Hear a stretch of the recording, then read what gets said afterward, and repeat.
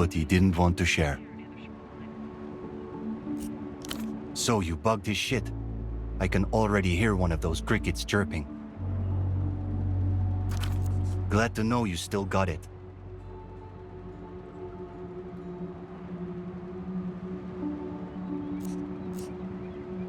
Tight. I kept an eye on the bug. A few calls already came in. We should give it a listen. All right, this might take a while. You got time?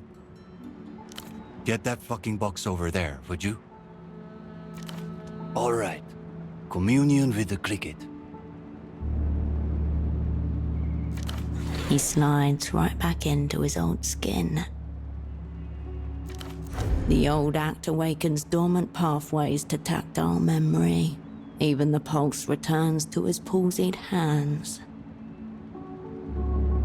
Cricket logs 3 calls. First, foreign number, incoming 36 seconds. Second, a long one to a local number, outgoing, 24 minutes and 8 seconds. Finally, another local number, incoming, 3 minutes and 17 seconds. Say the word, H.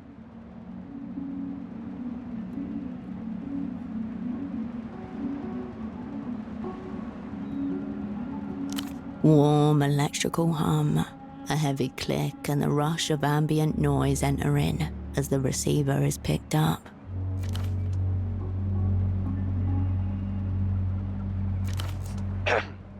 Bored?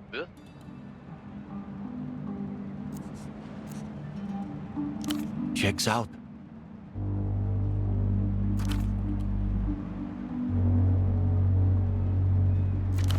Aha! Got you! Reptile.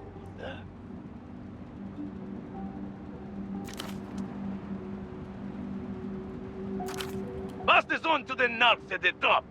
Send all the collectors you want. Send your best collectors. I will be waiting. The spike of the receiver slamming pierces your eardrum like an ice pick. We're just getting warmed up. Among listening devices, he's back in his native element, if only for a moment. Stripped of his wounds, back roaring to danger. Static, click. Gonzalo, you miserable bastard. Is that you? Have you bathed today, Marcella? Guttural, breathless, and somehow strained, as though in the middle of some physical exertion. Not just. 6 calls over, everything comes out. Yes, Gonzalo. I have bathed twice, and I'm not falling for this today. Not after the stress of dealing with my fucking unfaithful husband's businesses. See? Cumulatively, Ramses has listened to more phone sex than you will ever have in your life. As ever, he has a remarkable ear for the rhythms, the things that slip. For the last time, and I promise, the next one will be accompanied by some dramatic act of self-destruction. I have never once been unfaithful. If anything, I displayed an excess of fidelity.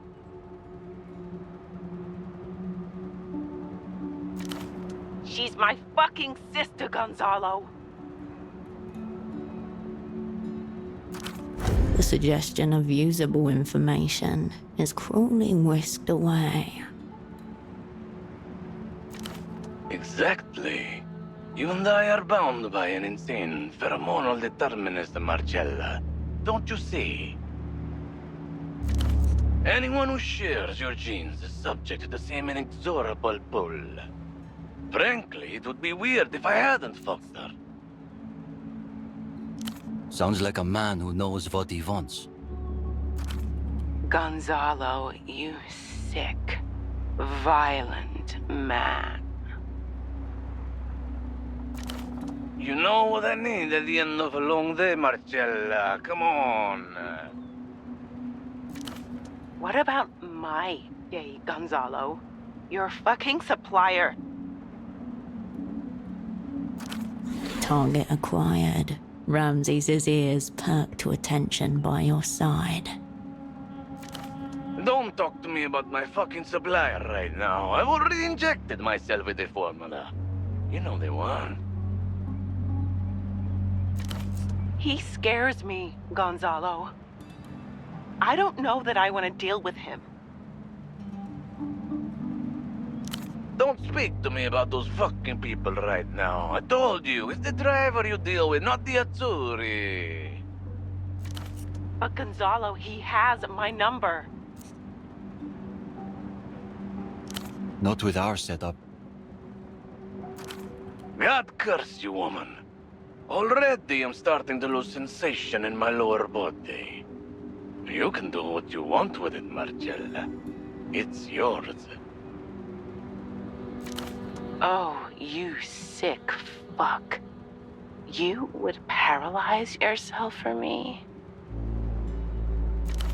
I already have. And you leave me to run your businesses alone? All you need to remember about the business is the passphrase, Marcy. That's it. Derrotado, pero inclaudicable. Roughly, defeated but incapable of surrender. Every little act a show of defiance in the face of imagined enemies, down to even his passphrases. Ramses flashes you a piece of paper. Quicker than you on the pen, he already has it down.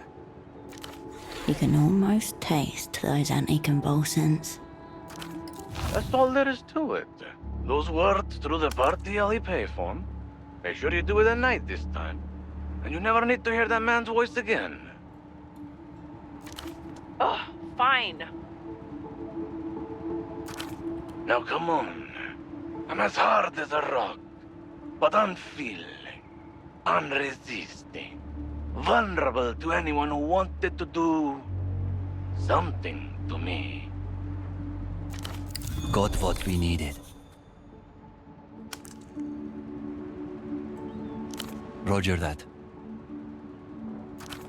All sense of humor is gone. All he wants is to go chasing after those meds. My legs are gone. My groin is numbing.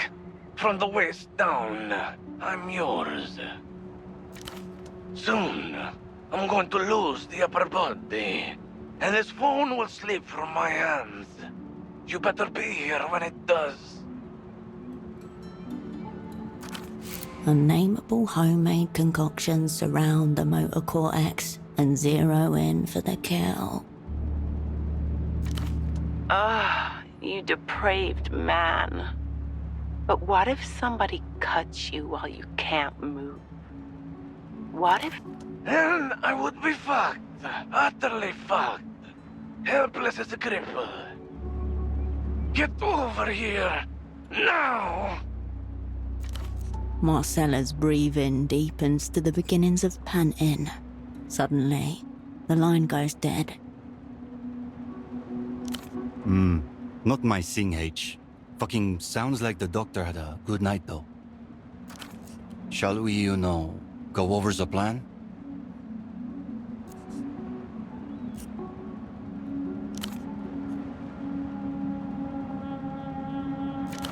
Again, a soft click precedes the wash of room tones seeping in, and the sound of someone breathing.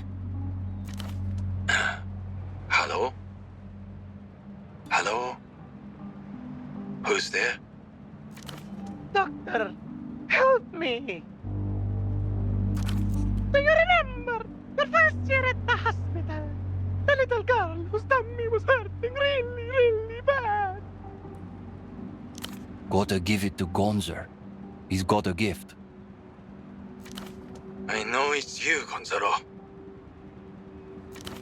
Fuck you! It's not me!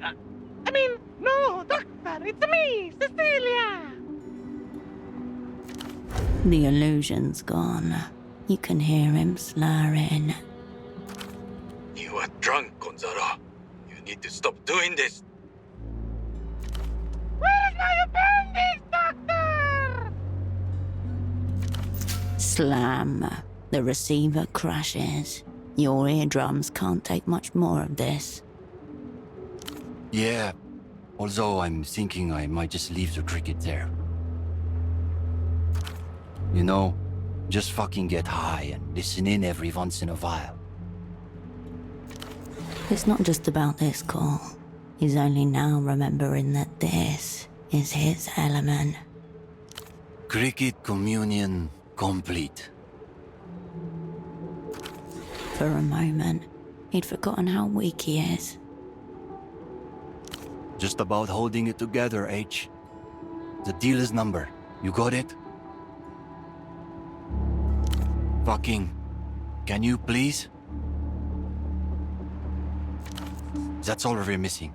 And if she makes the call before us, we might not get another chance.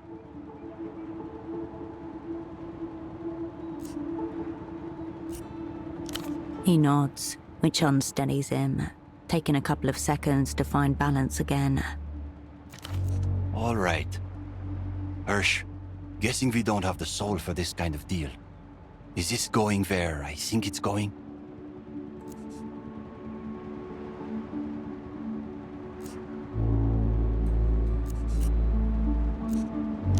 Another year convulsing for rich fox? Maybe I could put in a quarter of an order. No, I don't see another way. I assume you have a gun. Are you even trained in those? Forget it. You got a gun. What's next? Synaptic roots light up. A grid of variables emerges. Timing, sightlines, crowd density. From the party alley phone. That's the easy part. You're not worried about fucking being seen?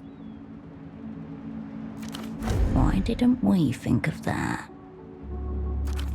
That part was self-evident. That's why you didn't think of it. This was not a failing on your part. Do not admit to it being a failing. Hey, you know. Just checking. Where do you want me?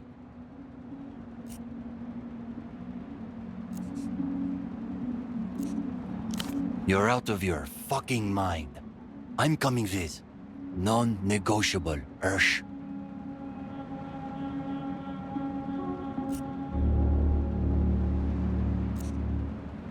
Back up. I can live with that. It's a plan then. After you place the call from PA, call me, and I'll be there. Unless we don't call him, you've already got us. You don't need him too. With a loose plan in place, Ramses takes in a big breath and exhales, punctuating whatever he's feeling with a couple of steady nods. Is there anything else? Or... See you around, H.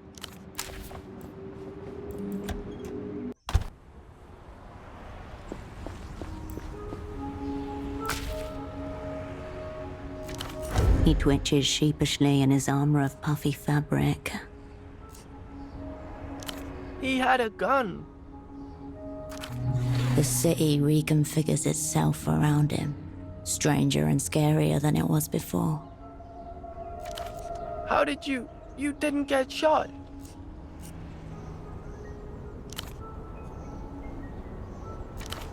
That guy's after Yana, isn't he? Do you know who he is? Like you, right? Is that why you both moved like crazy? Yo, if anyone asks me about this, what do I say?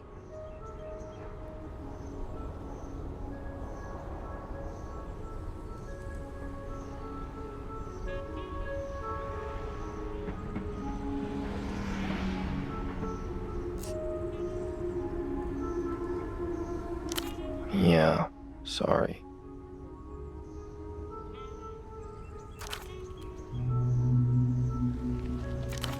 Marco's hands vanish into his pockets. He settles down, but his eyes keep scanning the surroundings. Just pigeons mainly. A bit of people, nothing weird. Made the switch from intelligence to securities. Yana's using him as a doorman. Doorman's a good job. Lots of famous people started as doormen. Yeah, big timers. Accepted. He shoves his hands ever deeper into his pockets. What about her? He shrugs. You've asked an open-ended question to a teenager. Try again.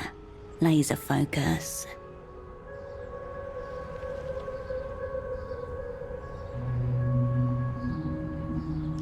What? Cool. What about her? Cool.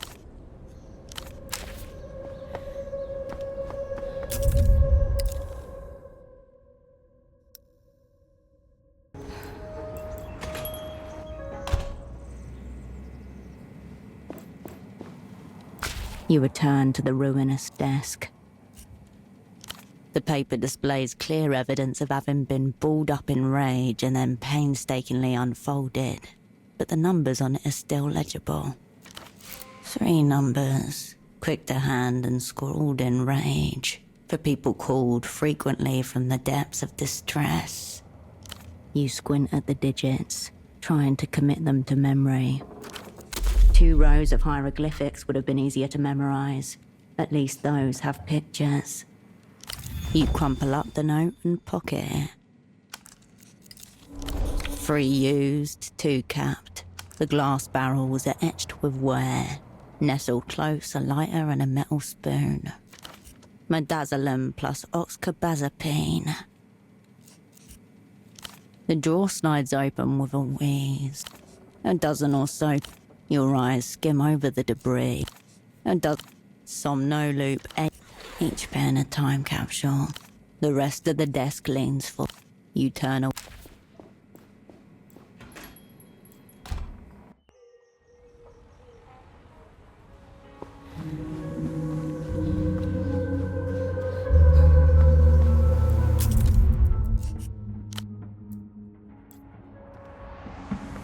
You pick up the payphone's handset. A dolphin emblem smiles at you, its eyes wide.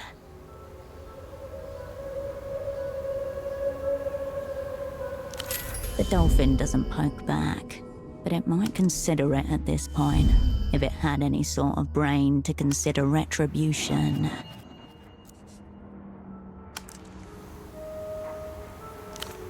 You reach for the crumpled page.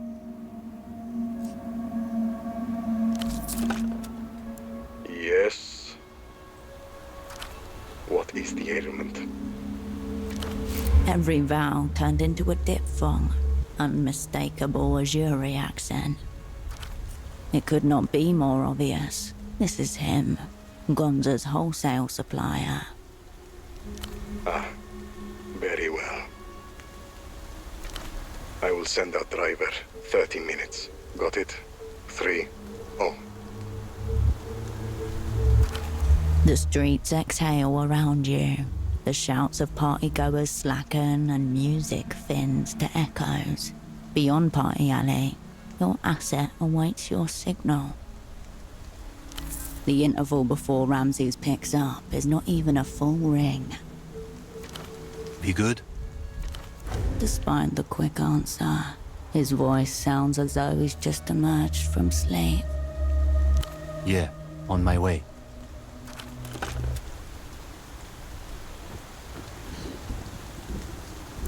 Behind you, you hear the faint scrape of boots on old bricks.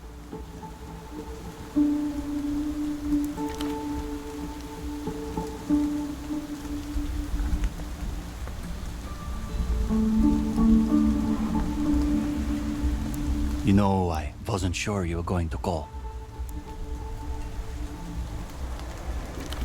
The jovial words are accompanied by a shaky voice, as if from some kind of wounded animal.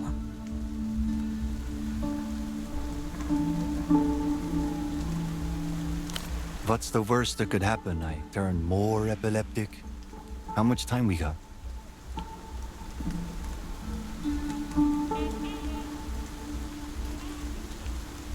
Perfect. Like old times?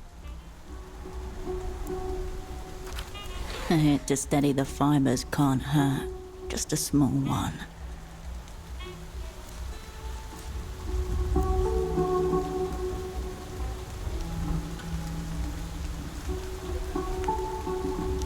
No judgment here.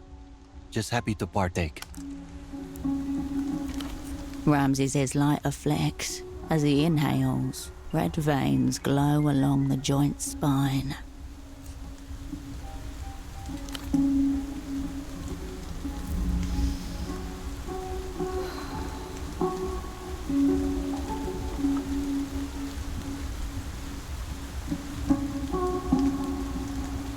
You take in smoke like a measured breath, just enough to douse your lungs.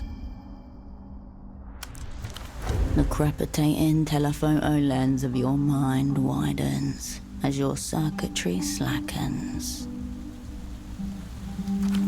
Anyway, the Herschel. The fucking Herschel. Further down Party Alley, bass lines thump and laughter echoes. But here, the silence settles. It's your turn, I think. You know, the aftermath of the shit show? You got a whiff of what it's been like for me. What happened to you, Hirsch?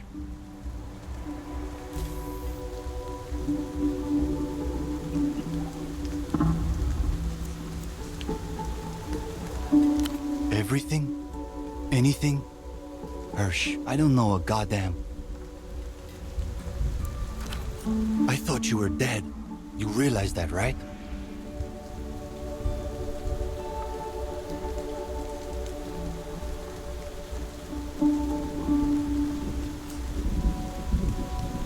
It's fine. Maybe it was easier to believe. The other alternatives were worse.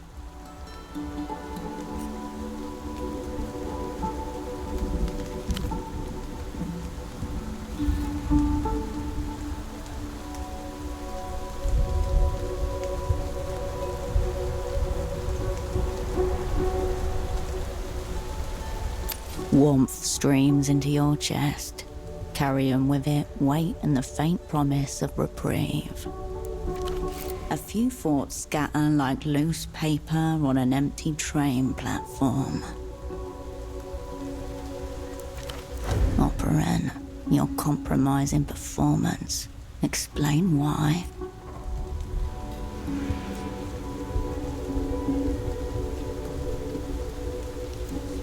Assets are tools. They are owed nothing. Remember, emotions exact a price.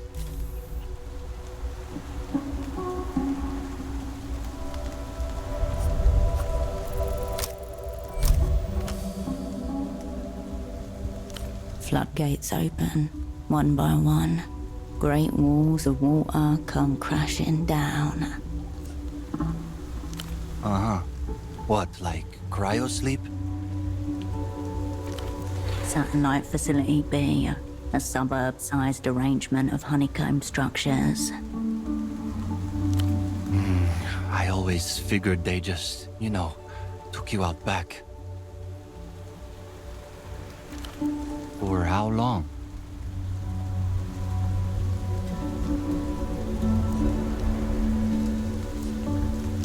Ramses exhales and looks up at the sky, taking it all in. You set anything on fire on your way up?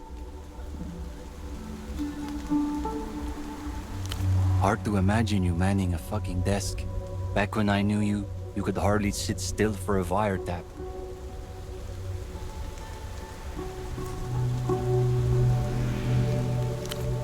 It's been bad times for everyone, H, sounds like.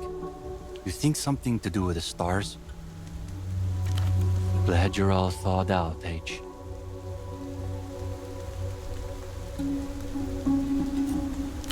Time dilates as you both stand there, blowing clouds. You almost forget that you were waiting. Eventually, from down the street, the faint rumblings of a tuk-tuk grow louder. Headlights appear. Well, shit. Guessing that's our man. Go time? With a flick, it's gone. The tuk-tuk slows to a near stop.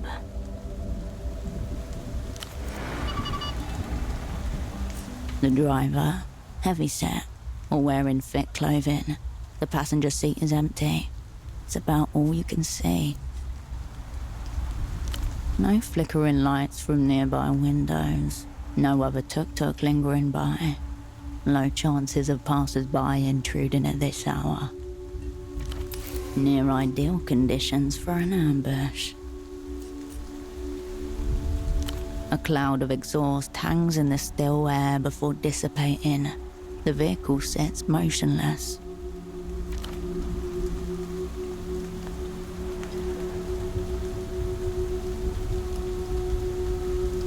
Oh no, this hash must have me seeing things, because I can't believe my eyes.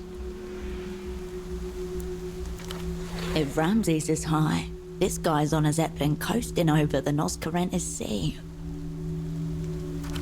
Baby girl, you're like a mirage sent to torment a thirsty man. Baby, baby, haven't you realized all roads lead to gold eyes? What can I say? It's my Rastamian passion. I go wild for a woman in control. You're telling me. What's going on? He's going.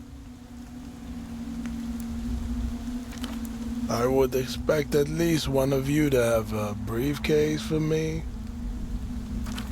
Don't let this get ugly. Not after what he told you about Vespa.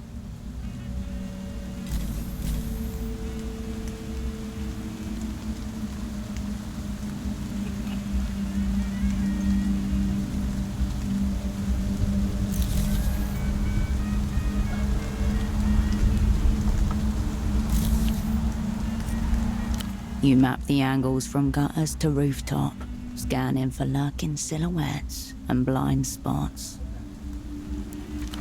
If he has backup, they're well hidden.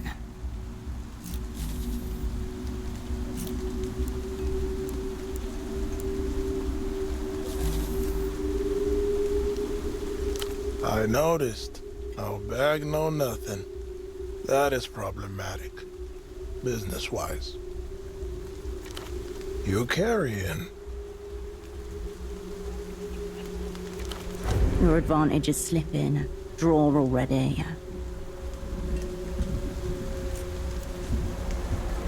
Baby, I sleep with a gun under my pillow.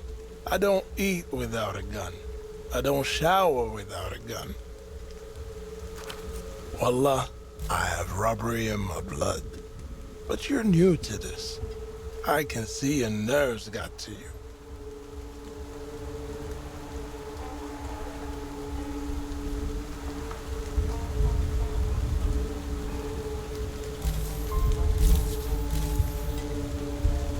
My good looks have been the undoing of many. You two are familiar then.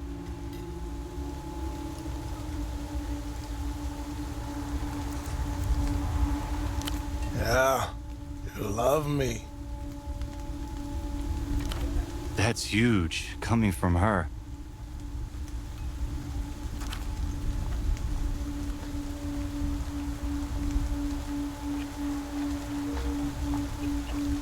All right. Everybody shut the fuck up for a second. I'm thinking. Somewhere behind his bloodshot eyes, a slow yet impeccable calculation emerges. You're sick, big man. Epilepsy. Bad seizures. I'm sorry. My little cousin got the epilepsy too. Wallah, it's It's rough. So, this isn't business, is it? Fuck. How many pills a day, big man? 4? Alright. Let's say 3 crates will do. 1,000 blister packs in each. That's like, a solid amount. Years worth of medication. With proper storage, the expiration dates shouldn't be an issue. You offend me with this unfound suspicion. No catch. Just celebration. A candlelit dinner. You, me, lamb so tender you gotta eat it with a spoon. And that's the low point of the night. I could do lamb. You weren't invited, big man. Quickly, you and Goat Eyes split the crates on the back of the tuk-tuk. As you drive away, you look at the passenger seat, where Ramses looks tired but content. He's already helped himself to the meds. The engine sputters as you park the tuk-tuk. You pull the key from the ignition and the world stills. Water laps gently against the shore.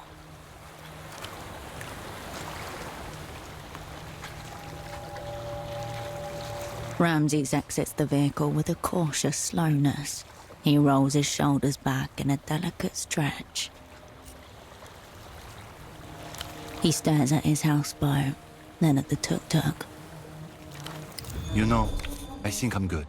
I should make a call. It's all right, Hirsch. That call's long overdue. I'm not saying it's important, just, I don't know. Might be time to anchor this thing. I think I'm done with the hermit scene. What about you, H? Fucking, you ever think of ditching your scene?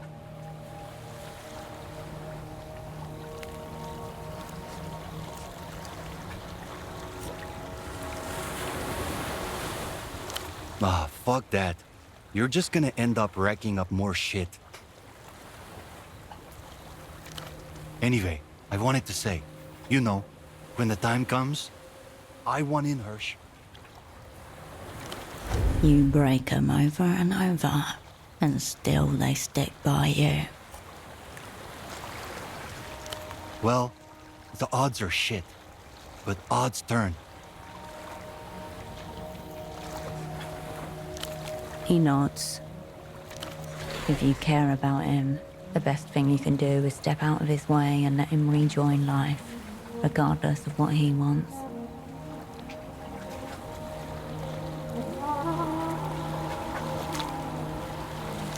Ramses already survived you. Let him hold on to the years that remain.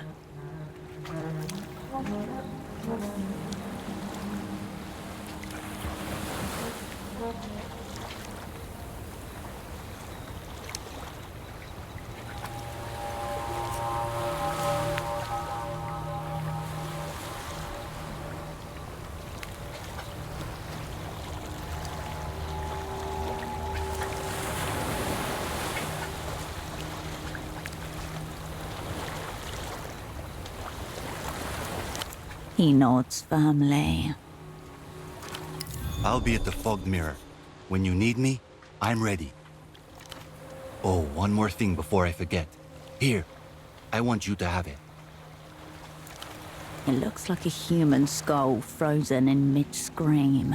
Ritualistic symbols are inked all over, while at the top is what appears to be a mouthpiece. It's my death whistle. Fucking nasty sound. Pig death and, I don't know, internal screaming. You know, in case you ever need to strike fear into your enemies. Your hand closes upon the clay bulk. With a loose fist, Ramses taps his chest twice and mutters words in Rustamian. You turn away from each other. The night air cools your face as you step forward. Portofiero's lights pulling you back into their orbit.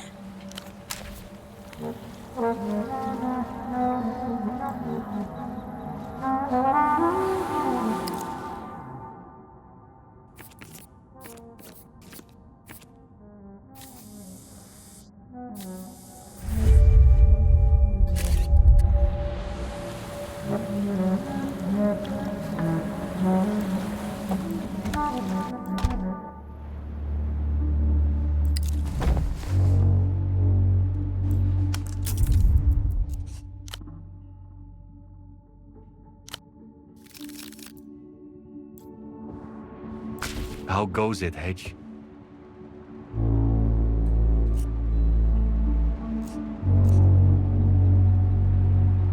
I'm listening. So it's an assassination. Why now?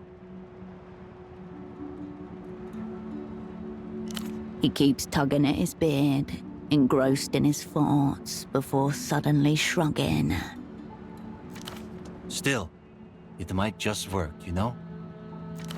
To be clear, we're definitely not making it out alive. But that doesn't mean it won't work, you know? On a grand scale and all.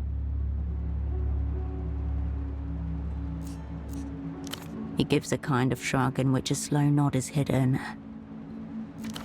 The Lucians love to wage war without waging it, keeping it all on their own terms. The only way to win against them is to just fucking not play their subtlety game. Otherwise, they win without you even knowing you were playing.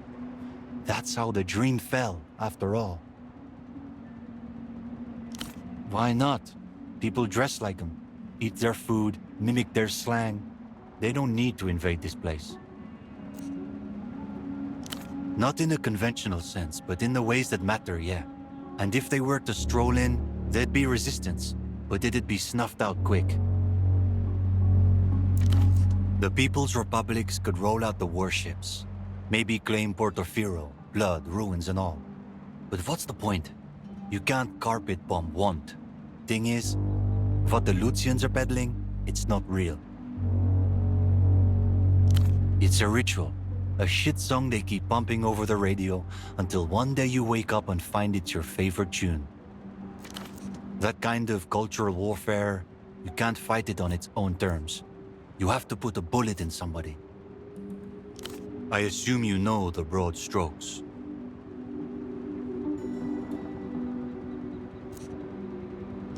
Hey, not in the way you imagine. The dream was a beautiful clusterfuck. Guilds, federations, communes, all working together. Been that way since the 2200s, going by the old calendar. Since the death of Sultan Murad IV, the last of his kind, inshallah. Yeah, fuck him. Anyway, Rustam fell because the world encroached. It is that simple. Modernity chipping away at it, year after year. Final night, my people set fire to the dream. Every granary, every workshop, every field, every road. Victory. The fields were ashed and salted. The topsoil scraped away. Wells were blown up. Water sources buried under rubble. Scorched motherfucking earth. Here's the takeaway, Hirsch. Every invading force has its terms. You want to fuck with them, you can't play their game. Yeah. Plus I figure I owe the weeping eye a little payback. All expression vanishes from his face. The wrinkle lines smooth over and the frown of concentration disappears. Say the word, H. I think you know the answer to that question, Hirsch. I assume you're not trying to recruit that guy, but just in case the idea crosses your mind. I am not working with Holocene. Just no fucking weirdos, yeah, Hirsch? Yeah, that's exactly what I mean, H. Keep him the fuck away from me. He nods. Don't be a stranger. How goes it? Don't be a...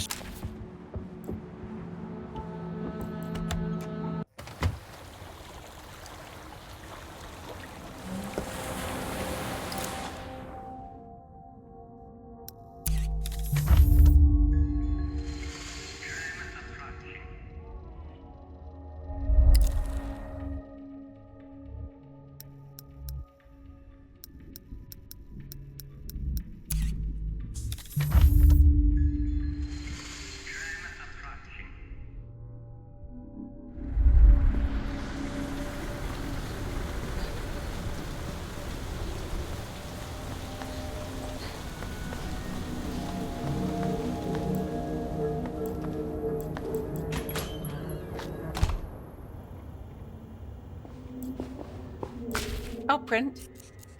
Nothing, I'll be here.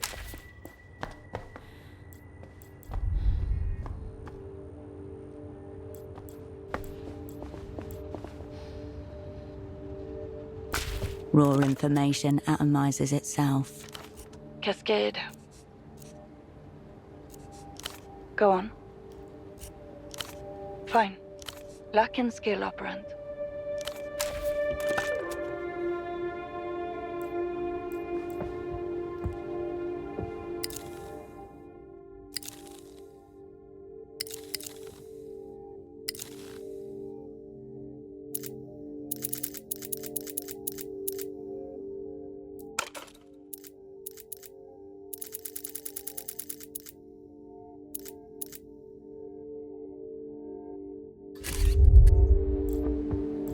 The bed welcomes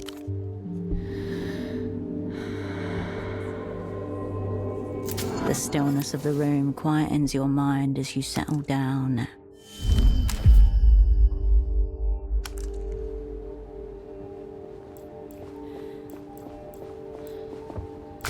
Raw information atomized. Cascade.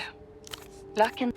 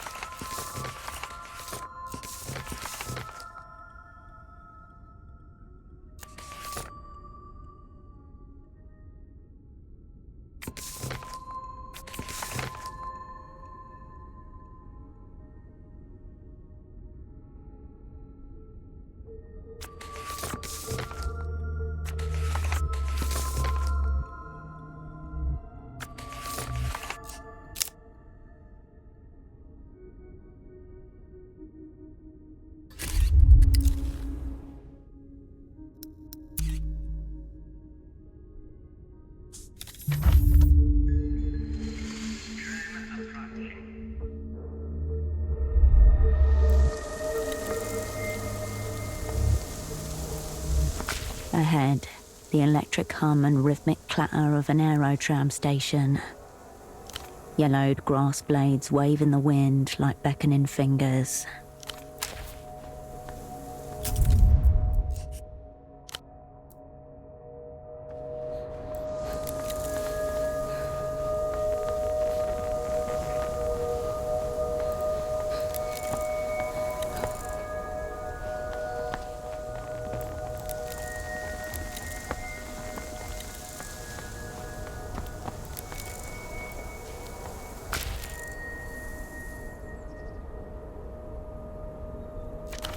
The remains of a community that was traded for a single shot at the sky.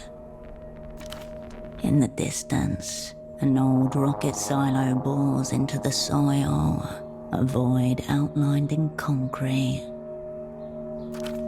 The vestiges of Portafero's disastrous 77 space program. This is the place you saw on television back then. And where the mysterious facts told you you'd find Miho. Your footsteps crunch along the dirt and gravel.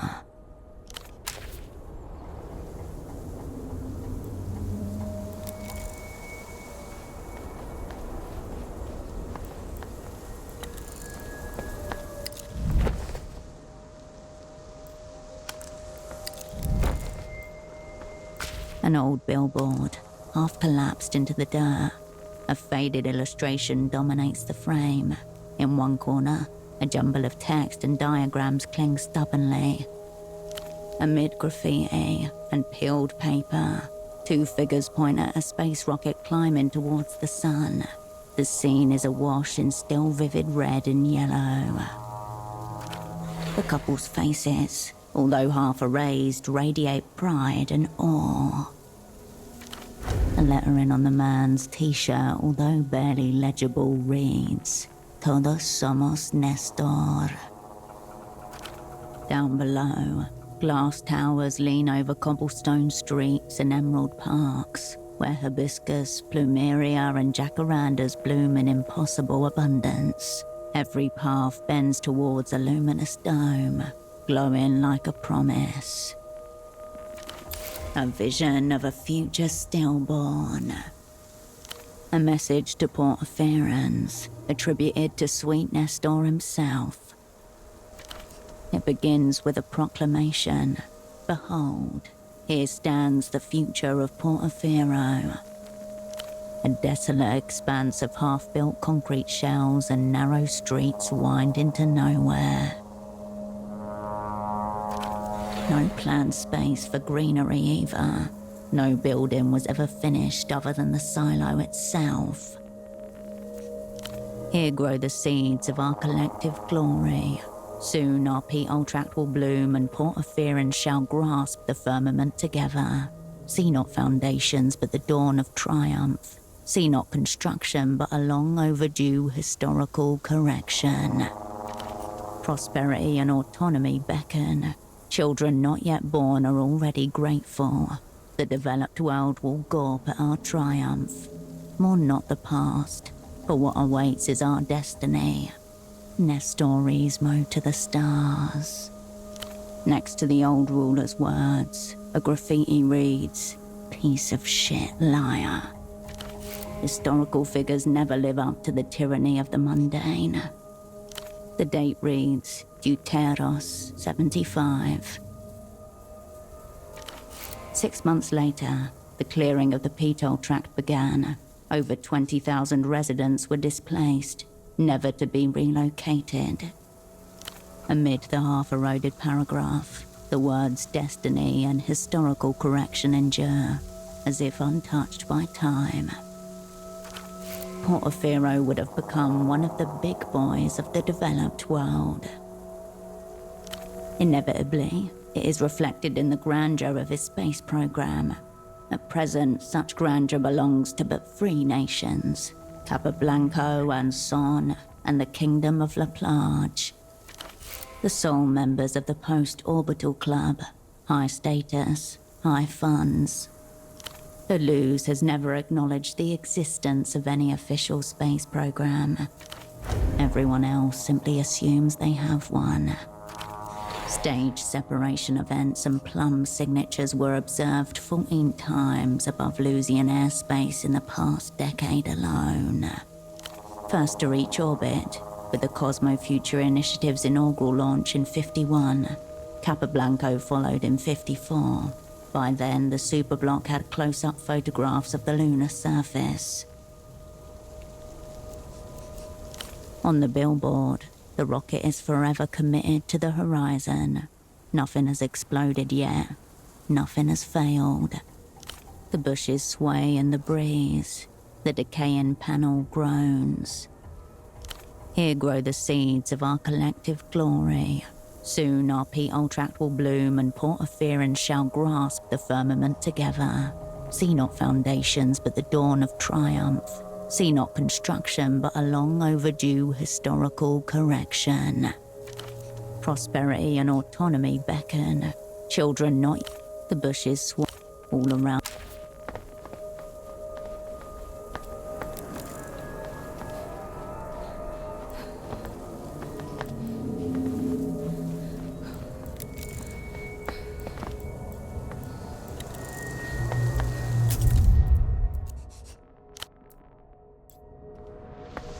Are you here for the copper? If so, you're late. Skin burnt pinkish, hardened to elephant hide by exposure to the city elements. Strong and unhealthy, a life form that would refuse to die if you crushed her. All the copper has been claimed. Yes, yes, all of it. Yes. A giddy smile creeps into her face, like she's outsmarted you. You can't have copper, but if you want, you can help me. I can pay you. Yes, I can pay you well. Suddenly, she reaches into the pockets of her shorts and pulls out fistfuls of crumpled bills. False money. Here. Have some, have some. Your hands close upon a mass of hard, crumpled paper. The scent of 100,000 grubby hands and the insides of cash registers. The fibrous toughness of paper indissoluble in water. There is nothing false about that money. You've waded into a trap. You don't know how or what kind, but nobody gives away cash like this for nothing.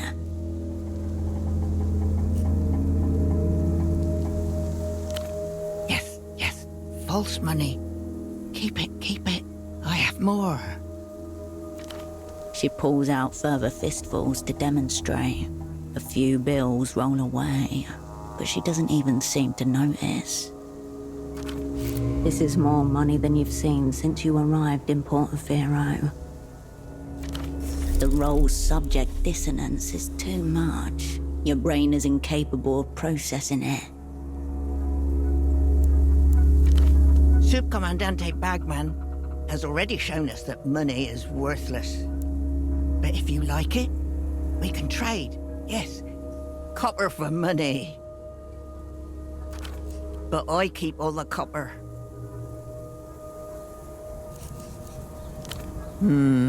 Subcomandante Bagman has never talked about anything like that. Sounds like a government program. At the bottom... Something flares in her eyes. The same sheen of keen paranoia, brightened threefold. You're going down? That is where your interest lies, yes? You know what is down there, don't you? The things they breed in the darkness? Dolphin-human hybrids. A tortured species originally bred for deep space exploration. Abandoned. You look into her eyes. She's not on anything chemical, but nor is she sober. This is a different kind of high. So they say. Go and find out. I'll wait here, see how you fare. She really wants you to explore the silo for her. The Revelator, the Brown Phantom, host of the reality situation. Watch him. Then you'll see. Then you'll understand. She laps from the same pool as Malin's father, who got himself kidnapped after hearing about the phone that makes people disappear on this same show. This Bagman is the fibre of the web connecting all paranoia in Portofino. The reality situation plays every single afternoon. You should watch him, at least once. Hopefully you understand. Many watch him, very few understand him. I used to buy into the reality trap. Houses, yes, kids, family, food, all a trap. Spend false time working to make false money. A bad joke. Subcomandante Bagman made me realize this. Real estate. Buy house, sell house, add money, remove money. Hilarious when you think about it. Yes, I was winning at the game of life. Bad game. Prize for winning more of the same.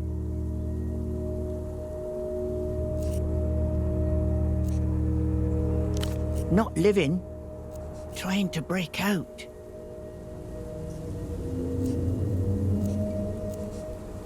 Yes, 2 of them and a husband. And I thought I loved them more than life. But then realized there is no life. Need to focus on breaking out of reality. Somewhere in the streets of Keysok, a well-to-do teenager grips his little sister by the hand and scrutinizes the face of every beggar, every outcast squatting by a canal or hobbling through the alleys, wondering if, maybe...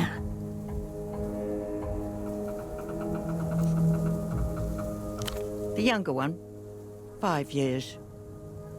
The older one was an illusion I sustained for 9 whole years. Aha, Juan was his name. This is what remains after you have ripped out all attachments by the rue.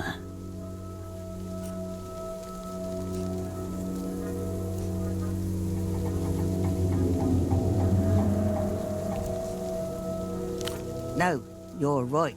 He never was, aha, never. Nor was I. No. No sacrifice. They don't exist, so nothing to sacrifice. I don't exist either. You. I doubt you exist. But who am I to say? Pointless to wonder. Best to still yourself and carry on regardless. There's nothing to contemplate here. Just the ramblings of a mad woman. Aha, yes. Many of us suspected. Gnawing feelings late at night. But nothing to do with this feeling. Have you ever noticed the thing about time?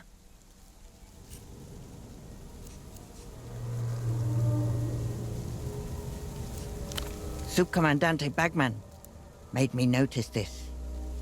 Yes, changes everything. Stop, right now. Look at your clock.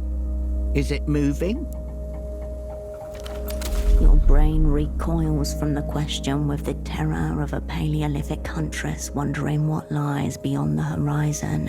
You do not want to touch the edges of your world. A second?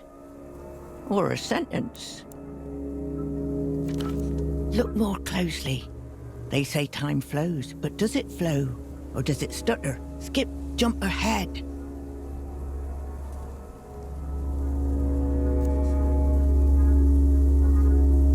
Jump. A minute passes. Jump. Another minute passes. You are not understanding the thing about time yet, but you are close. Yes, I can tell you are close.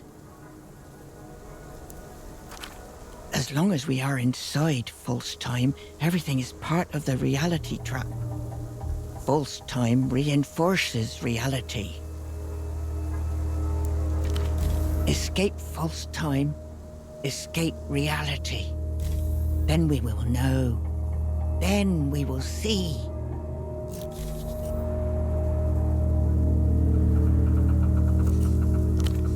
Yes, remember. You bring me copper, I give you false money. You'll like it.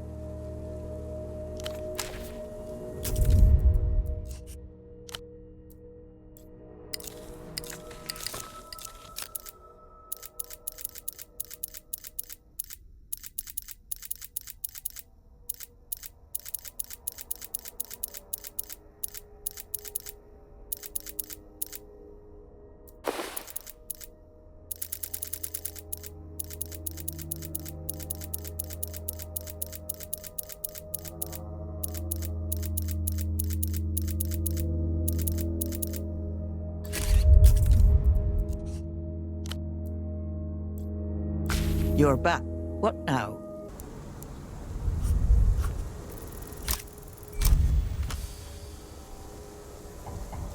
nothing happens. Until it does. With every passing thought, with every passing action, time passes.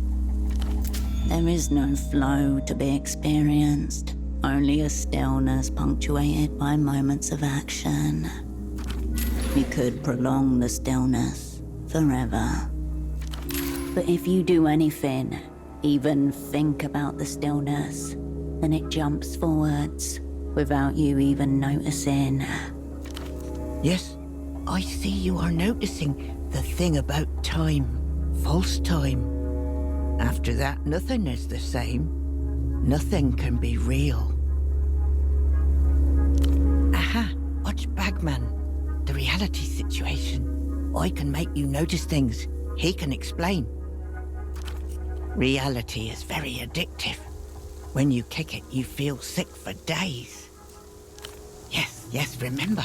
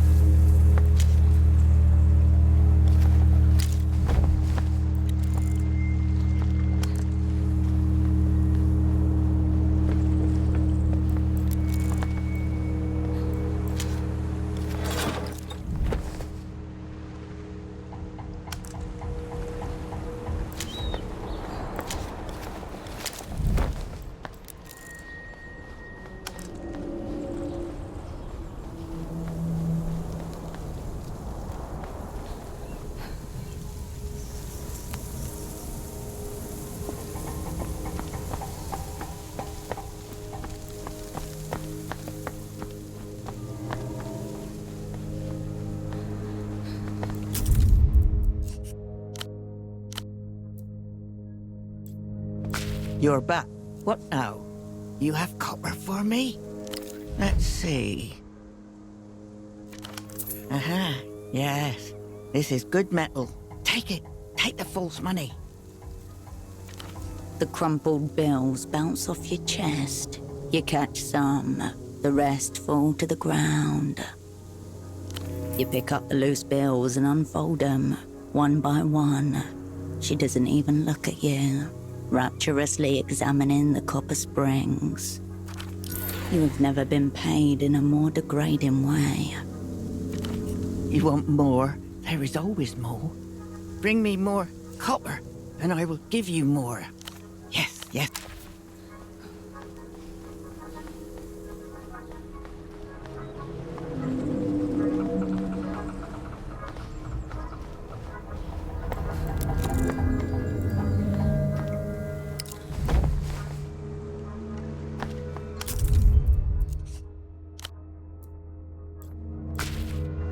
The weather-beaten wooden awning protects offerings to the angel Rotanev. Paper money, cold candles in a row, and photo frames. Once a plastic rainbow, now sun-bleached into near-identical shades. Rotanev, angel of predators and prey. Also dialectics and investment banking. A few of the reverent have left photographs of shop fronts, ribbons. As you look more closely, you see bandages, symbolic blindfolds to keep pursuers at bay. Observing the whole tableau is a hunk of wood. It may once have been well carved, but now it merely suggests Rotanev. Mouse-like ears, a sack clasped before him. People have pushed coins into the cracks in his timber for good luck.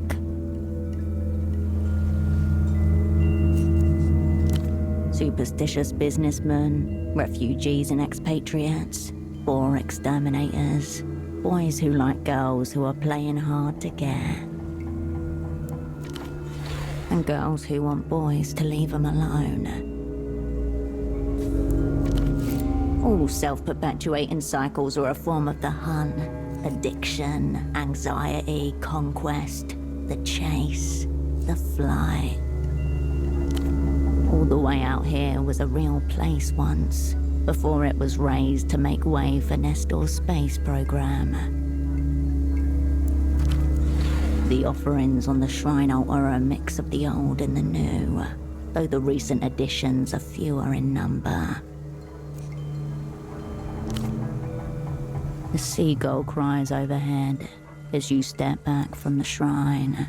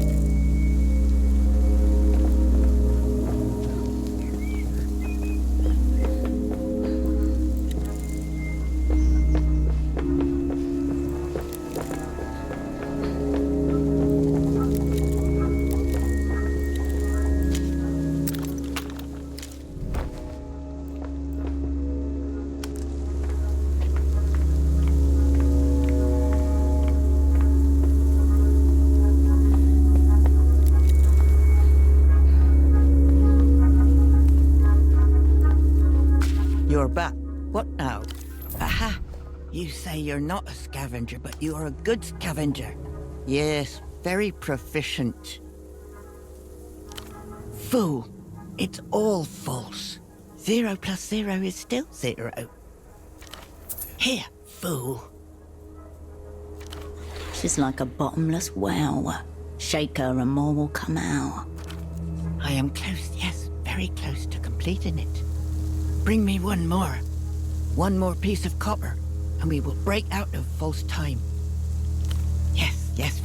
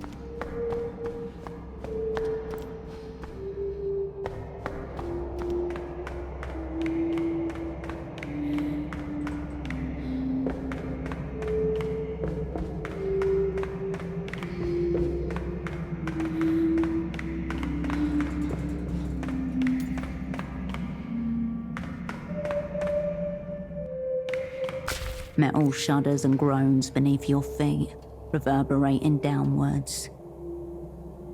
Red lights fade into nothing. Abandoned, dusty, throated by concrete. Hundreds of steps, winding, disappearing into pure darkness. Remember what the Miho fact said. Go all the way down. Far below, a rhythmic thumping. Organic, maybe. And is that the smell of sweat you detect?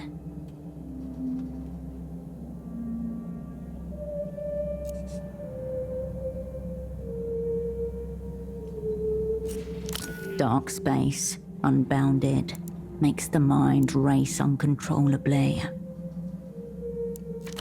You look at the metal between your feet, a square grid that cannot contain the emptiness that surrounds you.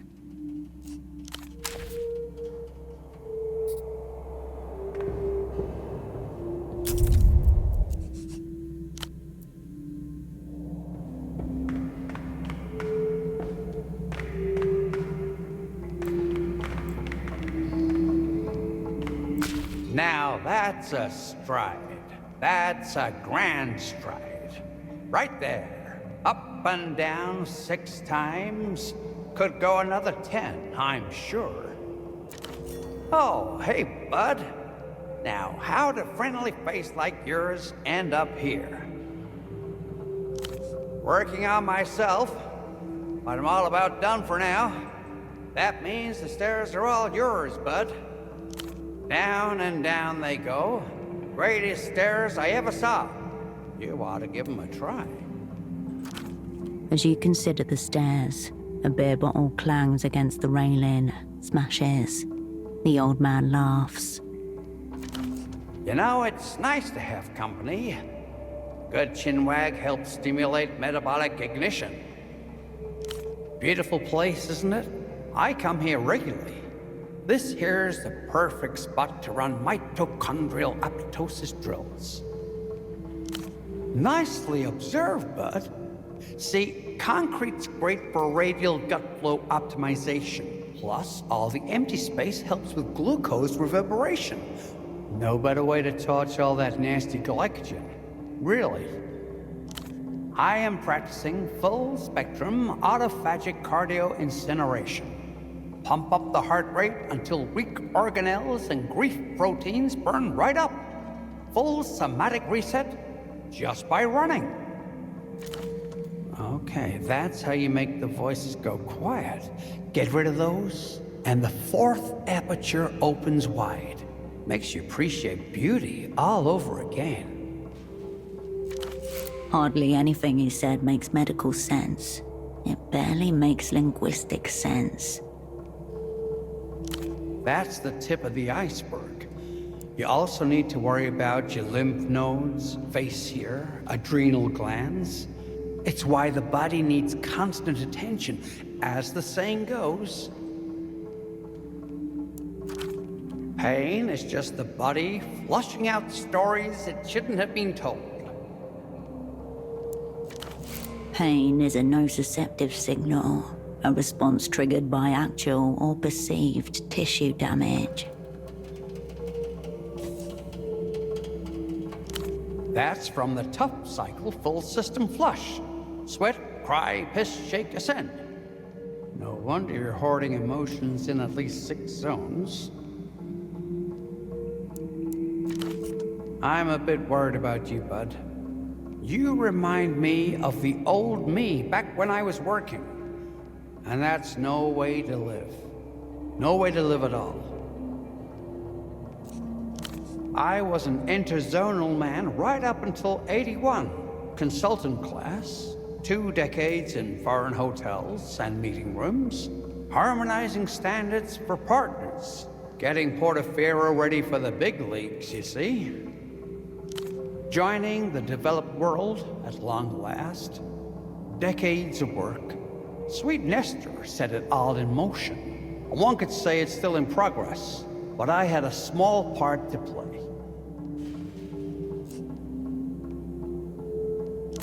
Oh, I noticed. Bags under the eyes, awful complexion, vending machine died, I'm guessing. For me, that all ended when I heard Rimtuff speak. No need to be childish. Fringe health theorist, frowned upon by most medical bodies in the People's Republics and the developed world. Owns dozens of wellness centers across Soon's Ark and millions of followers. I didn't fall for anything, did I? Just found one of his discs in my hotel room. Figured it would fill the silence, so I put it on. That's when I heard. You don't have a body. You are a body. Within minutes, I was doing lunges across the carpet. I kept listening, and that's when it happened. I smiled. Middle of a lunge, legs shaking, sweat pouring down. Half a mini bar bottle still in hand, just smiling. Next morning, I called the boss, told him I was done. What could he say? I had made up my mind. Mijo? I knew a Miho once. Big-time negotiator from West Codia. Put away brandy like a man. Unlikely, I'd say. She dropped dead at 60. Heart attack. On account of the brandy. Yes, it is. Slumped thoracic spine for one. That's grief pooling in the vertebrae. You're a bit pale too. Capillaries holding on to despair. But the biggest problem's obvious. It's your lungs. You're dealing with a lot of anticipatory shame, aren't you? That stuff pulls up in the alveoli.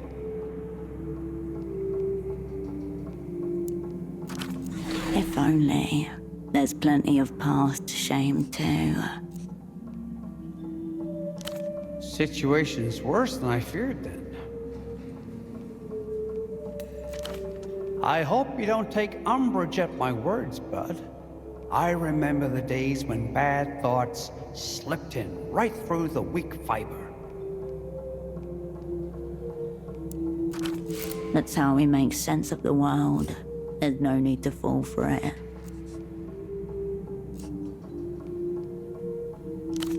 Of course not. I'm only talking about your fibers. And the lungs, too.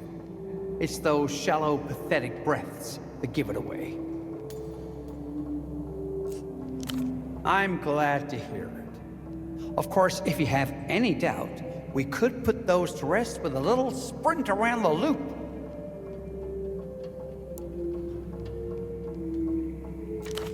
The top floor, when you come in, that's the loop. No gadgets, no props, nothing but raw athletics. You tell me when you're ready to run. Keep you moving, you'll be fine. Well, I'll be fine.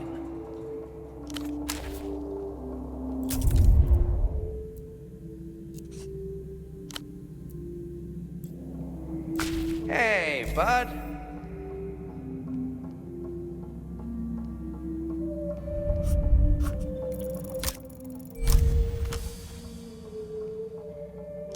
Diagnostics complete. Ligaments primed. Heart rate nominal. Joints lubricated. Adrenaline and dopamine surge initiated to maximize propulsion. Awaiting signal. Oh, yes. Ready, steady, go!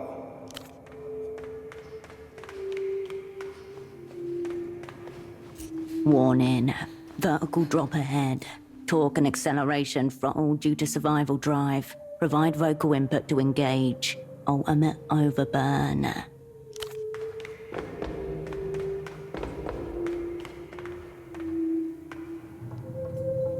Run. Complete. Desired performance achieved. Systems switch into reward mode ++. Enjoy the endorphins.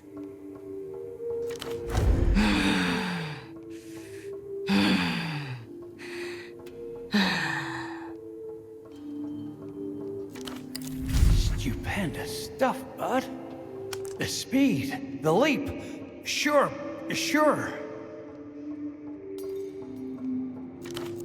But the magic's in the keeping on, isn't it? To keep being stubborn against the world. Keep you moving, you'll be fine. Well, I'll be fine.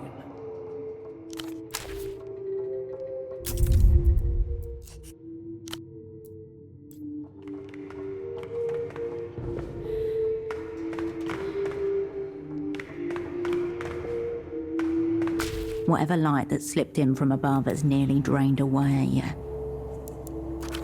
You're entering the abyssal zone now, and your thoughts darken accordingly.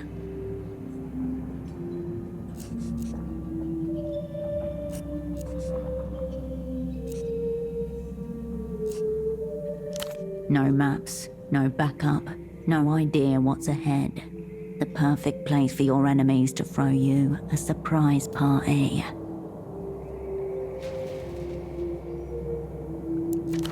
The fort itself seems to echo and rebound off the curved concrete. Your mind races through the likely candidates.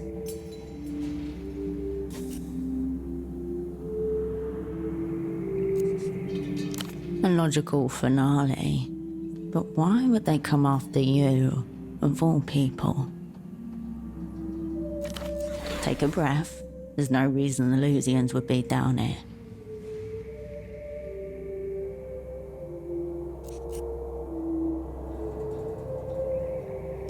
It's possible your true enemy is yet to reveal himself.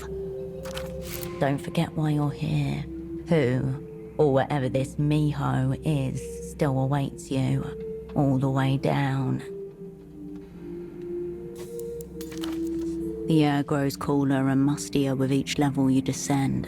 There are many, many levels still to go.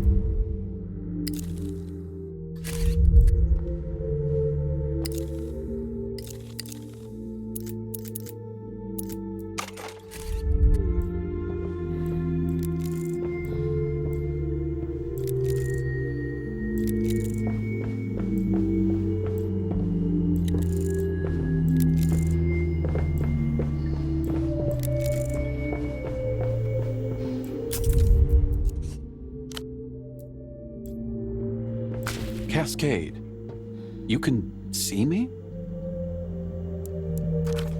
Your former double gazes at you, stooped and slightly twisted.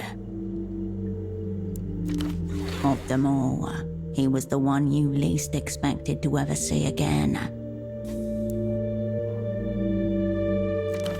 His hair looks like it exploded. Okay, you can definitely see me. That's less than ideal. You could have been anyone. I've put a lot of time into psychogenic translucency.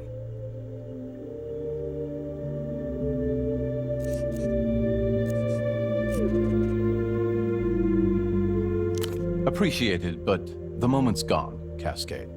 Let's leave it how it found us. He takes you in with a blank expression. Deceptively blank. Just behind, his perfect memory ticks and whirs like ancient clockwork. Thanks for enduring the stares. I'm aware they're significant. I'm glad my facts reached you. I assume you destroyed it post-reading? No, I'm Holocene. Miho is a concept. I suppose you could say I'm a representative of Miho. Through cognitively enhanced stagecraft. The dark arts of the opera's Remembrancer division.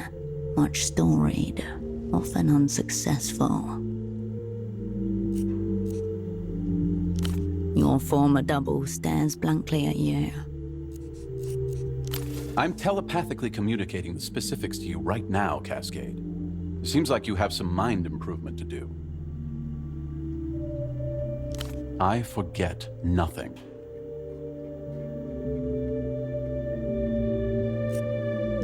Come on, Cascade. operational security. Holocene is already a cryptonym.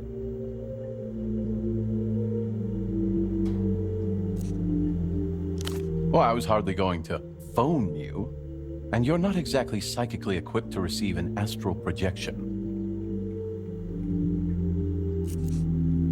So as we stand here talking, there is currently a sensitive Miho communique abandoned in the receiver tray of Photo 24's public fax machine?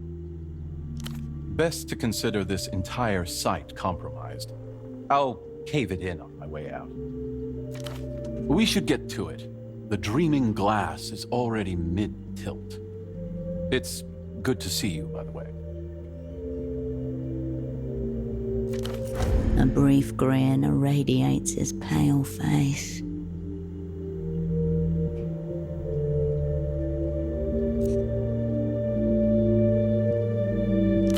While.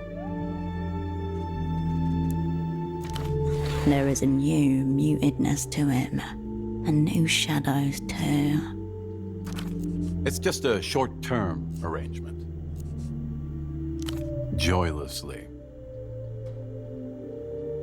I also considered suicide, but, you know, the sixth type of ambiguity is my least favorite. Sixth type. Something really, really, really, really, really, really ambiguous. How many times has the opera presented homicide as suicide? That's a rhetorical question. I know the answer. It is very good to see you, Cascade.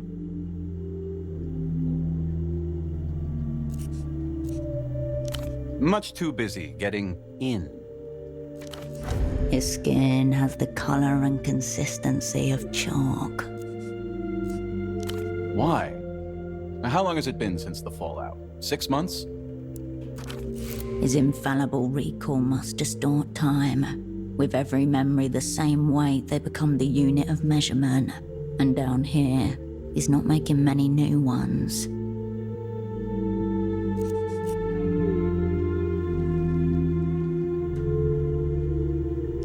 "5 years.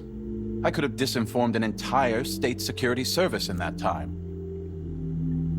This. I had to escape the Weeping Eye's blast radius. So I reckoned with our dismantling by going silo solo. A ghost in the system.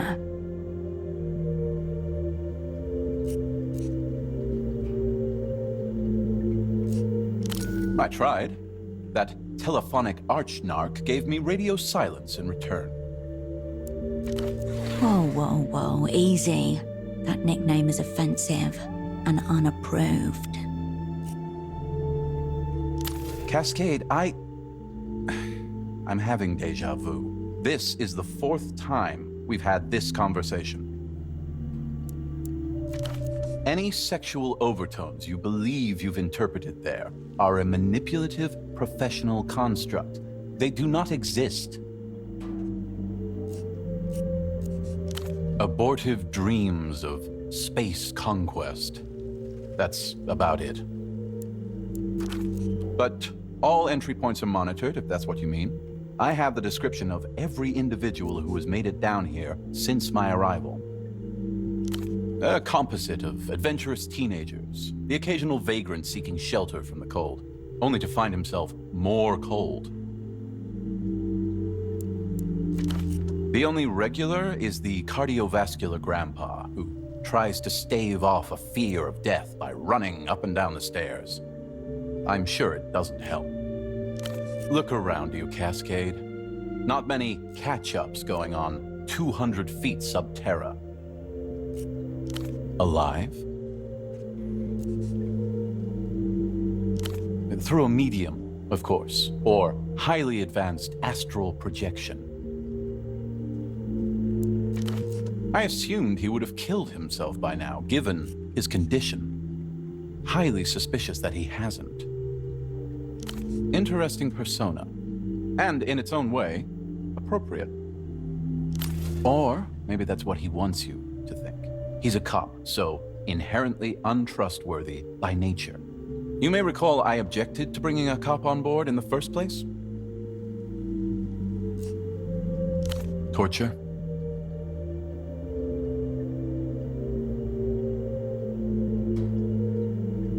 Unfortunate and concerning. What I'm hearing is that she should now be considered a potential enemy asset. She's young, Cascade, and malleable. You always were too naive when it came to kindred. That is quite the something, yes.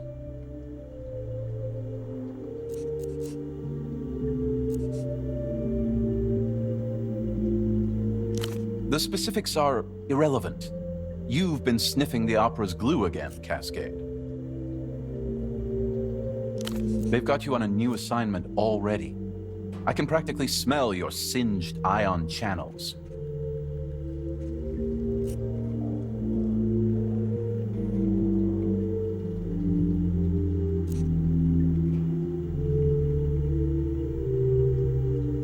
If so, here's a note.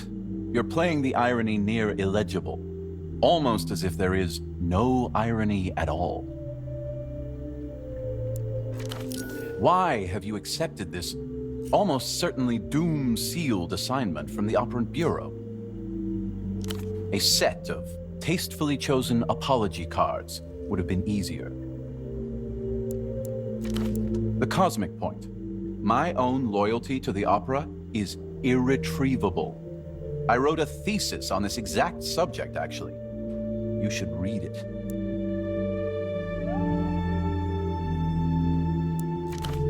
He rummages briefly, then produces a formidable stack of jaundiced paper, the size of a small cat's coffin.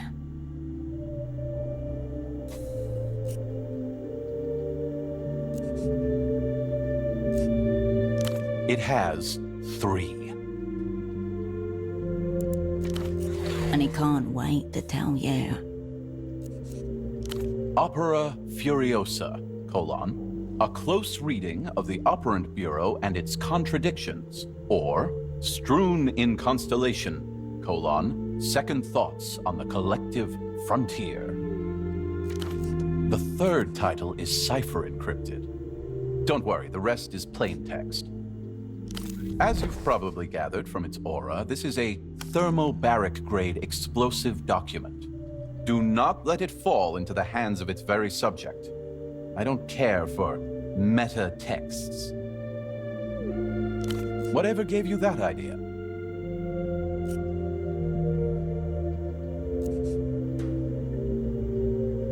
"862 pages of beclowning.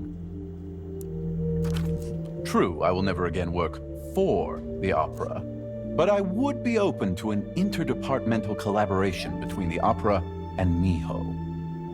I don't know, Cascade. You tell me.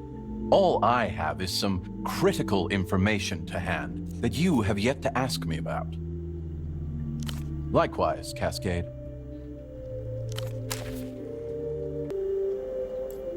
Cascade.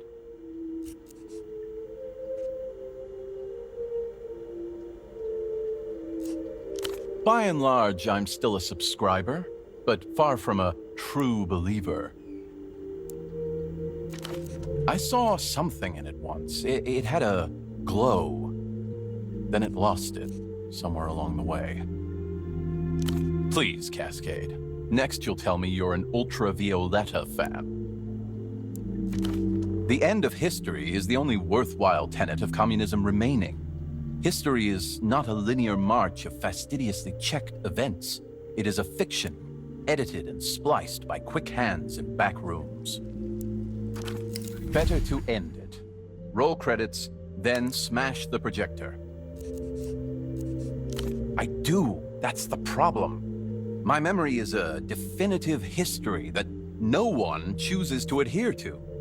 Likely compounded by my profession. I was let in unawares, seduced by communist hermeneutics. Let me put it like this. I wouldn't be who I am if I hadn't once been a communist. But now that I am who I am, I can never be one again.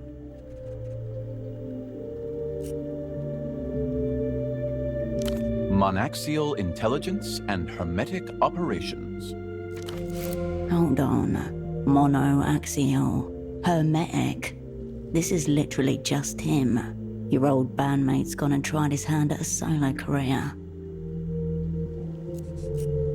Your former double stares at you and lifts his eyebrows slightly.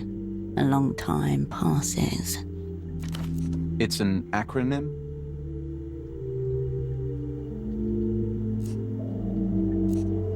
Very good. Acronyms are important. A poor acronym can single-handedly ruin a legitimate operation. That was very much front of mind during the concepting phase. Genuinely the worst acronym I've ever heard was FLEG. Say it aloud. It's like the ugliest series of letters possible. And they didn't take the easy win with FLEG. They actively pronounced it FLEG. The Foreign Legion of Egalitarian Grandmothers. A human rights unit of retirees who entered active war zones with knitwear. They got chemical bombed in '87. Vaporized to a grandmother. FLEG wipeout.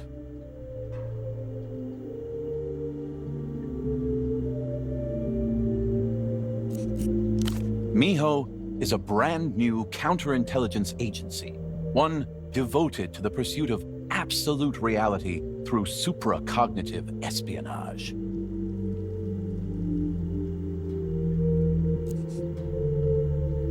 I know what you're thinking.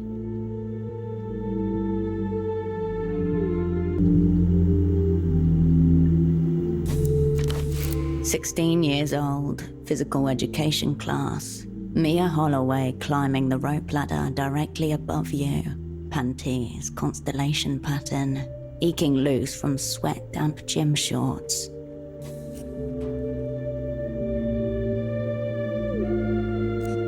No, I mean I can anticipate your initial reaction. And it's okay. MIHO is well prepared for its detractors. He's taking this seriously. You should too.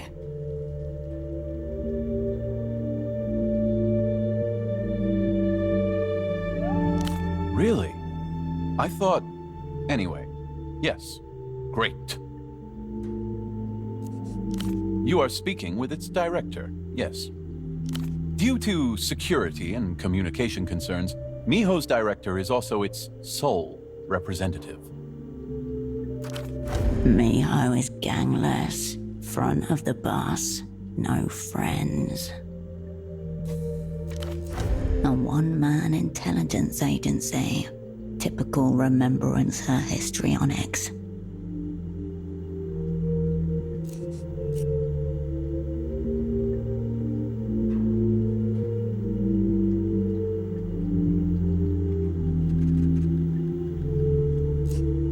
It's a practicality. From the Operant Bureau's grimoire. Advanced is doing a lot of heavy lifting there. They should drop that, and maybe drop the cognitive part too while they're at it. I mean, come on, Cascade, it's the opera. But sure, do tell.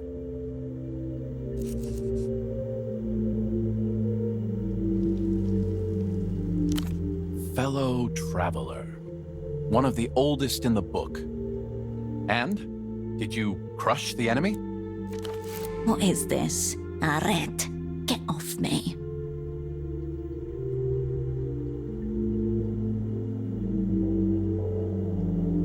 The Remembrancers send their regards.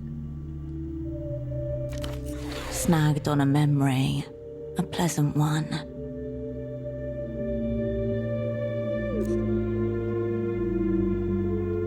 I presume you mean you blended in?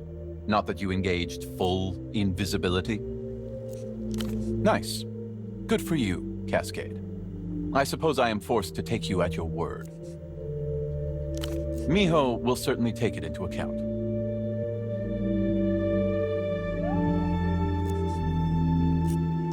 How do you mean? Well, to be honest, Cascade, Miho's development, while advanced, has stalled somewhat. But maybe that's why you've appeared.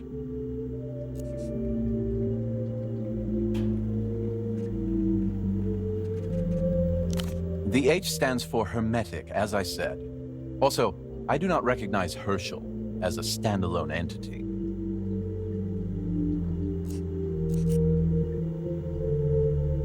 Miho is all ears for intra-agency secrets. Miho will certainly take it into account. I concur.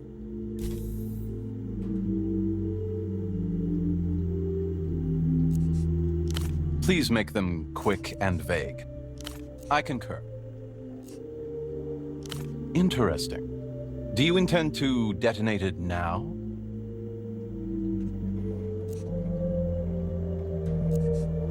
Very conscientious, bringing it to the bottom of a silo. Let's see. This is a directional explosive device from the Operant Bureau. Did they ask you to deliver this to me?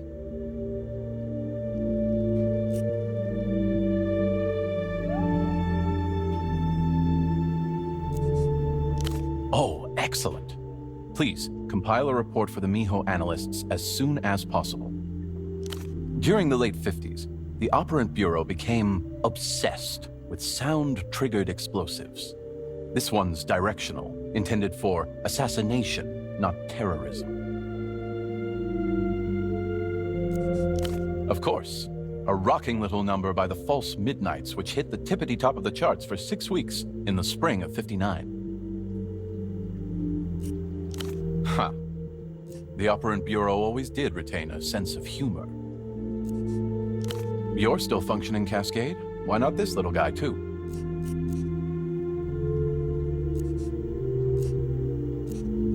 Directional bombs often do, one way or another. You're welcome, Cascade. Likewise, Cascade.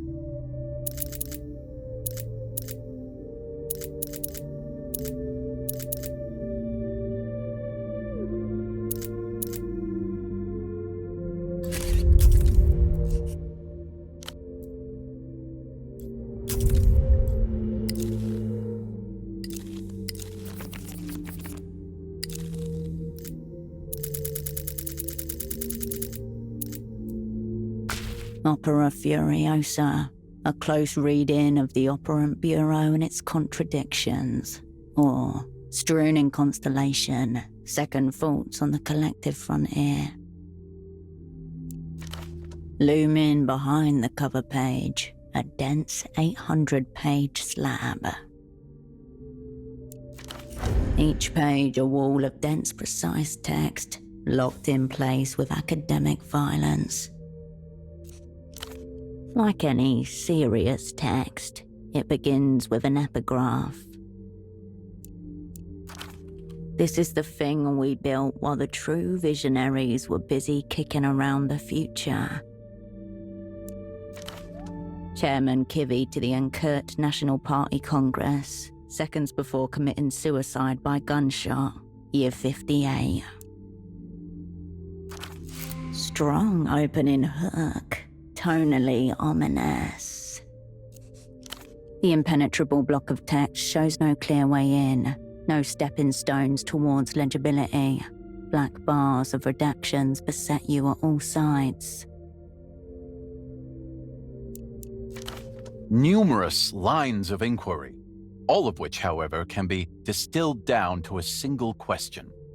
To what can we attribute the Operant Bureau's relative lack of projection power compared to agencies of a similar budget and manpower? Put simply, why is the opera not mopping the floor with our so-called competition?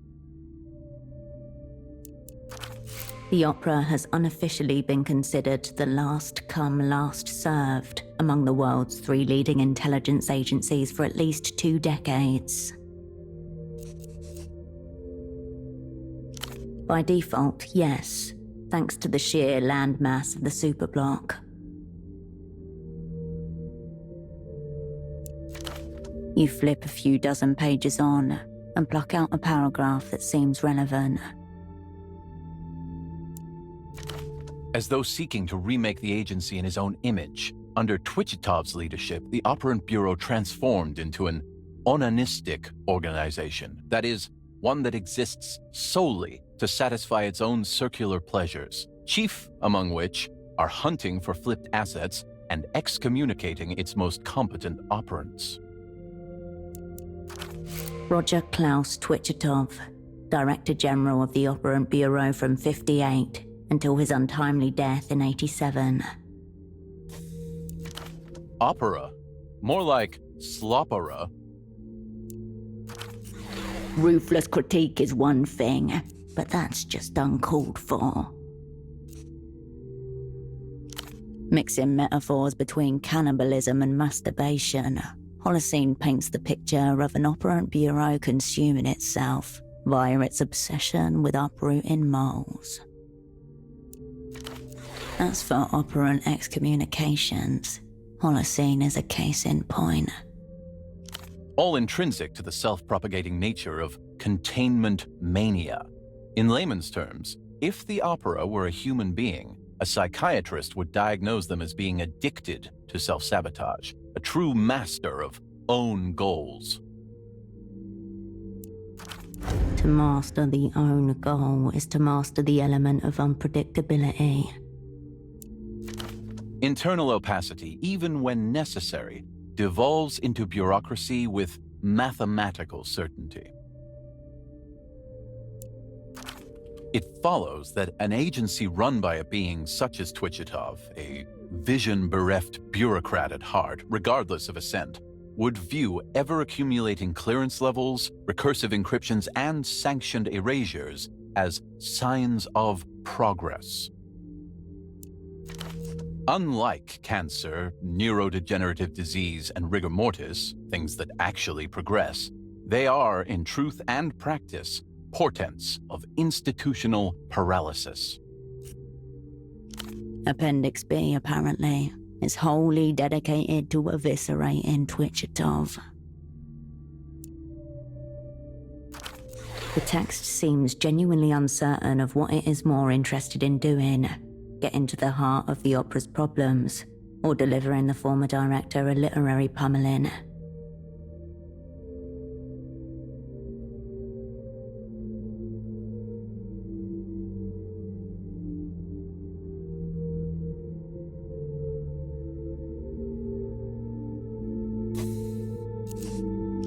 A development whose terminal stage is the adversary within.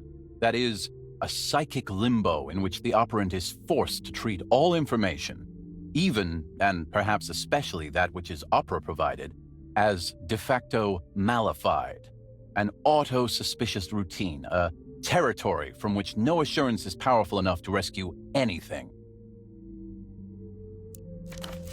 Distrust as a replicating sickness.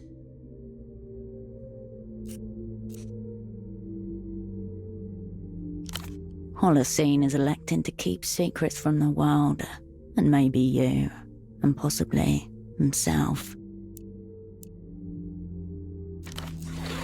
Why would someone redact something they wrote from themselves?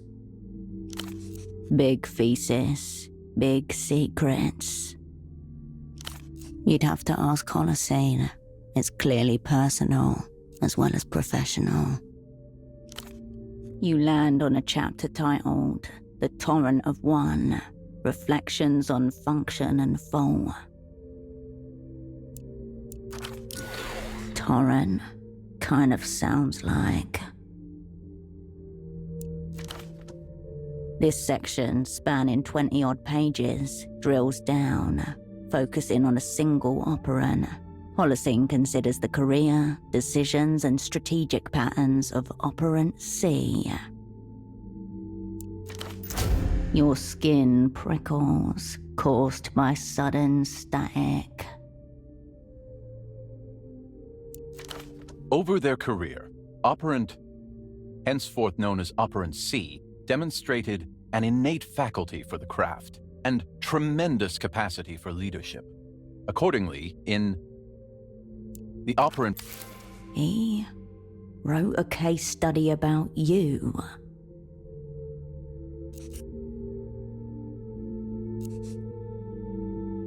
Operand C's talents, regrettably, are only matched by a tremendous capacity for self-sabotage.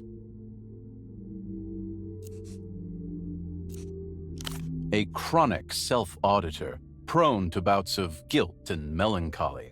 Operand C internalizes consequences drastically, at times anticipatorially, and resorts to endless confessions and apologies, insulation from the radical necessity of change.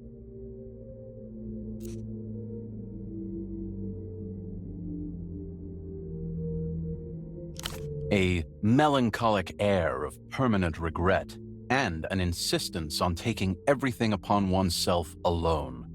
But Operand C was not alone. They had people beside them. I do not wish to indict a fellow operand, but to cement a larger point, one that affects all operands. The Operand Bureau itself is to blame for what I call professional deformations.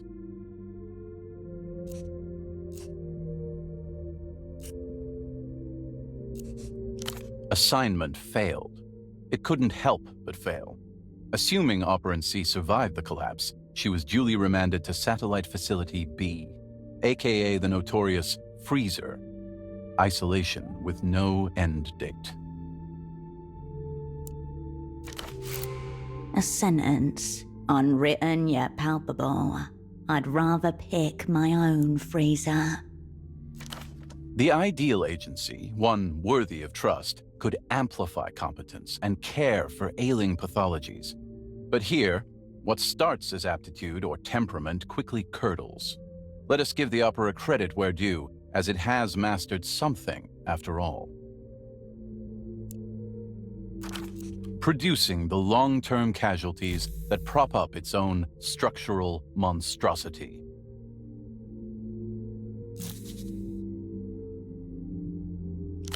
It folds shut without protest.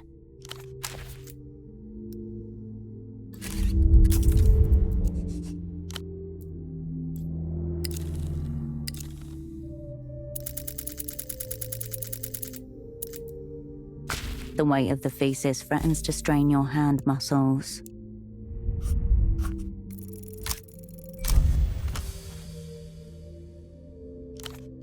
You synthesize what you were able to absorb from 600-odd pages in a few glances.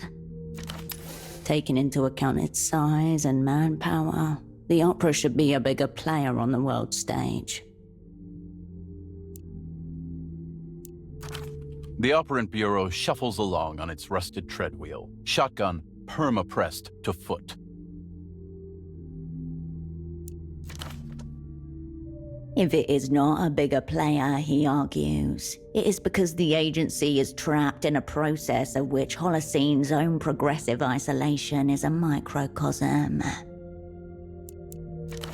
To ask why the Operand Bureau exists at all is to ask the same of the superblock, and to confront our place within it.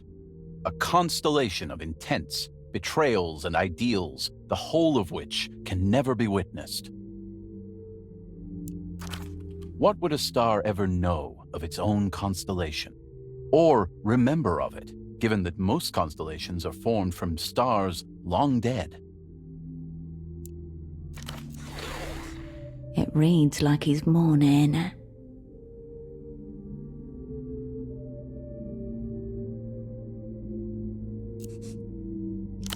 The task is diagnosis, not treatment.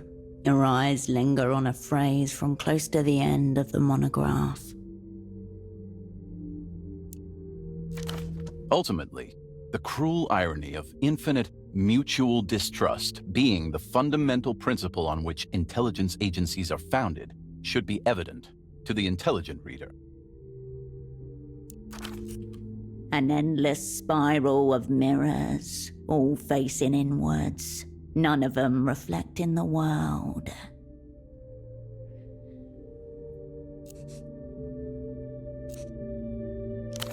The thesis makes no mention of Miho, or what Holocene hopes it will achieve.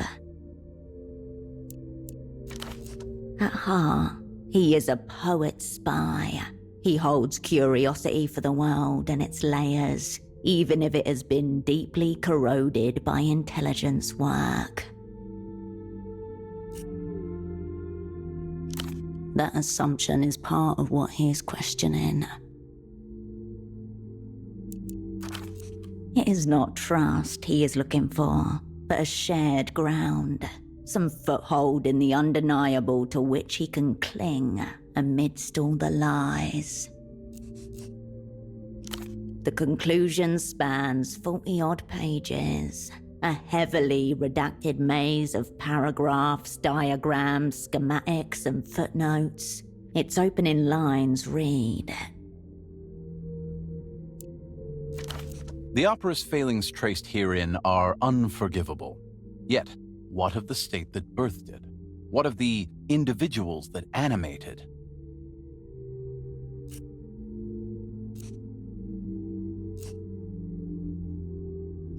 The People's Republics dream of a kinder world.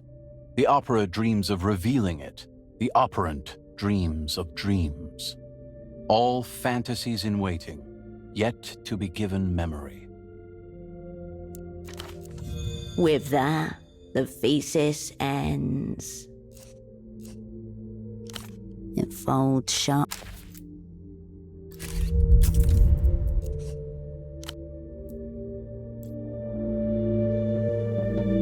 Cascade.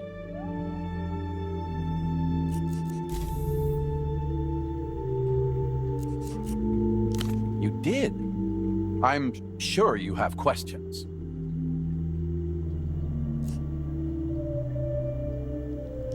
Clown number 1 at the Circus Central. Recall the era we joined the opera. Twitchitov was director, means of ascent unknown. Sometime before I was initiated, I assume he must have done something useful. You never met Twitchitov, but you were always aware of his presence on some unknowable higher level. I was conducting internal intelligence on behalf of the Remembrancer Division, and followed Twitchitov to a card game with a cabal of other high rankers. One of the wives there bluffed them all 3 times in a row. By the 4th round, Twitchitov's hands were shaking. He was terrified, utterly dismantled. I never forgot that. Or us, as, you know, actual people. A rumor whispered among the more seasoned remembrancers that Director Twitchitov asphyxiated himself under autoerotic circumstances. If unfettered rumor is to be believed. He also lost half the opera's center hold files in a different illicit stakes card game earlier that same night. So yes, Cascade, I rag hard on Roger Klaus Twitchitov.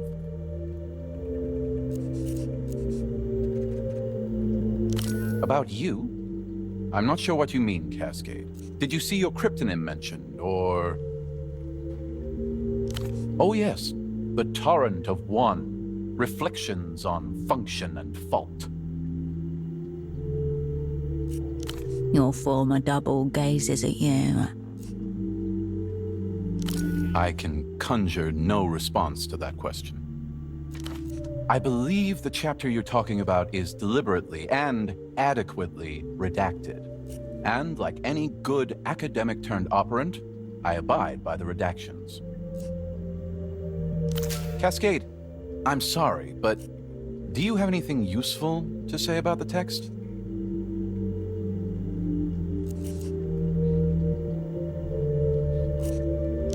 Your former double glances up at the ceiling and hums to himself.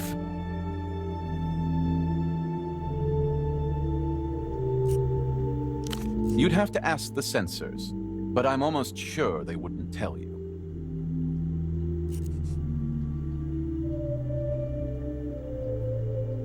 Please, I'd be delighted to hear your summation, Cascade. Not sure about the metaphor there, Cascade, but yes, pretty much that's what I was going for. What you know as the Operant Bureau is nothing but a metaphysical conceit. Know this: if there is an opera, there is also an inner opera.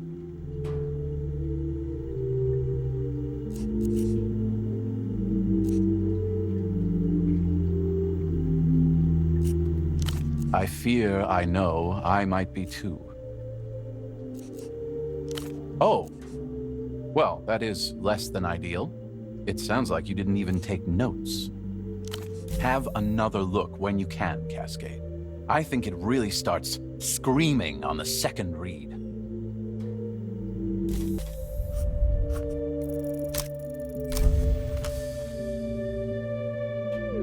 He didn't choose this. If he had his way, he'd be 10 books deep in a dusty library. Someone must have ushered him in. Of course. Plucked straight out of my college days. I studied modern languages initially, but swiftly, some claimed alarmingly swiftly, pivoted to new criticism in my second term. I soon became involved with the socialist poetry magazine Kleos as a regular contributor. The editor was a woman I admired quite a lot. There, how it so often goes. The emotional spell cast as ideology. Gifted, curious, persuasive. This editor was a communist, and upfront about it. What she was less upfront about was her covert role as an opera talent scout. She was well-versed in socialist hermeneutics, the literary application of materialism, and I was very young, very malleable, and very keen to close read the world. So eventually I dropped out of college and followed her to the superblock. And slowly, too slowly, realized that communists don't believe the world can or should change. And if you cannot change it, Cascade, then interpreting it holds no meaning. He skipped over the part where he followed this woman to another country. Dialvi. Odd cadence. He hasn't said that name in a long time. Define thing. Nothing as real as that. I was only interested in intellectual abandon. His perfect memory is failing him here. Right at this critical moment, he followed his heart and dragged his mind along behind it.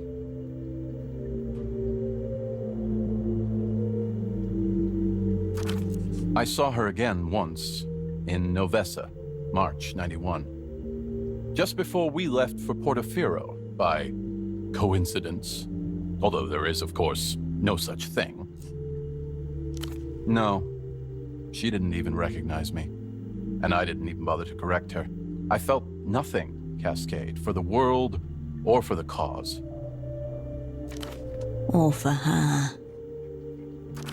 But I have many happy memories of more idealistic times, and for those, I owe her a lot.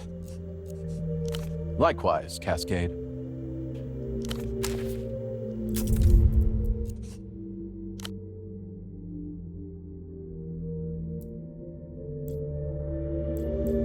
Cascade. Information critical. I've discovered who betrayed our whole sick crew. You hear his words, then unhear them.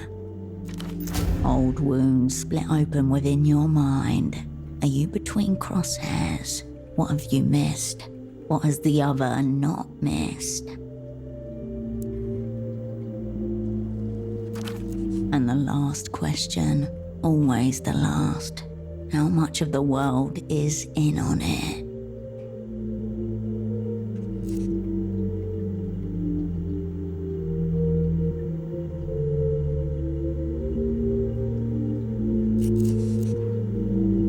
Kindred did not betray. She was uncovered. I'm talking about the initial domino flick, the loose clot that caused the aneurysm. Such crucial information should have been conveyed directly to the Operant Bureau. Something is out of step. Absolute conviction behind his words. This is no bluff or bait. I'm eager to delve into the specifics of who turned us to searing dust, but can't commence an intra-agency collab without defined terms. Excellent idea, Cascade. Miho would assist you in completing the assignment, while you would join Miho as the agency's first special asset, Liminal Class. A shocking demotion. Rung number 1 on the ladder of being.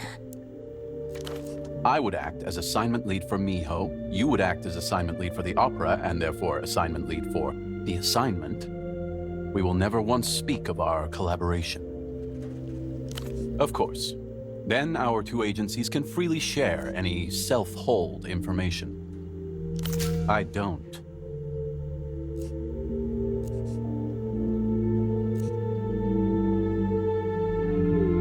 Sure, Cascade. Me-you thing. Your former double looks beyond you and goes completely still for a long moment. A familiar tick, like he's caught a glimpse of an alternate future and can't look back.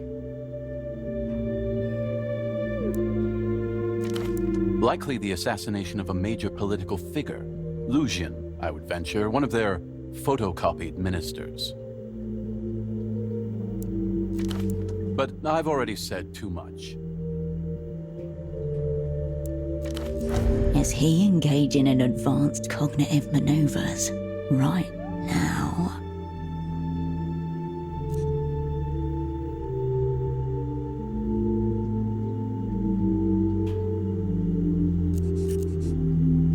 Of course, I have my almost certainly accurate suspicions.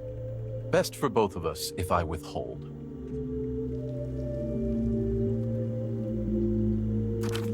There is my proposition. An interdepartmental collaboration. You join Miho as a temporary asset. Miho lends its full force to the opera.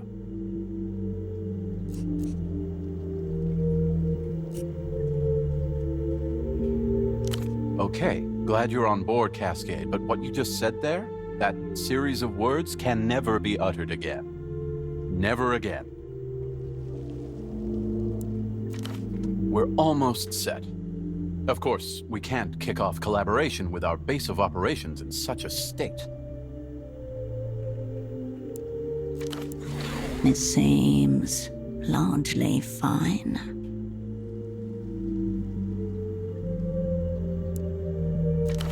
So, here's my first directive, Special Asset. Get cleaning.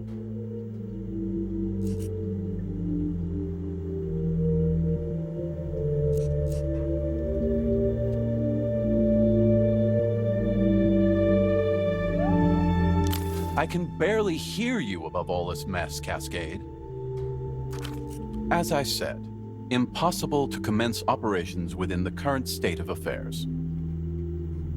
oversee.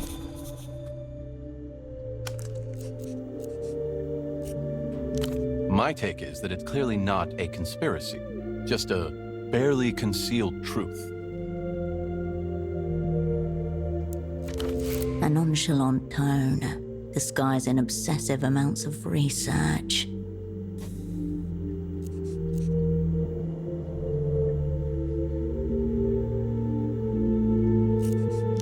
Your former double's eyebrows shoot up and stay up for 3 seconds before he wrangles them back down again. Oh yeah, mentally snapshot this. He's impressed. Sounds like a hot find, Cascade. Congratulations. I'd be very careful what you do with that. La Luz will likely want it back. Sounds accurate. Taxman blundering into a shiny new deal with seismic, geopolitical, personally existential ramifications he didn't entirely grasp. Whatever your plan of action, Cascade, do not hand that thing to the Opera.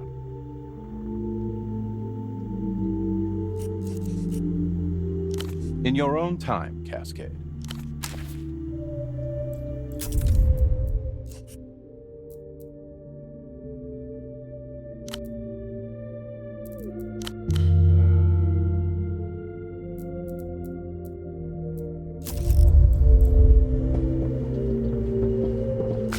A silver brick, foil wrapped and creased with factory precision. You recognize its dull sheen and shape instantly. Beneath the word Cosmo Comida, a grinning cosmonaut, one gloved hand giving a thumbs up, the other squeezing purple paste from a tube into their mouth. Produced by a company called Vanguarda 79, it claims to be the food of the future. The best futures are preserved. This one comes freeze-dried, sealed in foil. Tossed in the corners, clotted beneath furniture, dozens upon dozens of silver packs glint in the half-light.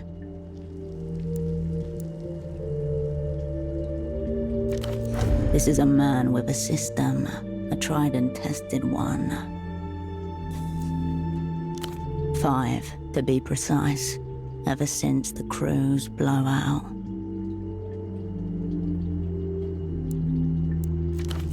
You went east, he went south. You hear your former double shuffle behind you and rub a hand through his massive hair. Even though Cosmo Comida claims to be the food of the future, small print on the packet reads, Best by Hebdomus 84, 12 years ago. He's subsisting on these alone.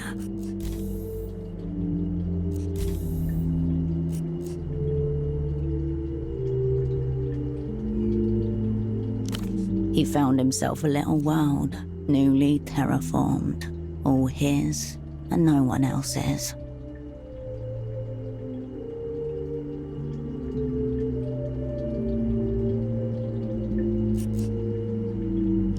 Every operant for themselves.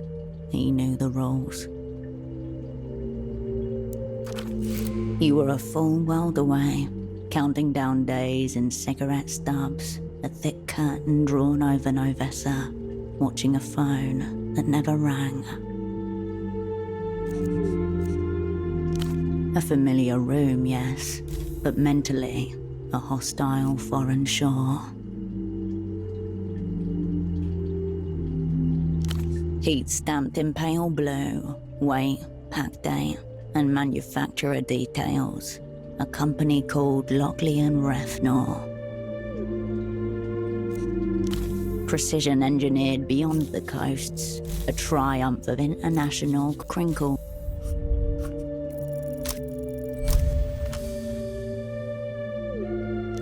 This is not about cleaning. It is not even about this room. Of course, there is a room behind this one, locked within your former double's head. That's why you're pacing around in the dark outside, trying to get in. He wants you to find something he cannot give you. It is disguised but not hidden, so probably something like that piece of paper right there.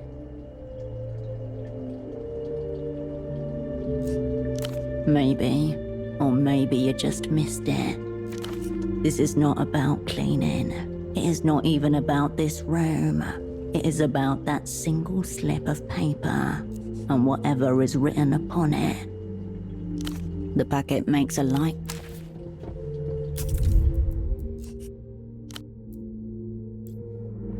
A dark patch of glistening mold curls out from the base of the far wall. Damp, slightly raised, almost fuzzy, like it's sweating. The mold has a vague and irregular shape, like black splotches of malignancy on an X-ray. Yellow tendrils streak across it. Slime class, if you were to guess. Educated mold guess. Not really. Nothing observable, at least. Nothing that agential. It spreads a little here, shrinks a little there. No mission objective, no controller. Just moisture and time. 1,000 skinny antennas. The tendrils seem to favor seams and stress lines rather than smooth concrete. Solid operant instincts. The denser part sits low, where the floor dips slightly. From there, its growths fan out and up, thinning into forking strands. Tucked into the upper corner, an old ventilation grill, square and rust-rimmed. No condensation, moisture stains or signs of dripping. Not the origin point. You unfocus your eyes and the silo reconfigures itself, not as a monument, but as geometry. Condensation trails along the cable trunk, faint warps across the ceiling panel, load stress from moisture rot, blackening around a bolted vent. Neither rust nor soot. You follow the spread backward, through cinder block and pipe, along maintenance crawl spaces and sealed corridors, beyond human reach. There's a second silo underneath this one now, soft, wet, and dreaming. You turn away from them.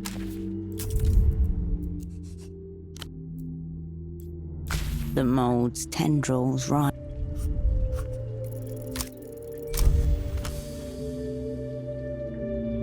You slide your screwdriver just beneath the edge of the growth. You tip the mold into a nearby container, frail as ash, then pocket the sample. This needs a specialist, or at least someone specialist adjacent. A doctor might be a good first bet. You turn away from the mold. It quivers as you leave.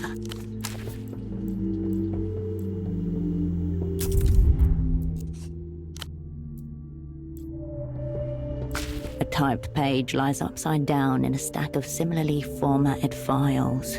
The cover reads, Remote Viewing Testimonial, N28. A fringe psychic art, the ability to view an unseen place or thing via a sense beyond the standard 5. A camera of the mind. Is this how Holocene located you? It seems quite compelling.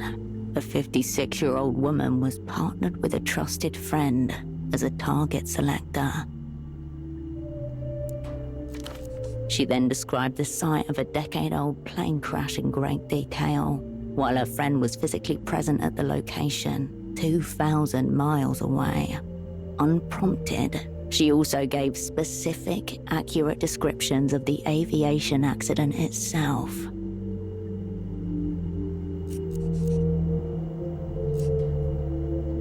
That is no doubt what remote viewers want you to think.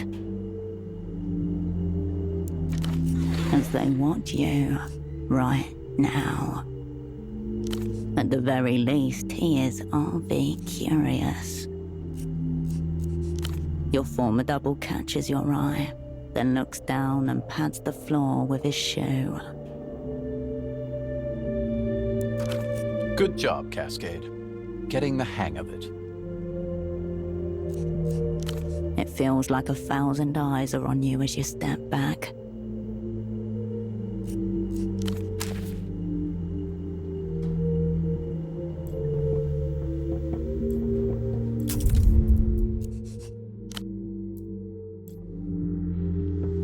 A sheet of thick paper lies on the floor, folded in half and partially covered by shadow.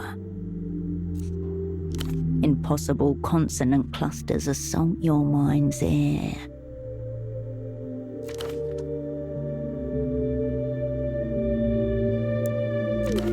A cipher. One glance, and you know it is. Almost certainly. Right now. Operant, please. This kind of stagecraft takes application, a methodology. You can't just dash it off.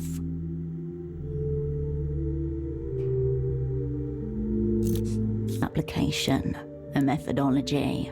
You can't just dash it off.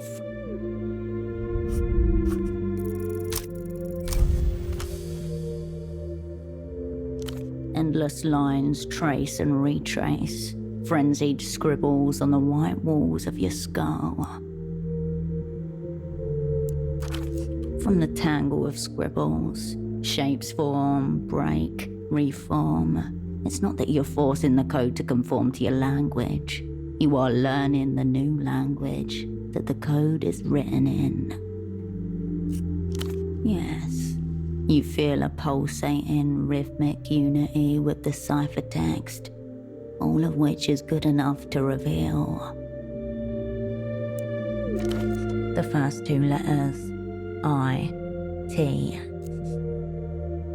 That's it. But there is order to all this. There is a way forward, and it follows a certain school of logic. You try to solve it while crouching on the floor. Take it somewhere quiet.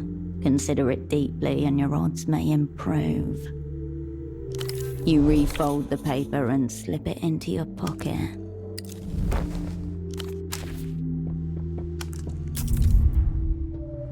Well, the room situation is much improved, Cascade. Very clean. Fine job. Your former double stares blankly at you, as if you never spoke at all.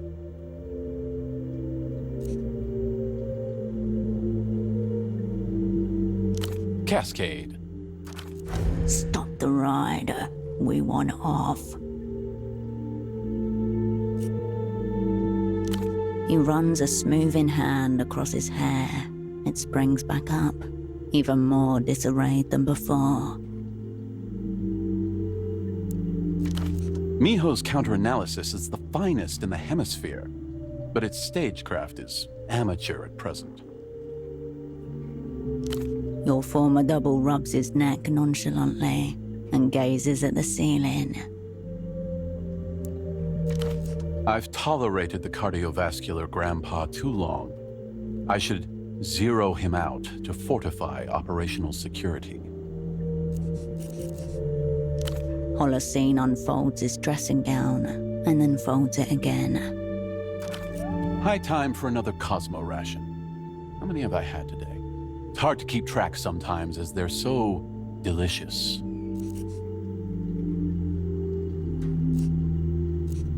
You have found an answer, Cascade. Is that an answer?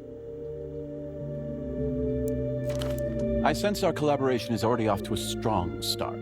Now, please, in your own time, get out and let me enjoy my nice clean room.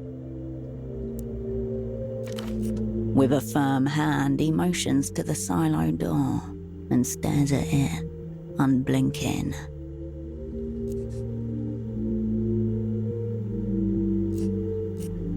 We'll get to all that. At this moment, I have directorial matters to attend to, preferably in solitude. His voice is in the cipher now. Commune. Anything else before you jog on? Go for it, Cascade. But please interact with any agency debris you've discovered far away from our operational headquarters. Miho believes in you.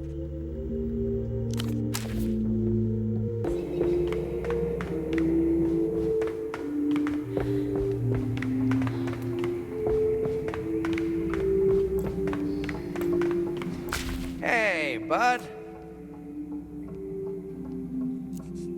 You look a bit pale, bud. What happened? Quite the heavy load for a staircase. But then again, you've humored me enough, bud. I'll spare you my ramblings. I'm just sorry the stairs didn't work for you. Bud.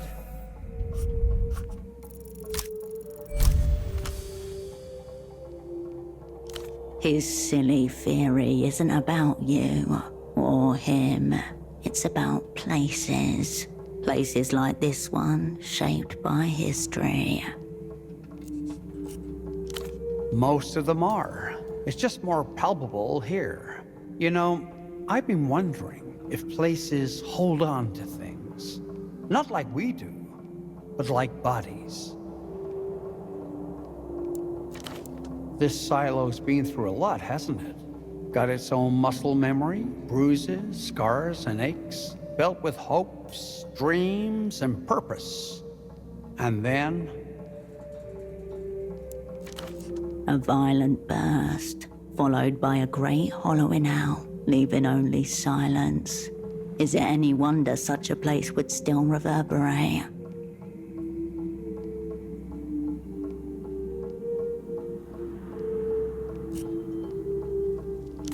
Wouldn't be surprised if it outlasts us both.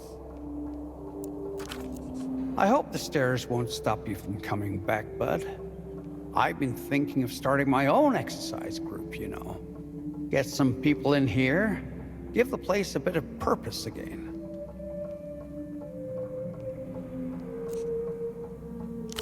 Keep you moving, you'll be fine. We'll all be fine.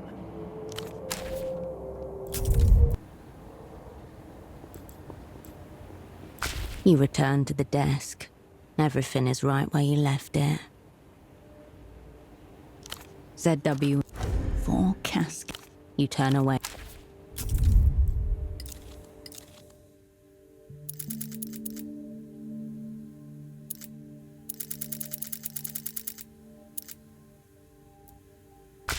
The block of aggressively unintelligible text covers the sheet you picked up from Holocene's floor. Through it, a shadow text is threaded, one which may rise to legibility at any moment. The text remains as impossible as you found it. Before you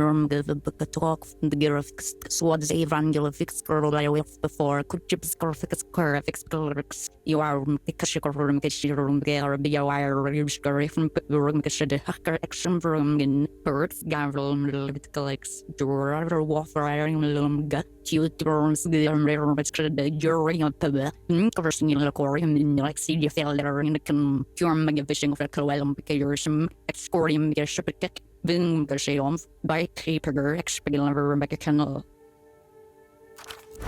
This is an entirely different beast than the Rosetta Cipher pseudopod left you.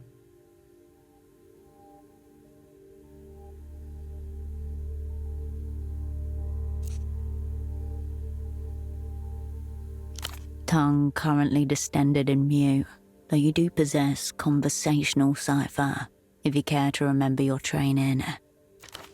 An elite art form, a lesson from the old school of espionage, though now sadly half obsolete in the face of ever-improving code-breaking machinery. Strip away the romanticism. Code-breaking is about rigor, nothing else. Most ciphers are substitution ciphers, solvable with a single keyword or phrase. If you have it, you're set. If you don't, you need procedures. Bigrams, trigrams, character frequency, index of coincidence analysis, tables, tables, and more tables.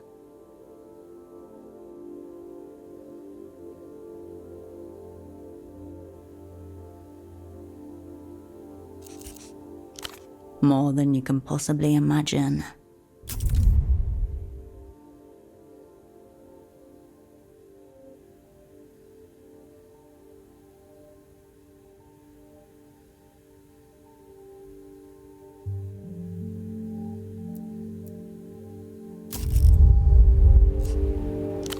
Certain letters appear a lot more than others in any given language, both alone and in pairs.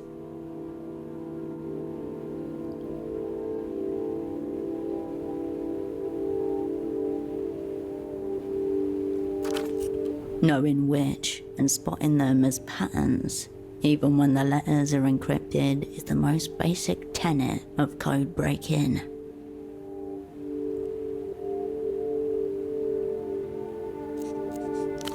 Index of coincidence, the mother skill of all would-be code crackers.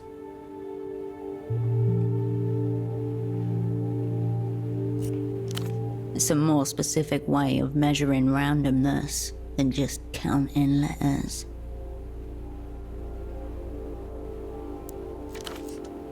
If a keyword has been used to create a polyalphabetic cipher, then comparing indices of coincidence across variously sized samples of letters will tell you how many letters are in the keyword. Because the number of letters in the keyword will be the length of the intervals between identically encoded letters. For example, if a 6-letter keyword has been used, every 6th letter in the code will have been shifted by the same amount. Then, codebreaker, you are fucked. The cipher wants to give up its secrets. It is screaming them at you. You just don't have the ears to hear. Yet.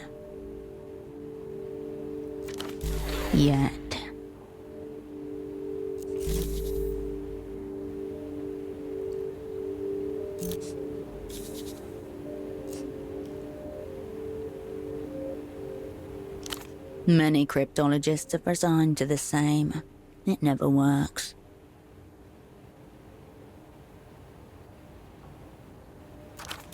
Gauntlet has hit the ground.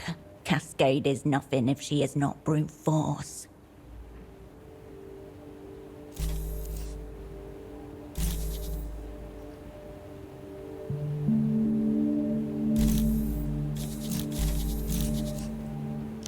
"26 times you move through the document, tallying robotically. A swarm of letters, uncountable. It takes you 7 attempts to count almost every letter.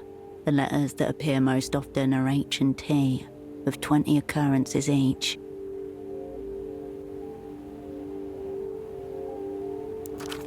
Take H as an example. In a text with 291 characters, that's about 7%, which is more than double the number you would expect to get if it were entirely random. 1/26, or roughly 3%.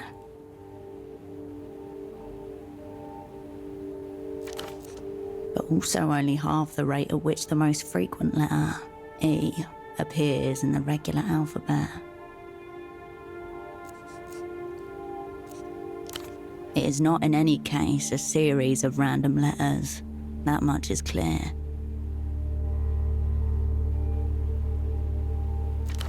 It is a coherent message hidden within incoherency. The cipher wavers like a mirage, a madman's shopping list, equal parts banality and wonder.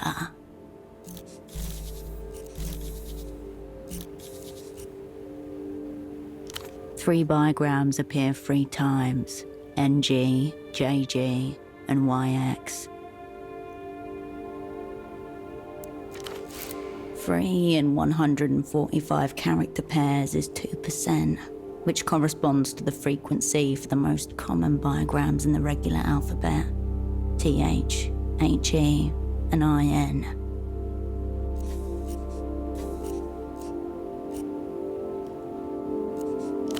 Combined with your character analysis, this proves that parts of the text, at least, retain their internal structure.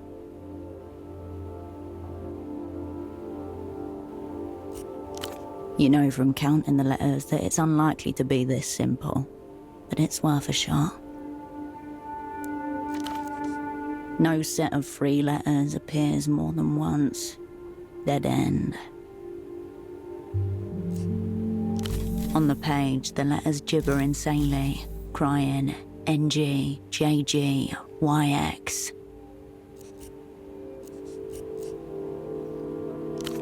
You fold the sheet and put...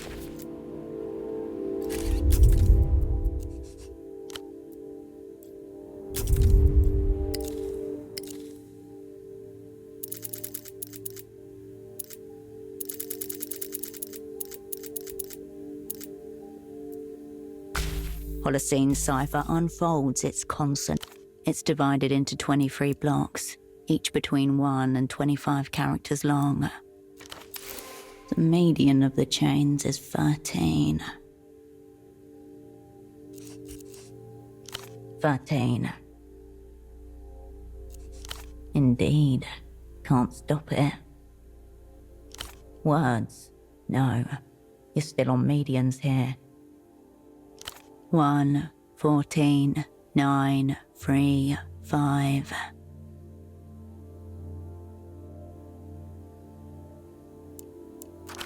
All between 1 and 26. Clearly letters. Good.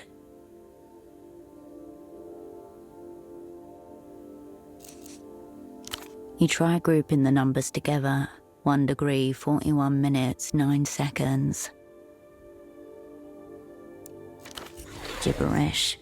The fact that it starts with a 1-digit number precludes this possibility.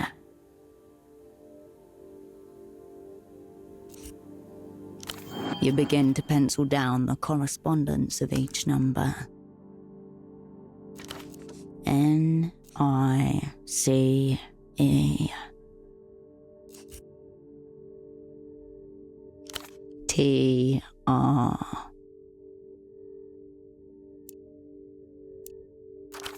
Chills run through you as the letters begin to spell out a plausible message.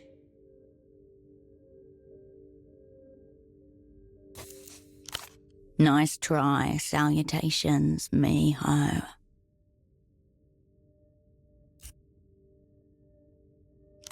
Each standard code-breaking procedure you apply yields only another veil. Steady yourself. You've slipped deeper into the game. The letters spin fervorishly.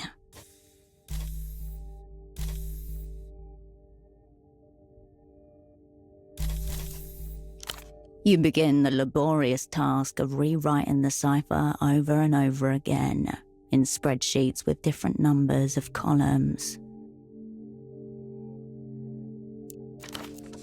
4 columns, 5 columns. The caged letters and numbers proliferate, a bureaucrat's wet dream. A piece of paper and a notebook is all you need to go insane. The rose bore a hole somewhere in the center of your forehead. 4 columns, 0.35. Sub-random. 5 columns, 0.4. 6 columns, 0.45.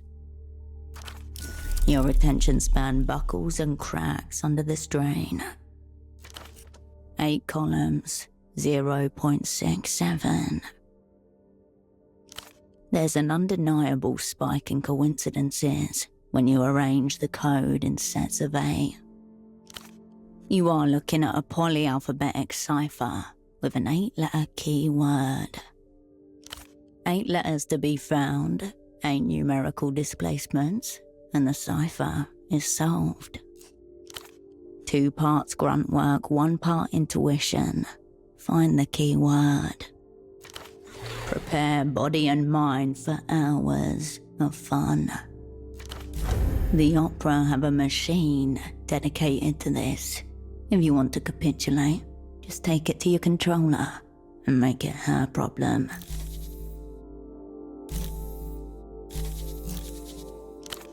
The text remains as impossible as you found it. Gibberish.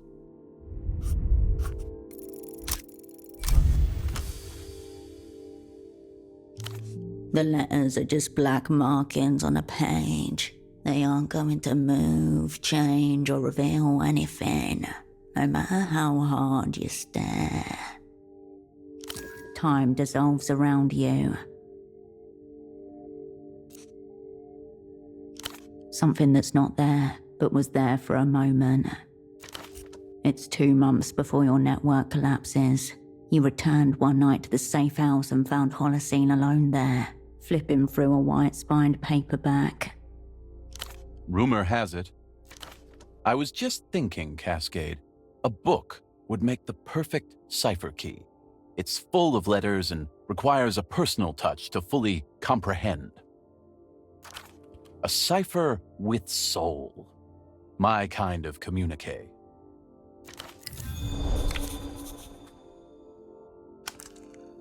The answer is in the book. The text was only part of the cipher, the meta layer. Oh look, a fresh rung on the abject mental illness ladder. Down we go. You fold the sheet.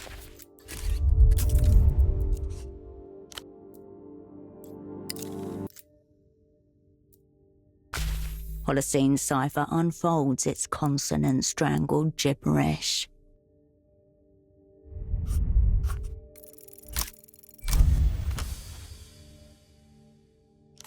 The discs of your internal code-breaking machine gyrate as you try out different pairs of letters for each of the 8 columns. Every once in a while, one clicks into place, and recognizable pairs of letters emerge across the text. A momentum is gained. Every new discovery facilitates the others. The letters give themselves up one by one, a series of little surrenders. Suddenly, you realize the 8 displacements you have found are all of them. An 8-letter keyword that encodes the cipher in cycles. Eschaton. As the bags grew heavy with his blood, he was reminded of a belief he had harbored as a child when upon being told that the human body held 5 pints of blood. He had understood this to mean for your whole life and had grown up with a secret terror of scratches and cuts that he could not believe was not universal. Emphatically not accomplished via meditation. You have transcended to a rarefied realm of language shared by exactly one other person. The beauty of ciphers. It induced a pleasant torpor in him to watch the hoe stiffen as his blood filled it, raising itself like the hackles on a frightened animal. Suddenly, however, he detected a sensation at first unexpected, then terrifying, counterflow. A portion of his blood was swimming upstream, a swarm of red-black clotted eels trying desperately to remain inside of him.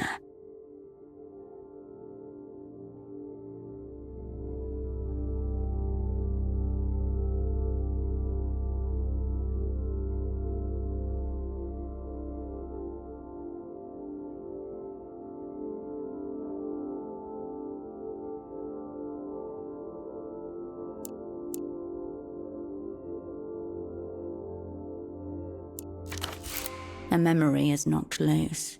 It's a scene from Holocene's favourite novel, a science fiction offering with elements of horror. It's almost as if Holocene knew you would cross its path. The answer is in the book. The text was only part of the cipher, the meta layer. Oh look, a fresh rung on the abject mental illness ladder. Down we go. You fold the sheet and put it away.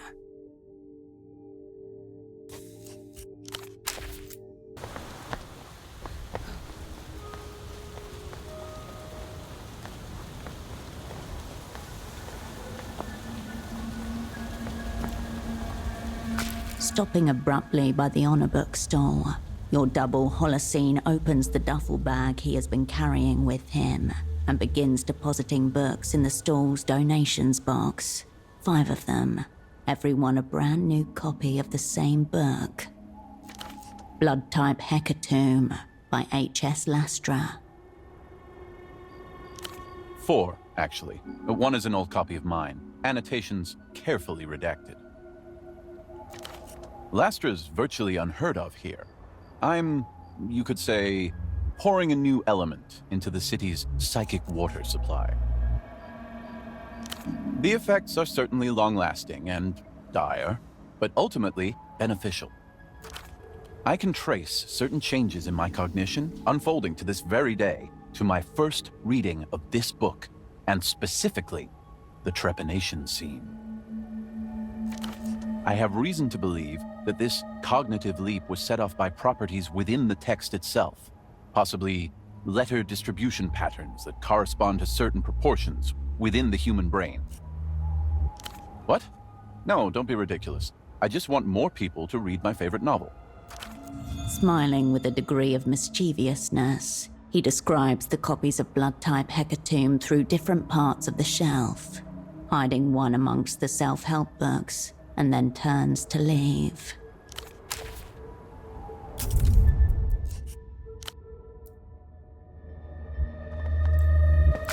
The stall remains as haphazard as ever, its payment bucket near empty. If there's a copy of Holocene's novel in Portofino, the sci-fi section of this stand is probably your best bet.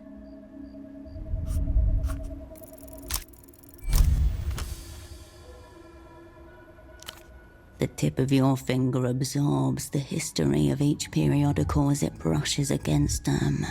Most are ancient, falling apart from overuse and exposure to the outside weather. But then, you come across a small collection of a notably different stock, not far from the top of the pile. They're sturdy, recently pressed, and the finish is smooth to the touch. Out in the open, the glossy cover catches the light. You have discovered a copy of the Nos Currentes Review. The title greets you as if with a bow.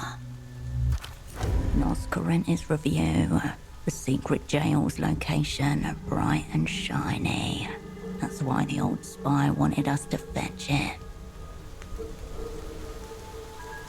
Let's grab a copy. Give it to him now that he doesn't expect it. Your first impression as you look through the magazine is that it has a lot of words and not many pictures. It appears to be a literary magazine with a focus on poetry. You take a copy of the most recent issue off the top. By far the largest collection, you see a wild range of material, from an anti-aging guide to a series of books all by the same author, Vitor Kampf. Nothing. You flick past the foreword, written by a prominent plastic surgeon, and into the table of contents. Soy and you, smoking, the real enemy. Are the injections failing, or is it stress? Why you should drink more water? But what does Mother think? Absolutely. Nothing to that effect is written here. Instead, backed with a ton of evidence, the book simply states that smoking gives you wrinkles. The book doesn't seem to think that's the case. Most wars are just a large collection of self-help books, or you flip through the stack of slim, staple-bound periodicals, faded fashion catalogues 6 years out of date. The more recent issues focus on masked. Your eye wanders. A headline beside these gadgets prompts readers to find your soul animal, take it everywhere you go. And spirit. While it lacks the new age hundreds of you're bombarded by cheesecakey photos of grinning more and more images on more and the line. You sloppily rearrange the magazine. People hunger for. You're looking for blood-stained something. Deep oracles. As you push your hand between the moth-eaten volumes, something pressed between them falls out and lands on the floor at your feet. It's a blank business card with the letters IOU written across it in blue pen ink. Blood type hecatomb, 5 Reno marks, penthouse housing campaign, use call box. It seems your former double and the richest man in Portofino share a similar taste in literature. The private currency of a private citizen. Someone who considers himself an entity worthy of his own monetary standard. You tuck the Reno marks back between the books and return your attention to the crooked spines. You turn away from the piles of...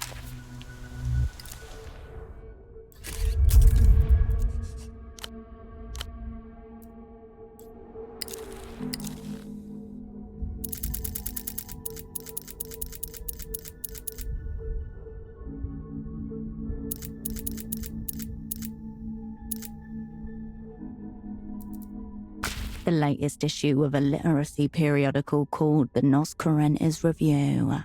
It's weighty, as if promising to be a tome of great import. First impressions matter. The person responsible for the design of this journal knows that. 2 greyhounds frozen in mid-gallop against a field of blue. Around them, the titles of a few major poems and contributors. There's no logical connection between any of these things. The table of contents lists dozens of names you don't recognize, unusual for a poetry magazine. This appears to contain a section devoted to cryptograms. Pages filled with heart, with soul, attempting to put into words the inscrutable feelings unique to these modern times. That cryptograms page is the only one worth bothering with. You alight on a double-page spread of poems. The first is about an ungrown hawthorn tree. Another tries to force razor to rhyme with demi-semi-quaver, while one is simply blank, a non-poem. Experimentation inside a given medium is the only way its boundaries can be discovered and transgressed. Nothing so vulgar, just more fastidious arrangements of words, all without illustration, bars and bars of it. The literariness of the magazine really comes through. Focusing on the relentless black on white of the pages make your eyes strain with effort. It is no longer a magazine you look at, but a blurry carousel of monochromatic scenes. You turn the magazine back to its cover. Asymmetrical grids and empty boxes, a jumble of letters listed alongside them. Every inch of the page has been used meticulously. Holocene would love this section. Cryptograms are his thing.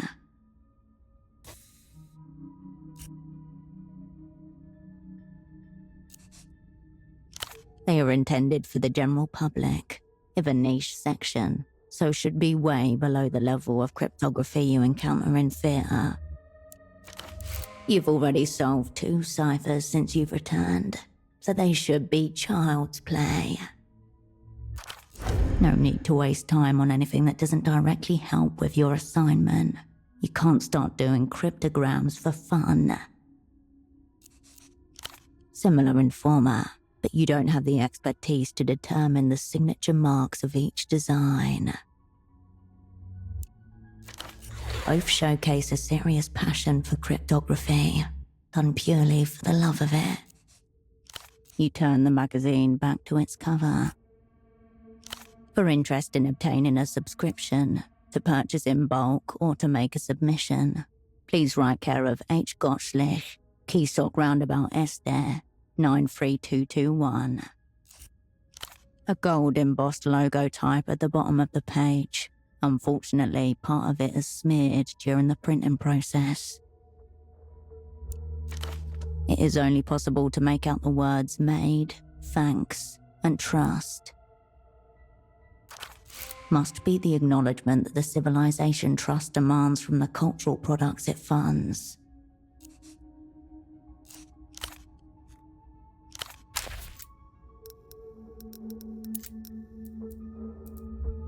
H.S. Lastra's blood-obsessed pulp epic awaits you.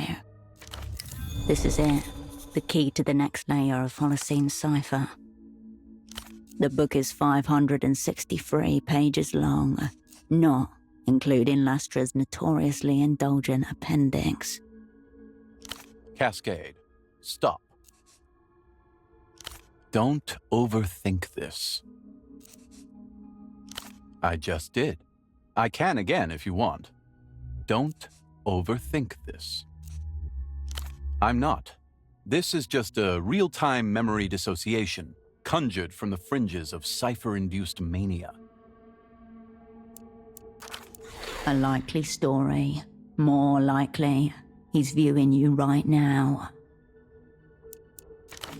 You don't have to read the book. You just have to read the cipher. And that very particular chapter that the extract is from.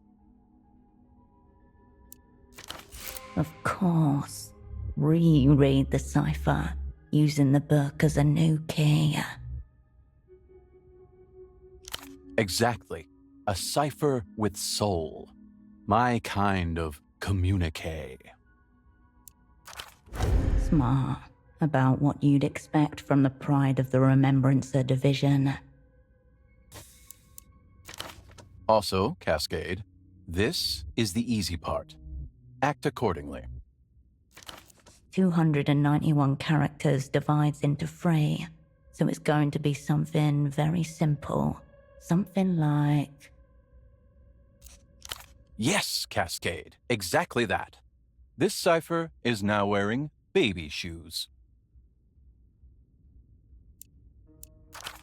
Find the chapter in the novel that the passage of text is from. Then consider the letters in groups of 3, let's say, triads. For each triad, take each letter's numbered position in the alphabet. The first is the page number, the second is the line number, and the third is the letter number. An example. Let's use the last triad of the cipher, MBP. Why is he starting at the end? M is the 13th letter of the alphabet, B the 2nd, P the 16th, 13, 2, 16. Direct hit. Fuselage in tatters. You are now replete with the requisite mind tools. Time to give this cipher what for.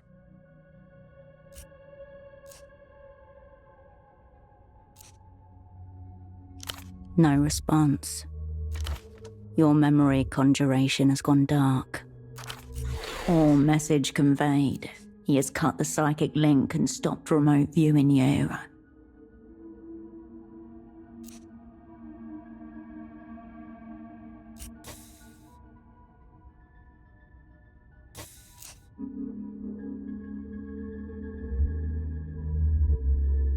Put them both together.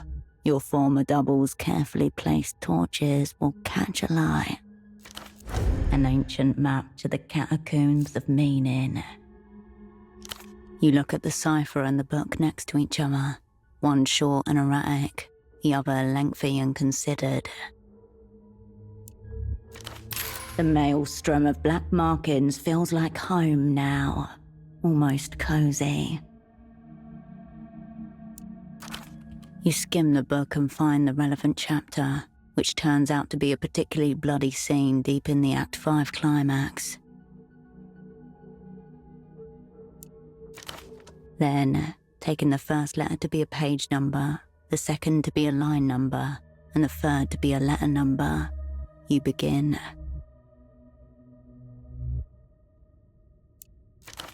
The first letter is I. The second letter is B. Onwards, you follow Holocene into the wilderness of his favourite book, the true subtext. Effortless, nothing but grim inevitability and dawning madness now. The first words appear, IBETR. Oh no. Don't think yet. Just solve. I betrayed crew Miho, compromised from within, direct or melee FID until extraction, beware small controller, I'm sorry. I betrayed crew, Miho compromised from within. Director, malafide until extraction. Beware, small controller. I'm sorry.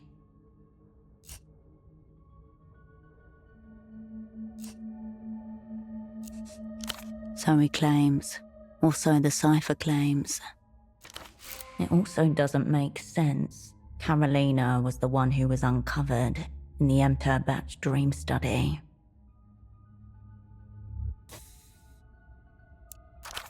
But did someone sell out Carolina? That you never discovered. A paragraph from the red folder flashes redder across your mind, possessing a monstrous intelligence that rests on hallucinatory logical construction.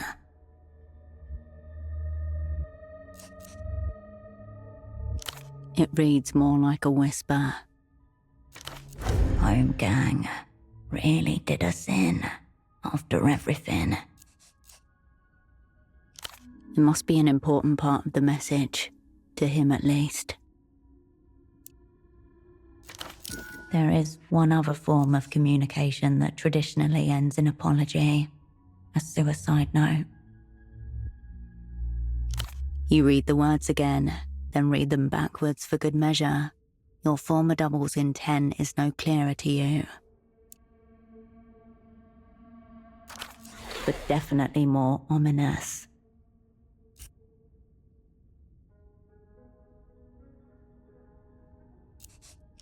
The answer to that, no doubt, lies at the bottom of the silo. Your eye catches again on the middle sentence, Director malafide until extraction. Malafide, bad faith, standard espionage parlance for contaminated, compromised, or treacherous. Unlikely he means a location extraction, something more internal. The silo awaits. Your former double has some wild ideas he's about to hatch.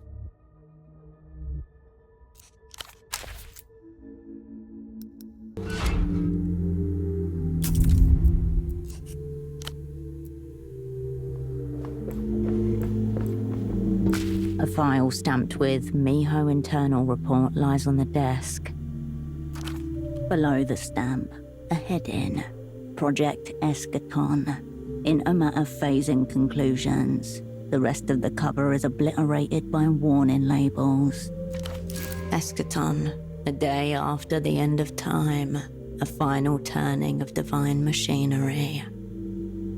Exactly what it implies. Solid matter moving through other solid matter by phasing with it on a metadimensional plane. For example, as it pertains to the Miho zero-hold report you've just discovered, the psychogenic passing of human body through cement wall. The file is dense, tens of pages long. There must have been at least an occurrence of some kind to warrant such a file. Cascade, I asked you to clean up, not compromise the agency.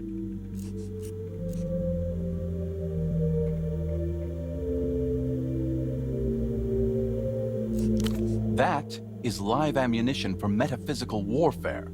You have been cautioned. You feel Holocene's eyes on your back as you take your time straightening the document.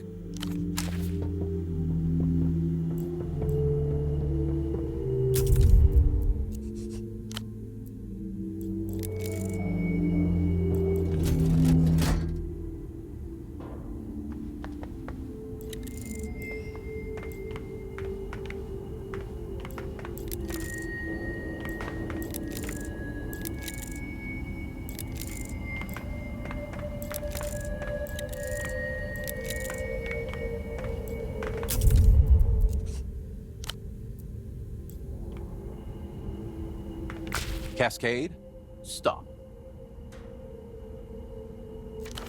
Before you utter a word, be aware that anything you say in my presence, anything I hear, should be considered pre-intercepted by the small controller. That explains communicating through cipher, though we may soon be rezoning the boundaries of explanation. I see you are well acquainted with this treacherous cranial entity that directs my movements, words, and thoughts. Oh no. Oh no. Couldn't agree more, Cascade. The instructions are on the table. Do not read them aloud. No irony here. No dress rehearsal either.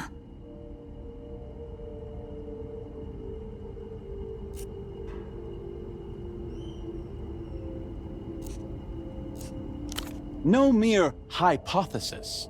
I wouldn't entomb myself in a silo on the basis of a hypothesis, Cascade. A dark night stained with fog. Even the whispers echoed.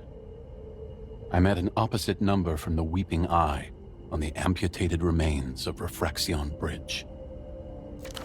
The iron artery that was intended to link Portofino with Lelou's until the collapse of the old Lusian Empire in Year Zero. The ruins became an infamous suicide spot in the 50s. I gave him names, cryptonyms, defining features, professions, everything. I advised them to start with kindred. The most fragile, the most twistable. Before he left, he asked me why I was doing this. I had no answer then, Cascade, but I have one now. This soon-to-be ejected motherfucker clamped to my brain joystick. None of that sounded real. It was a scene from fiction, from an espionage novel. Flashes of Holocene's red folder, monstrous intelligence, hallucinatory logical construction. He pushed his finger down so hard it's left a red imprint in his skin, a target marker. Now he's got you thinking like the rest of them, Cascade. Everything is a fiction. It rose like a necro-parasite from the twitching corpse of history. I was a sock puppet traitor. I betrayed us all. And if not me, then who? As with any espionage catastrophe, there is no true answer, Or there are 100 answers. That's what's killing him. The unknowing. Not a very good guess. You tried to bring up your baseless S-Doc suspicions before, Cascade. I roundly shot them down. It was me. Identification, then extraction. This is a direct order from Miho. Please.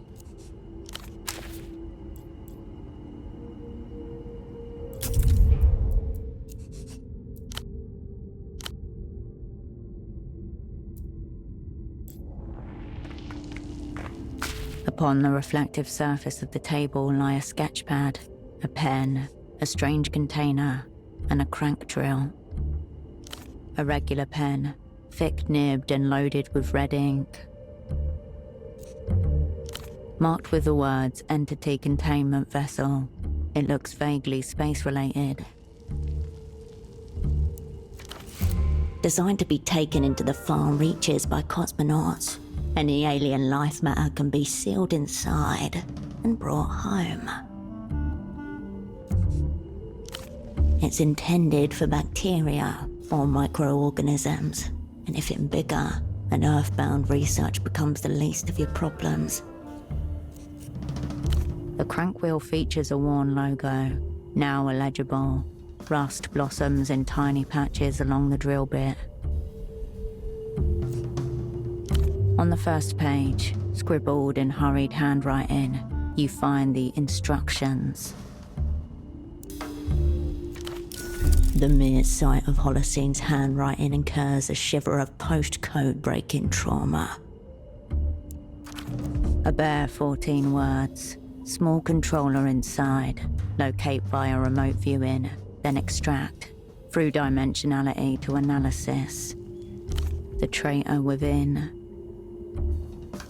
As in the testimonial you found in his room, Holocene wants you to locate something which you cannot see. Draw that which you cannot see. Fall in with his own systems. Bridle his hypertrophied imagination. The outcome will be the same.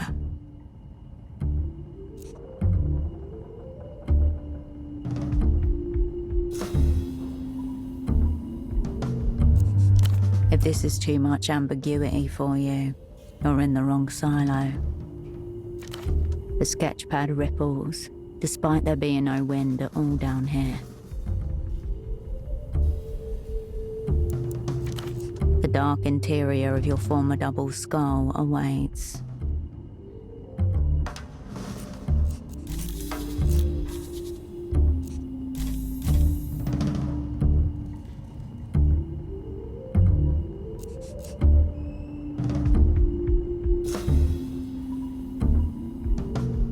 Silence, Cascade. He may try to counter if he gleans the plan. He nods furiously at you. You are deep in it this time. So deep you can almost touch Dream. It's for later. Find him first, Cascade. Close reading, then take him out with the drill. Immobilized like a torture victim, your former double just gives you a firm, unwavering stare. Are you sure, Cascade?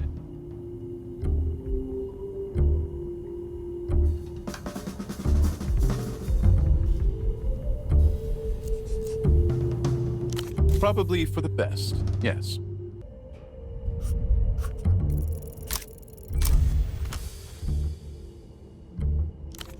You close your eyes, then your judgment, then your imagination. One by one, each mental faculty goes dark, flicked off like a Friday night light switch. You do not see anything inside Holocene. You could not guess what it is you are drawing, but still, attributes float towards you.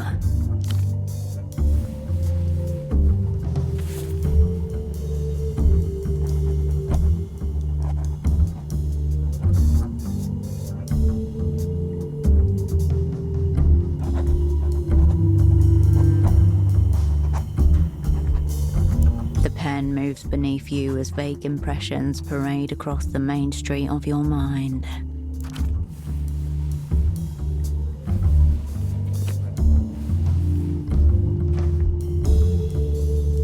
And then, your hand stops moving, almost of its own will. It is done. Your marks have found a form, one that looks a lot like a small animal. Oval, alien eyes, long, clinging fingers. Cascade, what have you seen? You have seen and drawn a tarsia.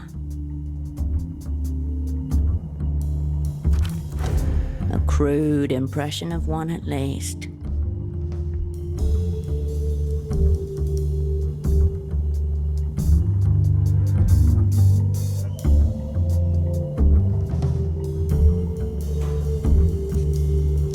No, definitely a tarsia. It is also wearing a tiny dressing gown. I knew it. Good job, Cascade. That's the form he's currently taking. Maybe that's his true form, maybe he's mocking us. Either way, target acquired. Now, get the motherfucker out.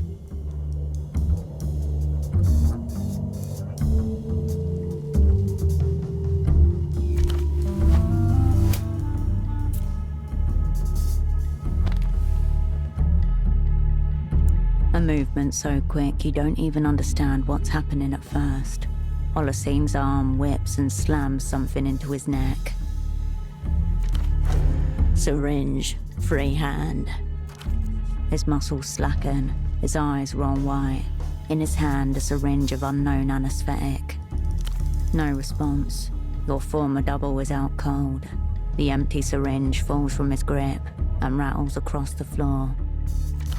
From the implement table, the crank drill snickers at you. The drill speaks for itself. This is the extraction phase. Correct. Correct. Holocene stirs in his drug sleep, dreaming of medieval surgical procedures.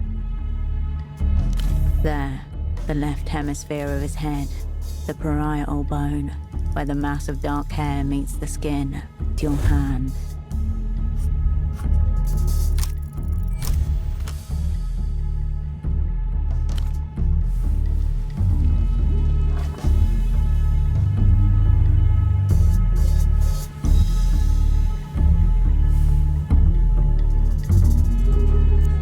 Feel it as soon as drill tip meets boyish brow. The frailty of human life, just a single bone screen away from the open plain called death. You twist the drill's wheel a full revolution. A droplet of blood slips loose. Then the vibrations begin shaking their way up your forearm. Careful, that brittleness means you're about to crack the shell. A tiny crescent moon of blood forms on your former double's forehead.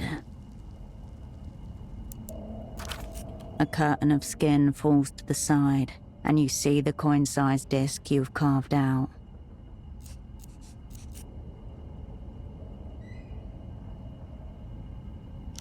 The circle of bone comes away easier than you thought it would. The drill metal brushes something soft behind it.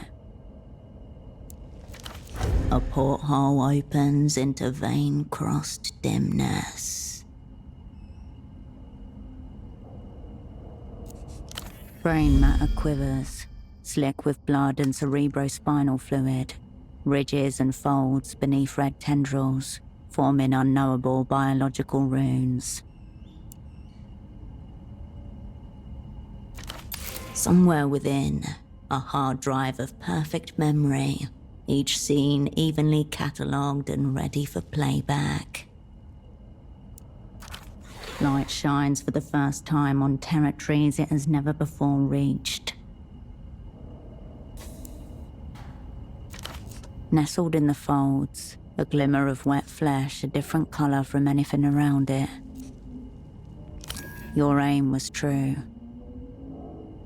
Your fingers brush up against the flesh, and the ensuing chill reverberates in the deepest recesses of you.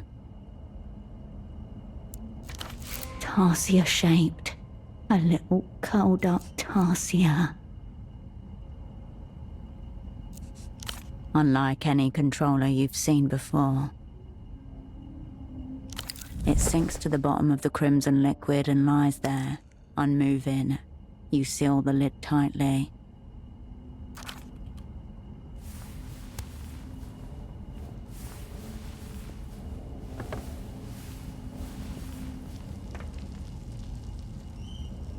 The important thing is that your double, miraculously, appears to have survived. His breath is light, but steady. A matter of perspective, but he'll recover from the sedative in a few hours. There is no response, but a shadow dips across your former double's expression.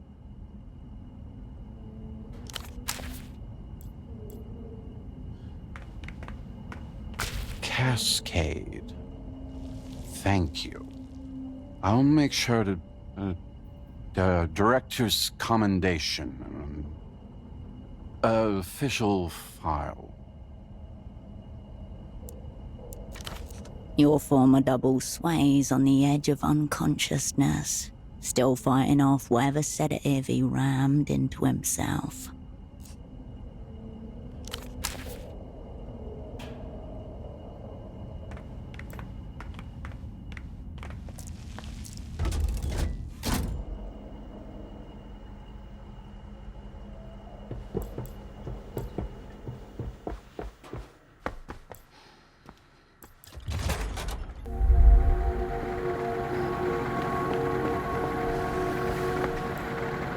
Habibti, how's your friend?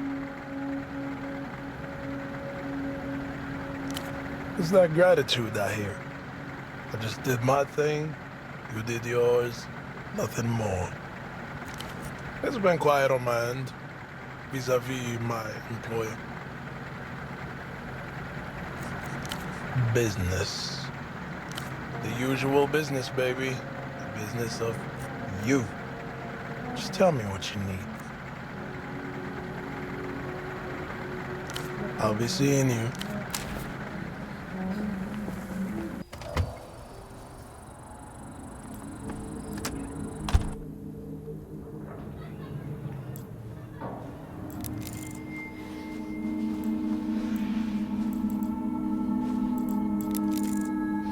A large framed board with the title Residence printed across the top. Sounds promising, but probably too easy. The title and initial entries are printed in thick, embossed ink. But over time, names have been crossed out or added with rough pencil.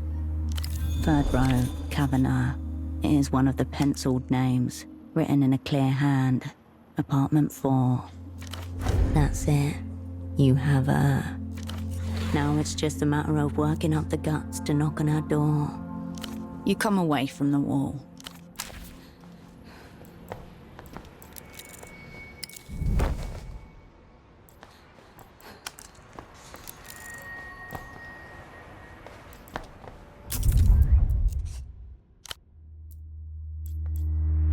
No soliciting. And mind the floors, will you? The man is swaddled in a pristine maintenance uniform. A name tag on its chest reads, Tonio, building manager. He hurriedly smooths down the single patch of hair which time has yet to steal from his head. Good. Thank you. Finally, some cooperation. We're dealing with a get-off-my-property type here. Problem is, his property is communal. You noticed my badge? It's actually not just a building. I manage the entire housing campaign. I do what I can. More than most managers would, but there's only so much you can accomplish with a paintbrush and a broom. You should have seen what this place was like when Nestor put it up. Real class, real majesty. The buildings are old, decaying, but clean. The man is fighting the final battles in a lost war, polishing broken handrails, painting splintered wood. A palace for the people. Clearly some kind of a slogan from the days when this was built. During the Nestorismo years, when the city was developing, some families needed to relocate so that we could have infrastructure, and this place was built to house them. Not in the slightest. I respect the work that was done during the Nestorismo years. But Nestor and Nestorismo are two completely different things. In fact, in the end, sweet Nestor was a traitor to Nestorismo.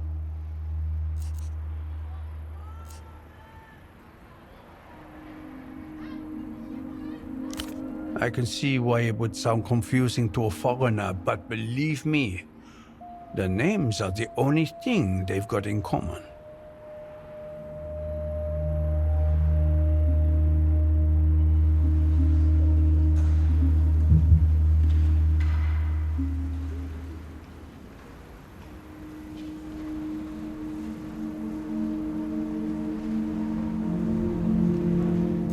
A palace for the people. Clearly some kind... During the Nestorismo years, when the city was developing, some families needed to relocate so that we could have infrastructure, and this place was built to house them. Oh, no. This wasn't like that at all. It was a privilege to come here back then. A different class of people moved in.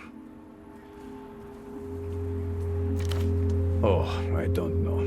Maybe the children of the people that were here in the first place were born a different class of people than their parents.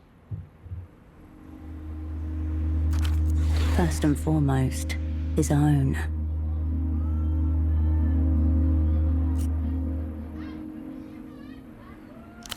First job I ever took, and the last, probably.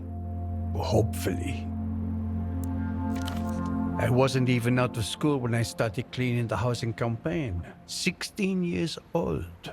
Worked all the way up to the big keys. I think everybody's lived too long. At least I'm aware of it. He is trying to fend off entropy with a dustpan and brush. It's good that some people remember what we were capable of. Back when we had the sense of decency and cleanliness. Much too late now. All too late. Nestorismo? How would I put it? Nestorismo is the name for the Porphyrian national spirit.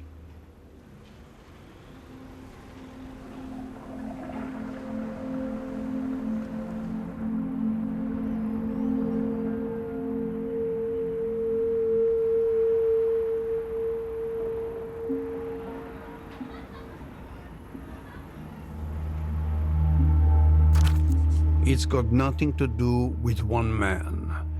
It's just named after him because of the timing.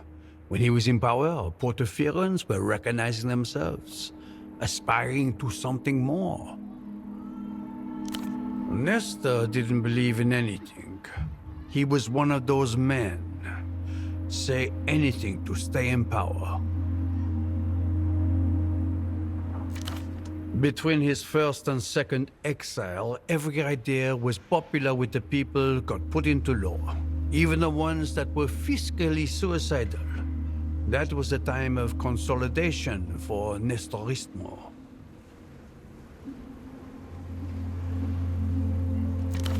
An insanely subsidized economy of illusions. He lied, not us. What we discovered was real. For a couple of generations at least. Eventually, Nestor figured out that the Portofieran citizens weren't the ones keeping him in power. After that,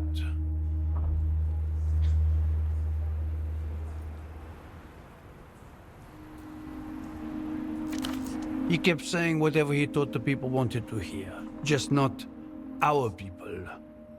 And there have always been problems, if that's what you mean. But the general trajectory is going one way. Situations like the one my son is in would have been inconceivable to another generation. A young man in the prime of his life, crippled, actually crippled, by his devotion to... I don't even know what to call it. Some intangible social currency that exists only in his mind and in those of his idiot friends. Ah, I see you're part of the scene too then. Yes, Kurt is my son. Stories like his are a sign of the times. I liked it a lot better when people just did their work. He sweeps his broom a couple times, a tick that sets the world back in order. But along the way, from there to here, we lost something. His whole generation, I worry, genuinely, about what will happen once mine is too old to work. Will they be able to keep the trams running? The plumbing, the electricity. Will the railing go unpainted until one day it crumbles and falls off? An oddly specific example of societal decay.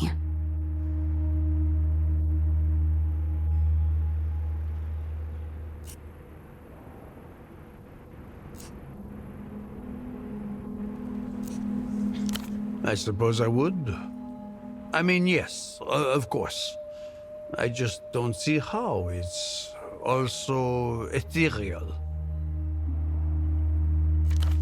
I'm not exaggerating when I say he and his idiot friends are fully capable of starving to death without realizing it, was evaluating each other's transparent jockstraps, or whatever the latest scene trend is. Interesting chimeras do proliferate after the end of history.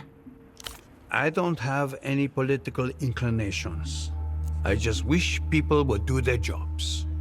Is that really so radical? Time doesn't move forward. It moves down, into the dirt. Of course, fascism is a dirty word nowadays. But despite what people say about La Luz, their reunion wouldn't be the worst thing that could happen to Portofiero. Would put some order into this place. I told you, I have no political inclinations. Nestoristas are for the good of Portofiero, that's all. All I want is for someone to show people the proper way of doing things. Clearly, I'm not getting through to anyone. So someone with more power should step in. He looks at you, attempting to comprehend your question. After a long moment, he decides he can't. This is only a philosophical conversation for one of you. I don't know much about other places, but from what they tell me, everyone in La Luz has a purpose. The shoe shiner shines shoes, the building manager manages buildings. You know that apparently they have some kind of factories where singers have to make pop hits for 8 hours a day? Just like the rest of us. Everyone occupying one fixed and immovable place on the pyramid of life. I heard they pick them when they're still kids. You show some promise, it's off to the Starlit factory. I do my part, they do theirs. If all society worked like this, well, that would be it. The world would work. No dreams of peace, justice, or equality, only those of a well-oiled machine. He nods and sweeps his broom.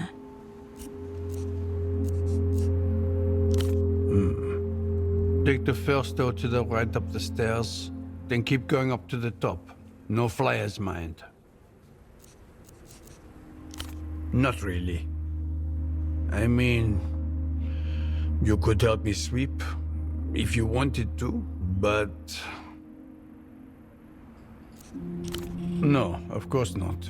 But I like to think if I can keep this place clean, I can keep my head above water. Look around. You think one person alone can clean all this? We used to have one manager and 3 concierge. Now, it's just me. I'll pay you 20 sol, if you're interested. A palliative measure at best. But then again, life is a palliative measure. You asked. I think the more we all dedicate ourselves to our own tasks, just the punctual tasks, the better it'll be for everyone. Their own tasks, which in your case are the diametric opposite of sweeping, operant. Pick up your feet when you walk.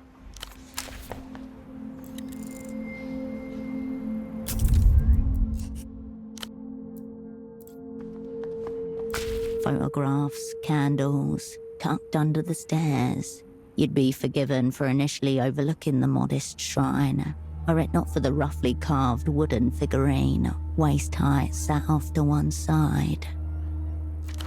This is a shrine to Sirius, angel of romance, war, and negotiation. If it weren't for the candles, you easily could have mistaken it for a shadowy heap of discarded belongings, awaiting the weekly rubbish collection. Tonio's been maintaining it, but he's the only one. Few of the middle-class residents of the housing campaign want to be seen openly making offerings or tending the shrine. Such things scream working class. The red slips of paper hung overhead undulate gently as you step back.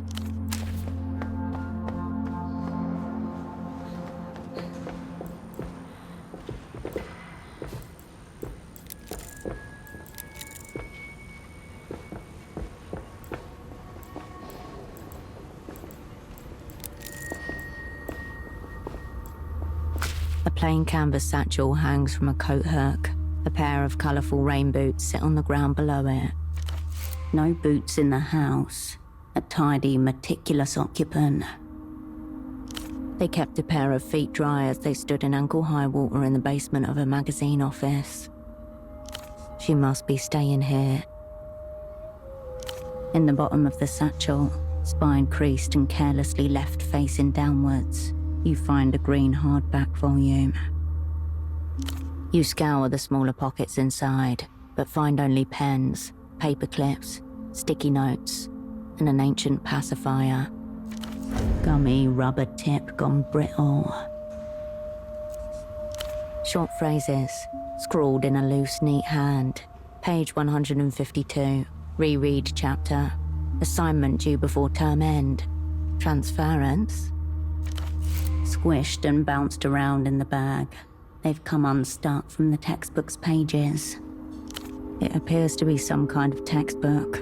It's titled The Shadow Mother. Hazy memories flick by.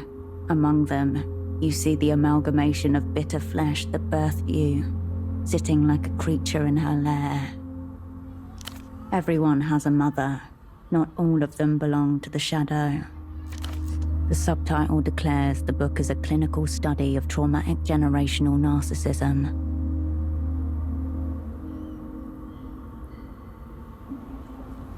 There's nothing light contained therein, only darkness and trauma. The volume slips neatly into your pocket. You refasten the bag. The satchel was virtually empty since you took the book out. There's nothing to exact retribution upon. You turn back to the alley.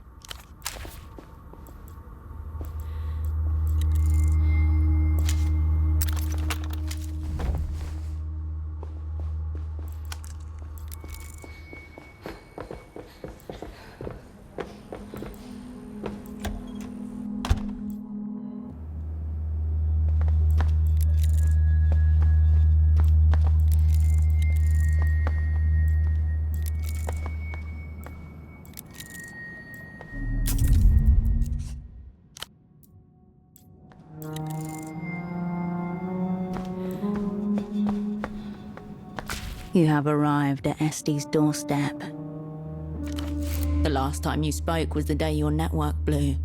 You never called her back like you said you would.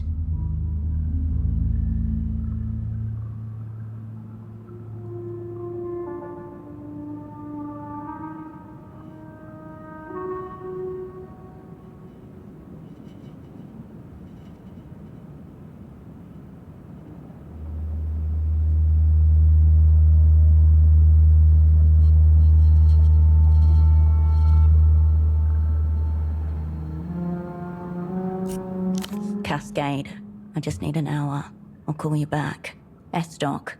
Herschel, I'm serious. Cascade. Me too. Get off my dick. I'll call you. Lilies for funerals, roses for love. What for abandonment and betrayal?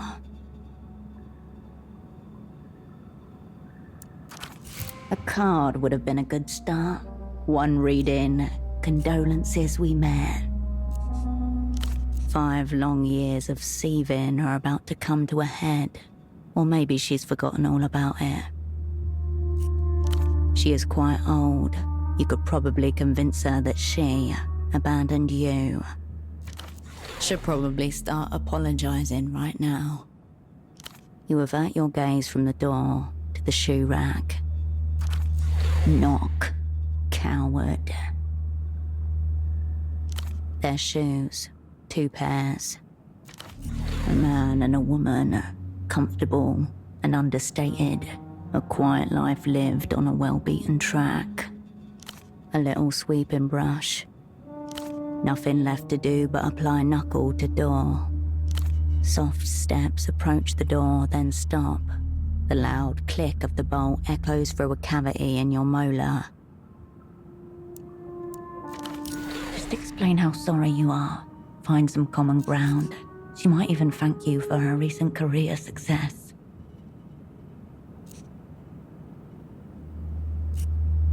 Hello, for Este.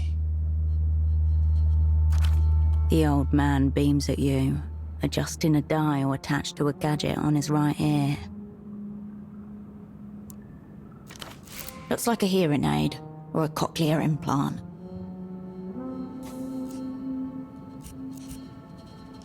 He watches your lips, then smiles and nods twice. Please call me Pascal. Nice to meet you. You are?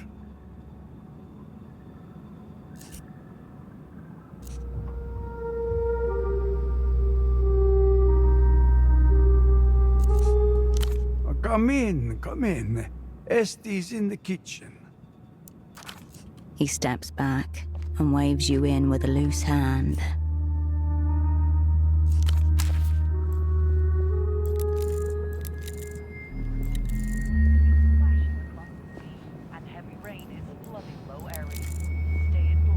Framed photographs showing the couple and their guests at their wedding and at a beach with a large group of children. Dozens of people who all seem delighted to be around her. You don't have any photographs like this. You don't even know this many people. You can frame a photograph of you and the telephone receiver. More intimate than a static image, you create a new picture of her in your mind every day. As you look, you start to make out men who resemble Este's husband. The children must be his family. Esty never mentioned a family of her own, but it looks like she's married into a huge one.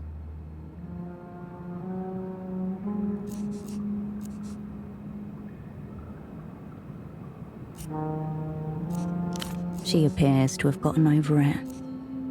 Esty smiles at the camera. Pascal kisses her cheek. There is confetti in their hair. To Esty's right, a man with a familiar mop of upstanding hair. He beams at the new couple, hands raised mid-clap, visibly moved by their union.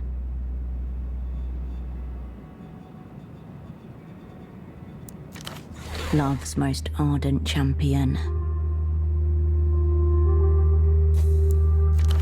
In fact, everyone in this photo seems delighted. None more so than Pascal and Esty, the gravitational primaries at its center. You barely recognize her, with a smile on her face. You turn away from the sideboard.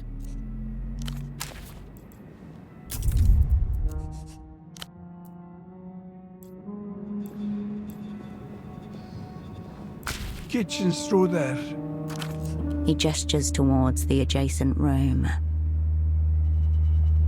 Yes, many little avenues for happiness. 3 years. Happy time. Oh, I was the postman. She always kept such a clean postbox. Started making me tea and, well... He shrugs and winks. She married a man who knows everybody's name and address and has access to their correspondence. Clever as dark. Yes, it is. Us old people need love too, you know. So beautiful. Oscar? Yes. Good friend. Good hair.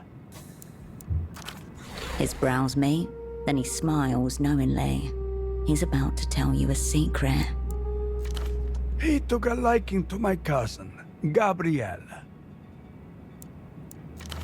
He points to a picture frame in which a giant woman towers beside Pascal, arm resting happily around his shoulders.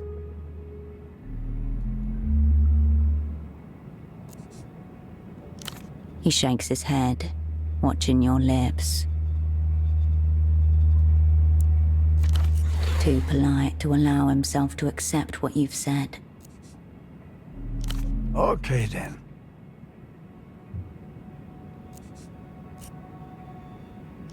Oh, no, it's okay. Esty's forgiving. Good soul. Quiet.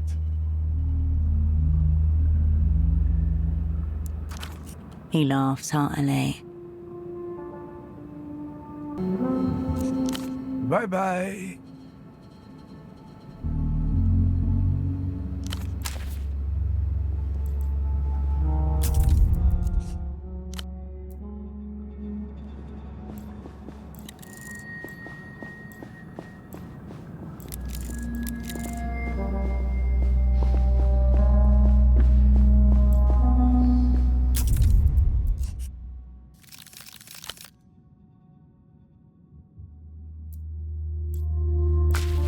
Back there? Just give me one moment. New cafetiere. Fiddly little thing. She hums happily to herself, fussing over plates and cups. She hasn't seen us. We could still run. Lovely weather we've had, don't you think?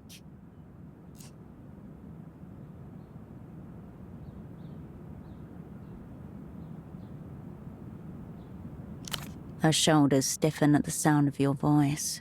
The humming stops.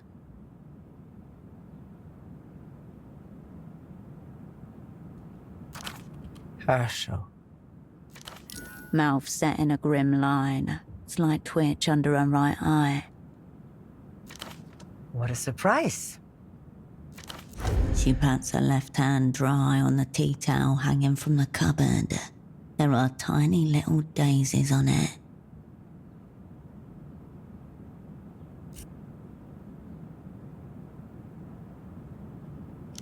Is it?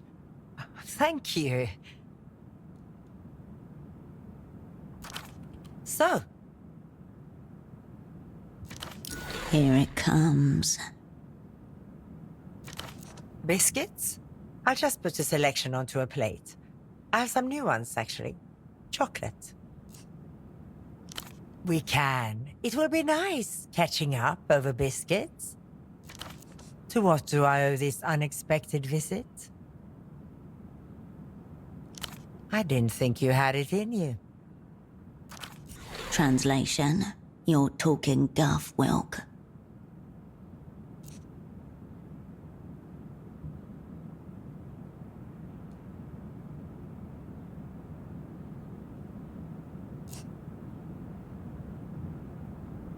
How sweet of you. Which of our shared hobbies would you like to pursue together? What luck we're in. She lowers her head to stare at the red checkerboard flooring, at a point about 2 feet from your right foot.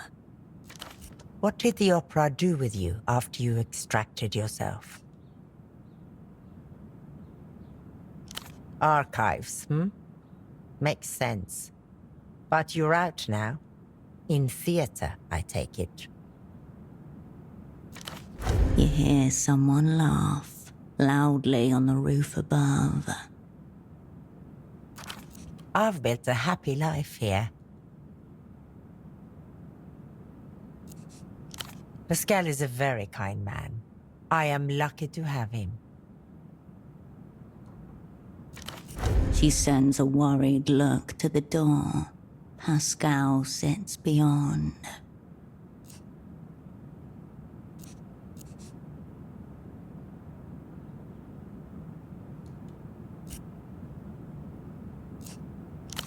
Pascal's family. He has 3 brothers, each of whom have 3 children, all under 10.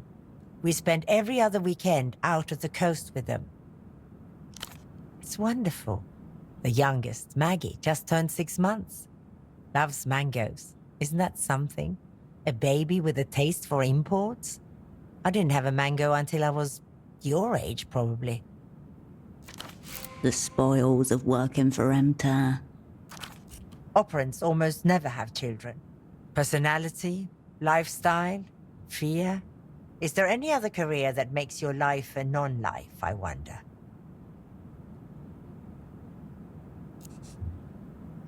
Probably. The pretense, the performance, the scrutiny. At least they don't have to be quite so afraid. I will not put his safety at risk for anything. There is nothing to know. Did you ever marry?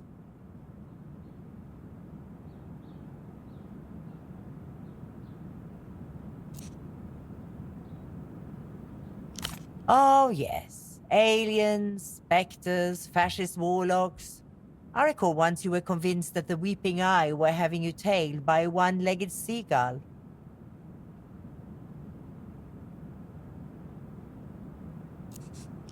Exactly why I wash my hands of it. I recommend you do the same, if you still can. Your presence in my apartment alone is dangerous for me. How did you find the address? We both know that isn't true. Work-related. Right. She sets her jaw, taking you in as if for the first time. Take a seat. I'll make us that coffee.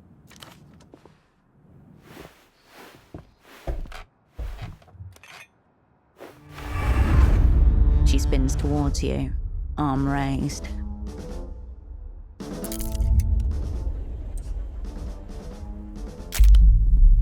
Your former asset is mid-lunge, weapon in hand, eyes trained on your neck. 2 cups worth of coffee beans are about to hit the floor. Times are once again dire, Operant. Your own shadow is turned against you. An advanced cognitive maneuver could win the day. An auto-injector loaded with a medical syringe. Oh, fuck. Bitch means business. Syringe contents, mysterious. A bioweapon hidden in a jar of biscuits. Assume the worst.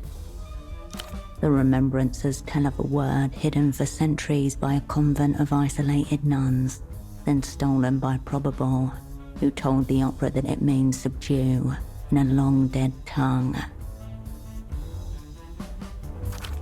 Too close, already in motion. Snatch it out of her hand. A single word to end this now. Worth a shot. SD hurtles towards you.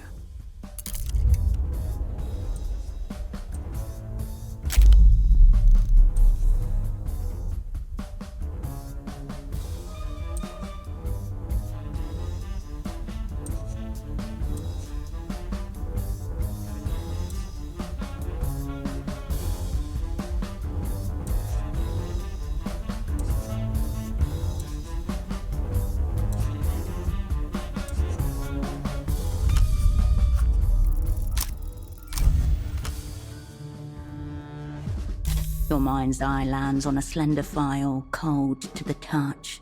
Its pages speak of a convent whose adherents speak an enchanted language, capable of rendering listeners powerless. At the foot of the final page, you find the word, karasukate, subdue.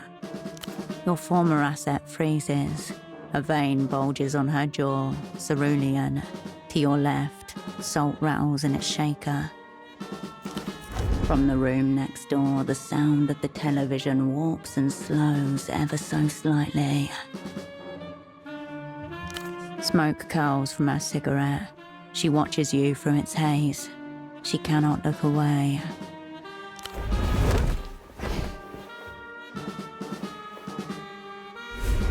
She staggers and sways, released from the word's control, limbs twitching as they come back online. How? A deep, choking gasp. She couldn't breathe. She pants, hair sticking to her forehead, still recovering from the command. The side reads sodium thiopental, truth serum. Ash crumples from the cigarette in her mouth. In the next room, her husband coughs. Good thing he's deaf, or you'd have both of them to contend with.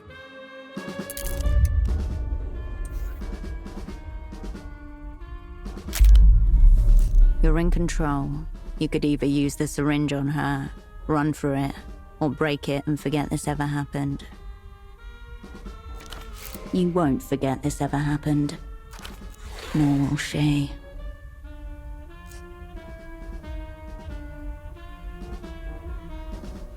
Stab you, obviously. You'd be proving her right about you. Be the better person. Show that you can be trusted. Which means she's less likely to chase you. She probably won't want to explain this little dalliance you're having. And you get to use this charming new contraption. She taps her right heel on the floor, watching you.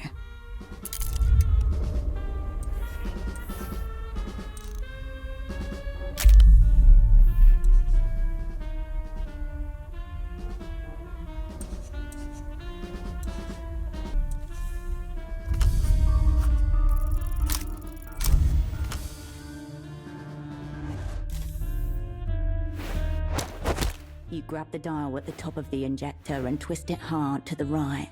Something snaps. You drop it and crush the pieces with your heel. Damn you, Herschel. The cigarette hangs limply from her mouth as she pushes her palms into her eyes. The palm push of surrender.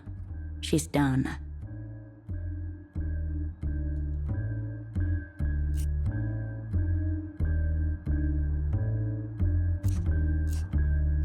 I had no intention of making you fucking coffee, Herschel. She glances at the counter, lowers her voice. I broke my new cafetiere when you skulked in. Fine, sit. What choice do I have?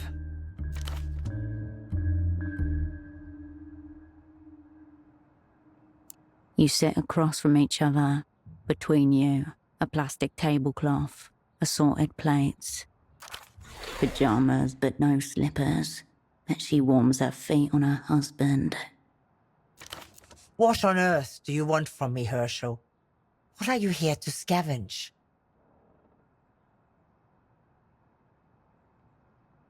She ashes her cigarette. The movement conveys a desire to do the same in your eye.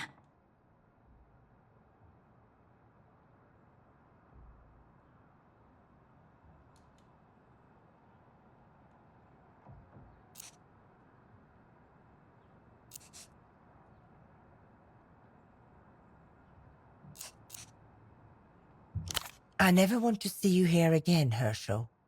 You didn't even bring an apology card. There was a card rack on the ground floor of photo 24. Could try it.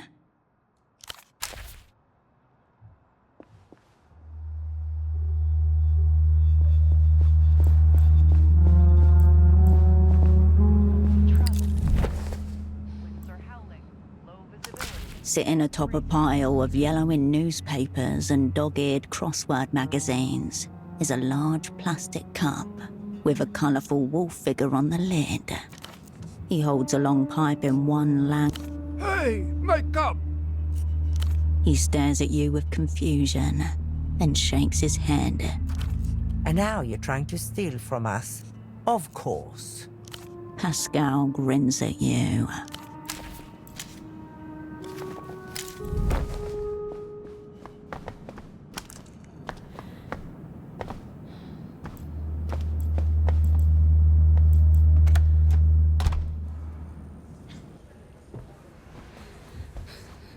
Finally get up to speed, Ramp. Just catching up on my shows. You see this one? Big and loose, supposedly. On the screen, a black wolf swings an iron slab of a sword through a row of chrome-plated adversaries. Arterial blood spurts forth in bright red gouts.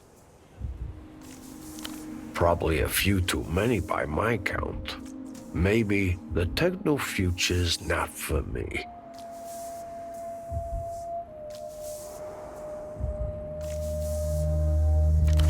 Reminds me of something else I saw recently. One of the opera's finest discovers her inner poet, then guts it out against one of Amter's most sadistic interrogators. Highly experimental, especially for syndication. An uncanny buzz in the air, as though a director might pop out of any one of those doorways yelling, "Cut!" But no one jumps out of anything. No one appears to fix your hair or tell you exactly what to say. It's just you, the man with the box for a heart and a few meters off. The maintenance man going about his lonely offices.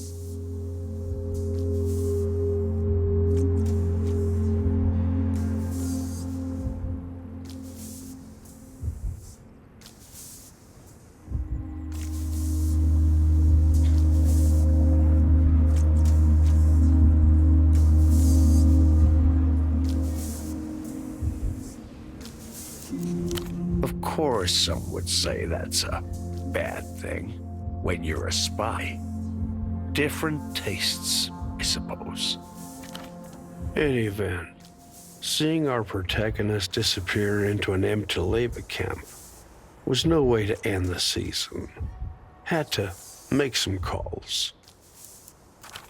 The girl, the paper heart. You know your role, operant. Play it.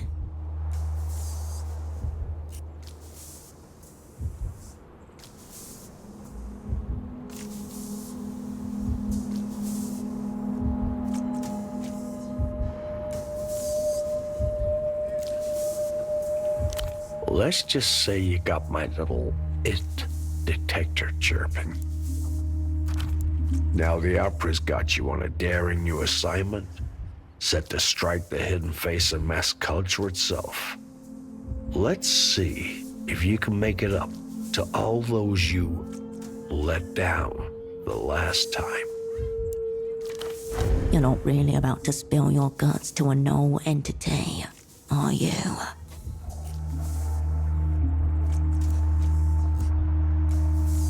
Take it from one who's been around. The bank didn't become the bank by taking the shit end of the term sheet. On the television, the Black Wolf's shadow extends over the last of his foes. A trembling angel lifts a bloody hand, pleading. Okay. Besides, there's others who may want a piece of your heart, if you're open to alternative bids. The jail's in your rear view by now. Any lead I offer would be redundant. Why give this to me at all? This isn't the bank, operand. No deposits. But a donation's a different matter.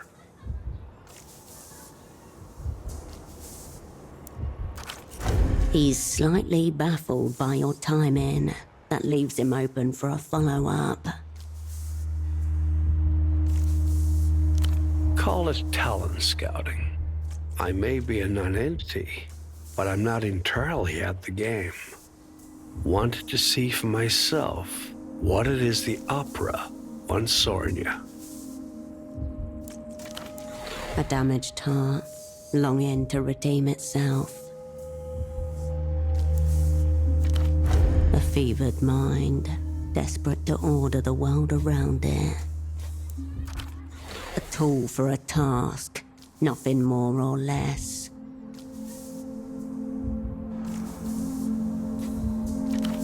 Another plaything of the stars, impelled by processes beyond its comprehension.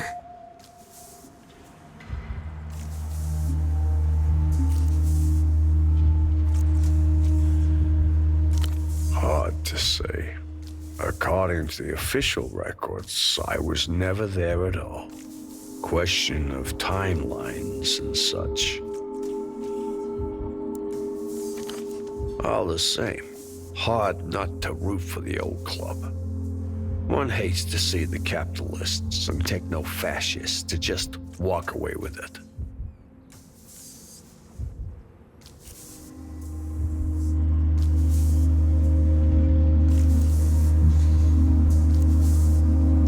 It is, but that doesn't mean the two have to be at odds.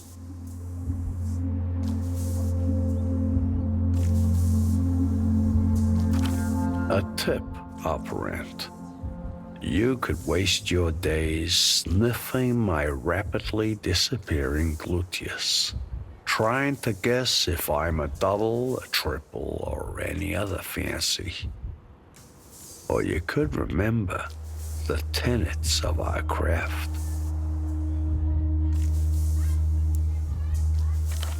Information has a half-life. At all times, windows close.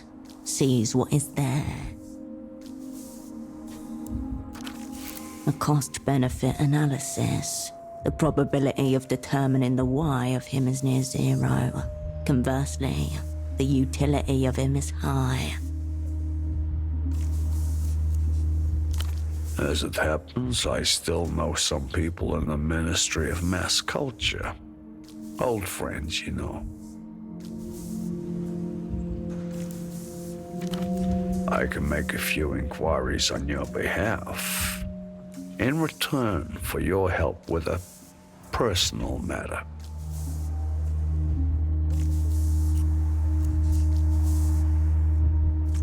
All very well placed, completely reliable.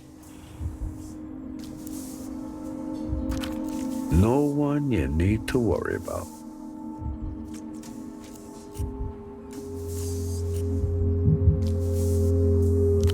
A debilitating thought. Good thing I've chosen my friends well.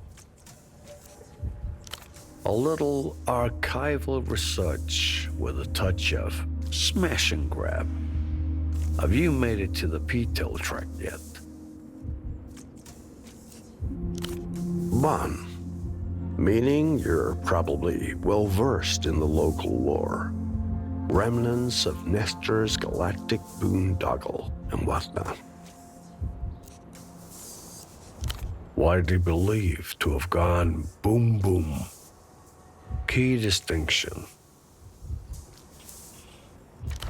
Fast forward some years. I'm in the Eastern Republics on a little job. Client has me hounding former leads in MTER's Public Perceptions Division. The bank's propaganda mob. My target's a retired filmmaker. I get him in a hotel bar, standard stuff, drinks and defection.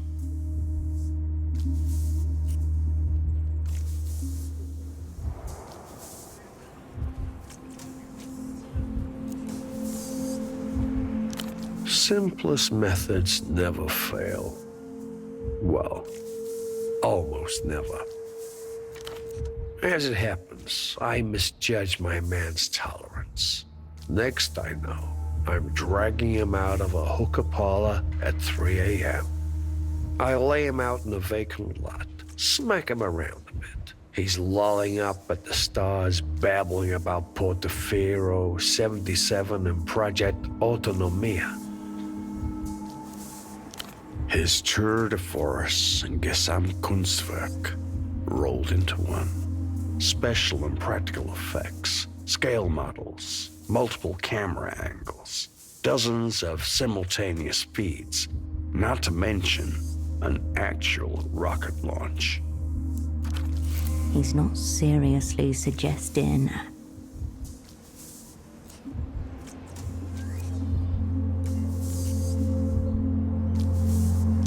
That's right. And I'll tell you what, that wasn't a weather satellite it was carrying either. Thousands, actually. All under absolutely massive NDAs. Morally indefensible. Legally impregnable. A devious species of lie. The entries are there but forbidden from circulation. Falsehoods and misperceptions enforced by phalanxes of smiling lawyers. No. What young Cascade saw was a pre-recorded video, seamlessly intercut and simultaneously distributed across the developed world. A miracle of misdirection.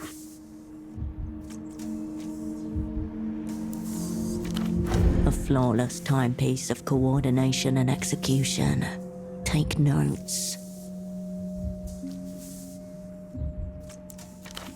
Above you, the last visible stars dissolve in the dawn light. Elsewhere, the bark of a small dog muffled by a window. Strange business hours.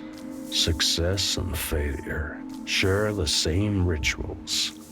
Relevant parties stashed somewhere nice and chilled. Records obliterated. Impossible to say for certain what is or was. By this point, my man's brain is practically cooking in hashish. Narration growing hazier by the minute. I stash him back in his hotel room, then call my client. Space lore, who gives a shit? As I mentioned, rinky-dink setup. No signs of it detected. Because I've got that iron taste on my tongue, a scent on the air. Nothing. Indeed. My target vanishes like a hooker at daybreak. When he rematerializes a week later, he's near frozen, zipped up in a gym bag in the unpressurized hold of a cargo plane.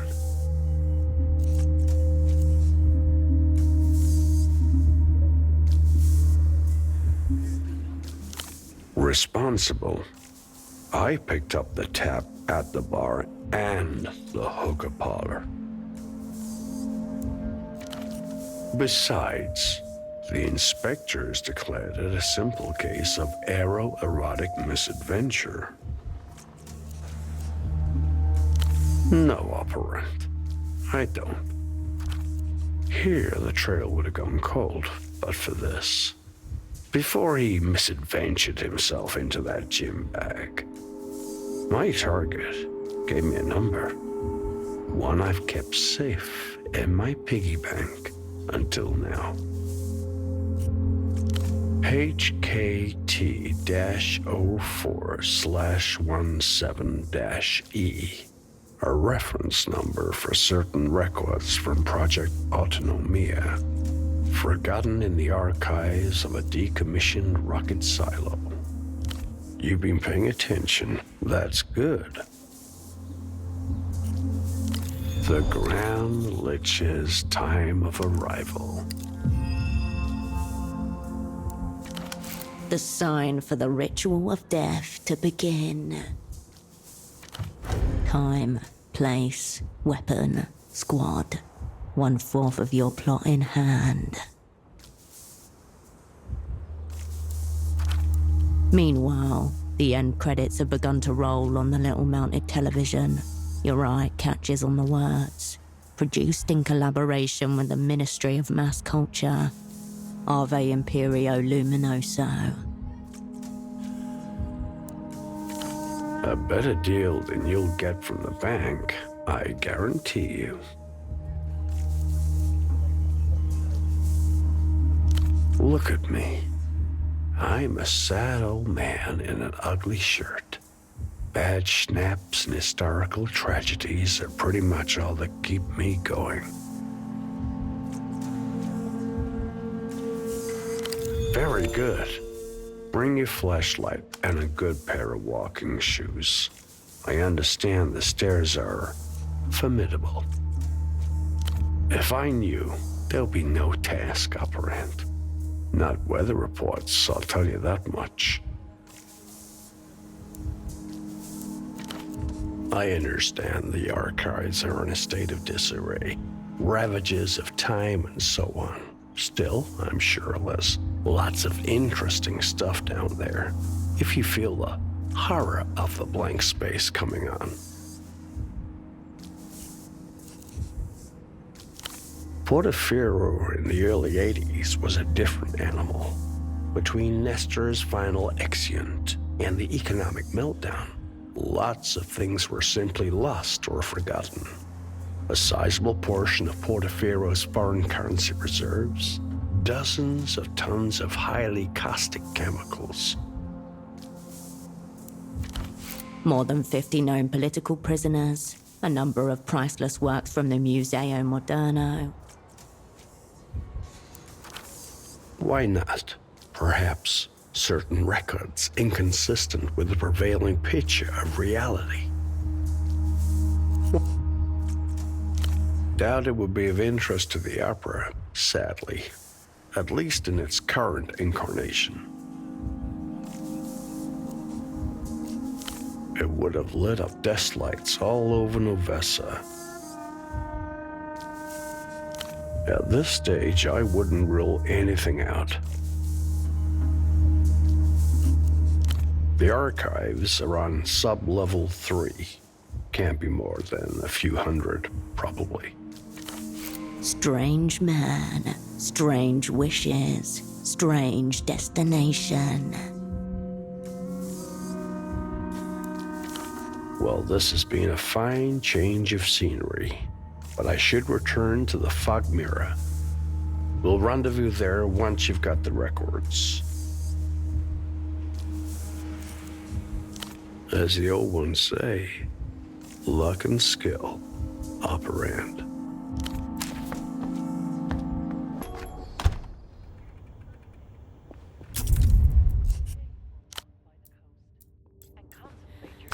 I'll print. Nothing, I'm afraid. Very well. Ooh, how bad is it? Tut, tut, tut. A bad operant indeed. On the rack over there, 2 options. One with a significantly higher grammage and absorbency for the discerning apology. I'll add it to the bill. She indicates a standing rack of magazines and greeting cards to her left. I'll be here if you require anything.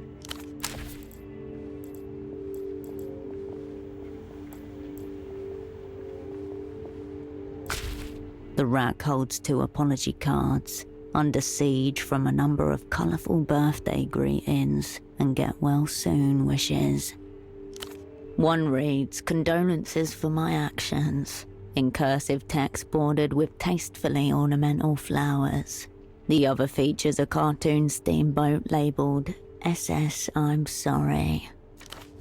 Bow, splish splash, tears our ocean. The soft pink hue, the artfully arranged petals. Condolences for my actions drips with tasteful remorse. Never underestimate the complicated lexicon of floriography. If those were daisies, then this would be an invitation to a bisexual orgy.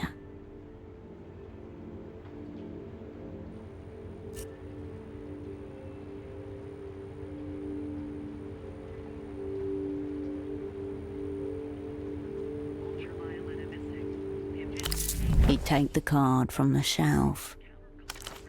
The photo lady's expression is unreadable as you turn from the rack. I suppose you'll be taking it upstairs to write your apology. Proper remorse requires a flat surface and a stable hand.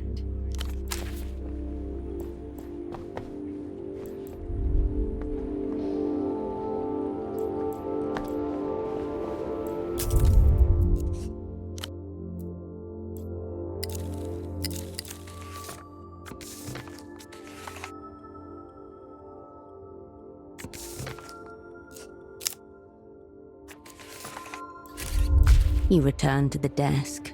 Everything is right where you left it.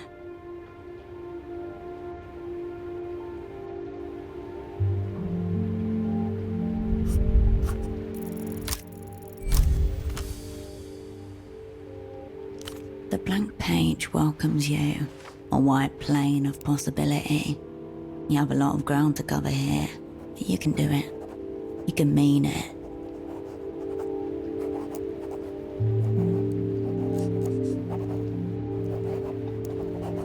You came to our house by surprise, out of nowhere, a ghost from the past. You could have written a note, waited for an invitation, at least taken her a little gift. You were overeager, selfish, focused only on your task. She has truly become her role, content, peaceful, looking forward to her retirement with a loving husband. You don't want the memory of your incompetence to sour any of her enjoyment. You look at the note, watching the ink dry. It is a masterpiece.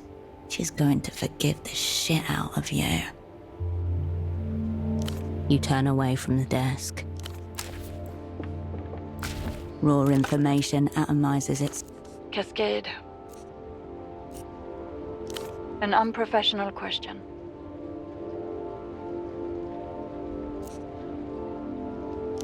Her sigh crackles in your ear. It was fine. Almost over. I packed the supper for the train home. Nothing special. Just my usual. It's a long journey. Not much to see. Nothing to do. Especially after dark. Mostly just my own reflection in the glass. City lights zipping by. It's peaceful. Maybe. I've certainly had the thought. What would I do if I saw you one day? At large in Ovessa like a real person, and not just a little photograph paperclip to a file.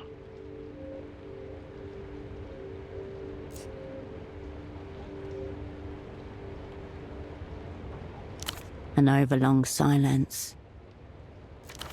Damn. It isn't. Or the latest one isn't. I don't know when they replaced it. 92, maybe? When you were the worst disaster of yourself. You look angry, but also quite fragile. Like you've woken up in someone else's body. I like it. Not right now, not in theater. You're playing a part.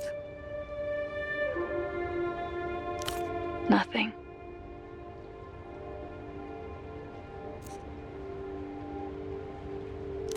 I'm sure, but I can't. My job is to be your tether, not just to the opera, but to yourself. In theater, work can be excruciatingly lonely. You spend all day hiding yourself from the world, acutely attuned to a million possible threats. It's amazing. I don't know how any of you do it. Hear that? She thinks we're amazing. I can't be your connection to yourself if you're also connected to me.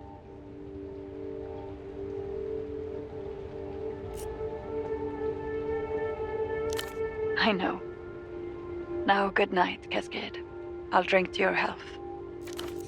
A click, and she's gone.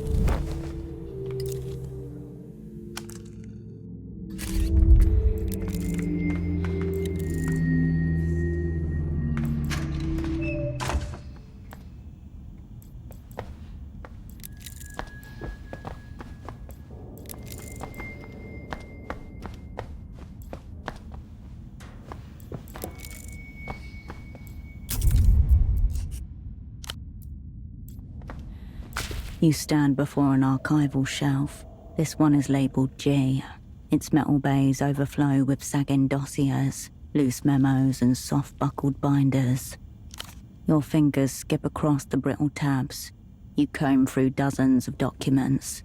It is slow, monotonous work. Until... Your index finger instinctively alights on a thick maroon folder. On its cover, a seal dulled to black, and a title, Proyecto Autonomía. Concentric circles, with words curving around the edges. Post-mission report, 77. Old wax flakes under your finger. Hundreds of heavily redacted sheets. An executive summary, various logs, telemetry, personnel files. The rituals of a bureaucratic autopsy. A brief survey of the document aligns with what you know. In 77, Portaferro attempts to launch a manned weather satellite into orbit. However, within minutes... Redacted T+763, redacted. Vehicle, redacted. Crew, redacted loss. Redacted, critical, redacted. The post-flight review suggests critical engineering faults led to the unscheduled dissolution of the spacecraft. No other details. For a moment, you're back in that classroom, staring at a great plume of smoke on a small screen, rising and rising, until the feed abruptly cuts out. The entire crew is marked lost. Their names and positions are included on the next page. 1. Commander Esteban Roque, Flight Operations. 2. Lieutenant Ilya Markov. Payload Oversight. 3. Lieutenant Naira Celia. Comms and Telemetry. 4. Dr. Juno Avray Straniak, Psychologist and Neurocognition Analyst. One of these things is not like the others. Dr. Straniak's responsibilities are listed as maintaining crew morale, ongoing performance management, and evaluating cognitive stress. Horrifically vague, yet ominous. Here's a thread to pull at. In the weeks before launch, he conducted multiple psychological evaluations of his fellow crew members, which are included here. The assessments are grouped and associated with each member of the crew. Commander Roque's self-worth tied to performance. Lieutenant Cillier exhibits maternal anxiety pattern and clings to her position as caregiver. While Dr. Straniak has concerns about Markov's dissociative tendencies, he suspects the trait may ultimately be beneficial. According to the remarks, enter in sustained, prolonged host-reception state during which minimal autobiographical bleed-through is preferable. This isn't any psychology you recognize. It's all esoteric neuroscience and qualia. Across all 3 assessments, the language is strikingly consistent. He rates each of his colleagues for narrative identity, perceptual decoupling, and emotional flattening. The doctor circled his last name twice and wrote below it, Grenzen sind Illusionen, alles sich zurück. Boundaries are illusions. Everything looks back. It's the motto of the Polytechnic University of Treffe, one of the most advanced and controversial experimental psychology departments in the world. At the bottom of the page, a note. Additional notes may be found in Appendix D, AZK-11/05-J. Launch sequence begin. T-minus 10 seconds pre-ignition. Systems nominal. T+0 seconds ignition. T+85 seconds max Q passed. Telemetry is steady. T+150 seconds main engine cut off. T+155 seconds stage separation confirmed. T+160 seconds second stage ignition. A jagged cathedral, wreathed in smoke and flames, quivering against a bruised sky. Eyes meet across the cabin, the same terror and wonder reflected as metal screams around them. T+243 seconds, readings remain optimal as the vehicle ascends. T+260 seconds, redacted. T+271 seconds, redacted.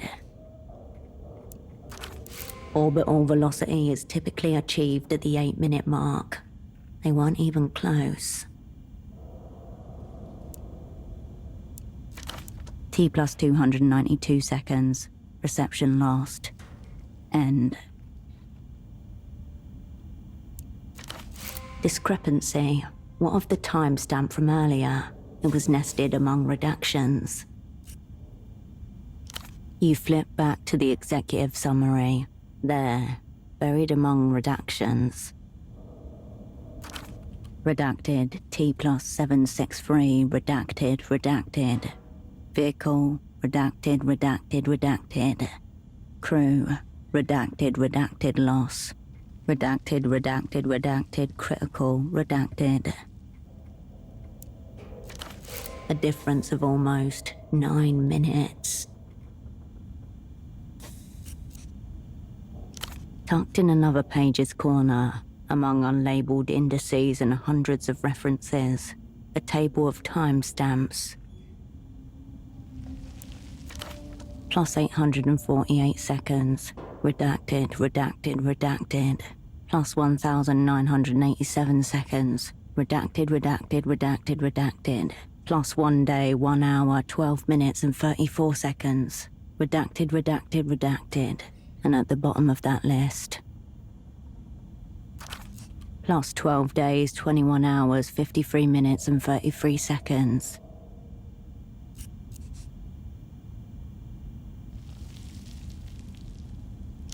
You stare at the sheet, questions swirling. By the final timestamp, a footnote pointing to a document. See SUP Housekeeping and Transmission Storage, HKT-04/17-E. It must be here somewhere. You go over what feels like every folder on the shelf. Nothing matches the reference ID. The other shelves around you seem to lean in, as if expectant. You let the old shelf be.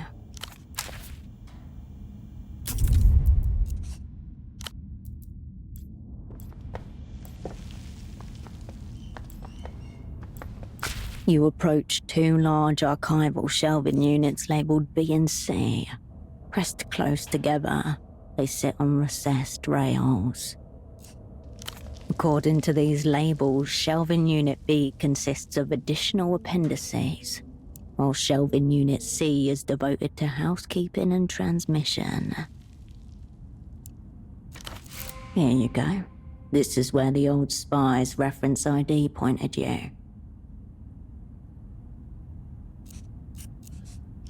The exposed side of Shelving Unit C is nearly empty. Just a few emaciated folders and spiral-bound reports. If what you're looking for is still down here, it must be on the other side. They're too close together. You shine your flashlight beam into the narrow gap between them, but all you can make out are rows and rows of angular silhouettes. Full of untouched materials.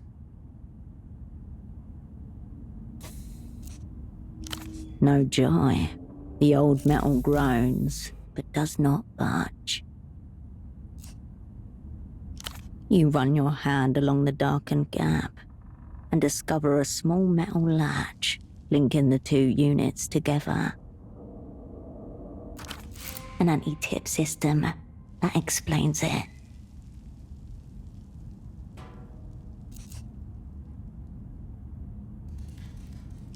You disengage the lock on this shelf. The old shelving unit groans like a wounded bovine, but still refuses to budge. There must be another latch on the opposite side. The job's only half done. Approach shelves B and C once more.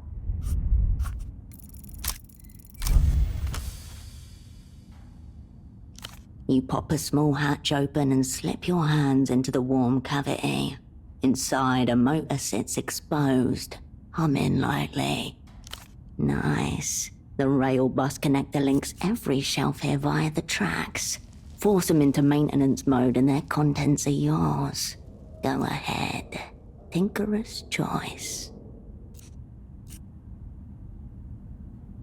You look for a loose screw along the panel and quickly find one. A few twists and it's yours. You place the screw horizontally across 2 safety pins, bridging them. Around you, motors begin humming in unison. Unseen locking mechanisms come undone. The shelf slowly moves along the rails. As it settles into place, its neighbor follows suit, clearing the way. The sound of grinding metal echoes throughout the silo, rising and expanding like the tolling of a great gong. Much louder than you were expecting.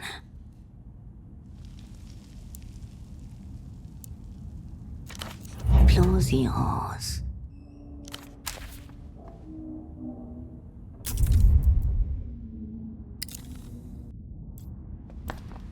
You approach the open shelving units. Newly disturbed dust hangs in the air. The shelf is thick with nearly identical records, special plastic binders meant to contain paper records and disc-based media.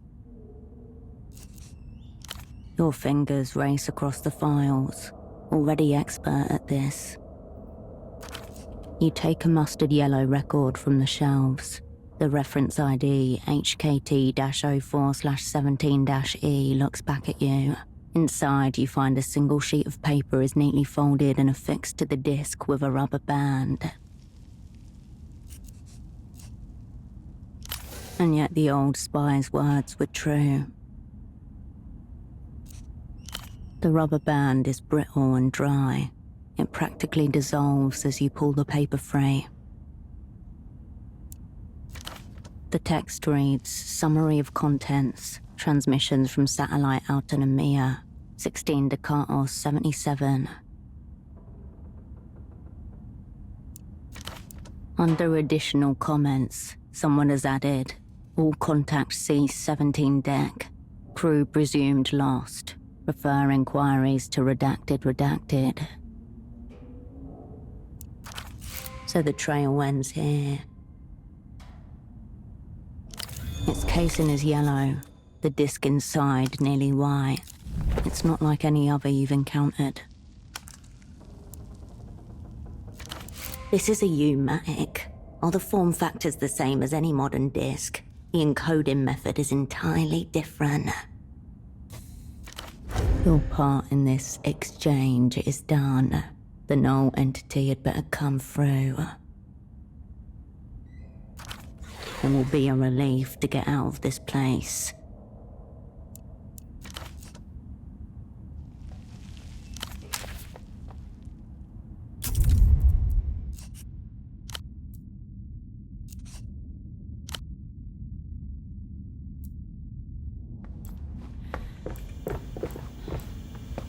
The control unit idles in its cradle, lights soften to a tired glow. No reason to fiddle with it at this point. Thank you for your service.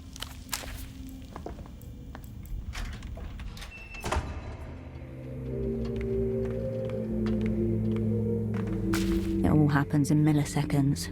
A sharp blow to your elbow, the flashlight flying out of your grasp. The inverse flash of sudden blackness. An instant of sheer confusion before the panic can kick in. In an instant, all the air in your lungs evacuates. Only then do you realize something has struck you with great violence.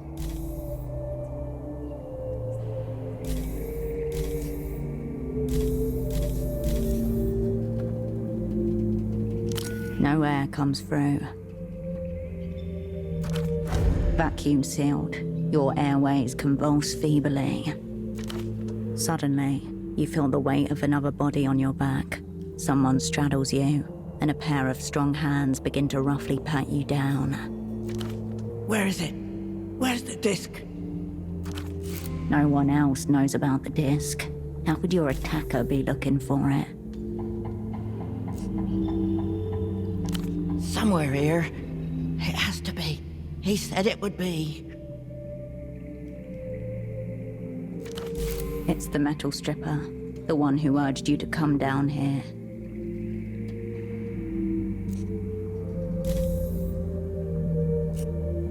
That's it. Stay nice and still, you foolish woman. Yes, nice and... Where? You feel a tug as she begins to pull something from your pocket. Suddenly, the weight upon you disappears as your opponent dismounts you. The footsteps patter away into the darkness. Either she can see in the dark, or she's got every inch of the terrain memorized. All right, gang, just breathe. Let's take a moment to gather ourselves. You take a quick mental and physical inventory. You have just been caught off your guard and mugged by an insane woman at the bottom of an abandoned silo. You'll need some time to process this. The room is empty. Your assailant is nothing more than the clanging echo of her steps on the metal stairs above you. Insane, maybe, but not random. Whatever she was looking for, she found and took. You pat yourself down and look through your pockets. Only one object is missing. The red disc you found on Pseudopod's body. There are no common muggers at the bottom of abandoned rocket silos. This was targeted. She knew you had it on you, and was looking for one thing only.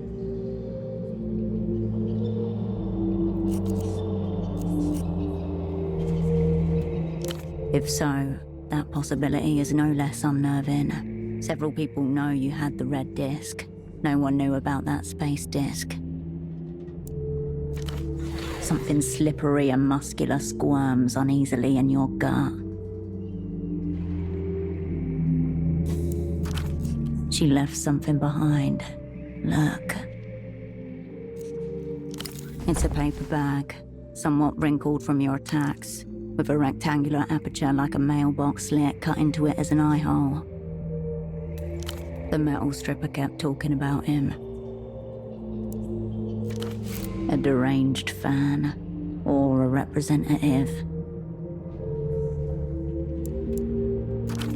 At least you have a lead, of some kind. You should return to the surface, operant. You have questions that need answering.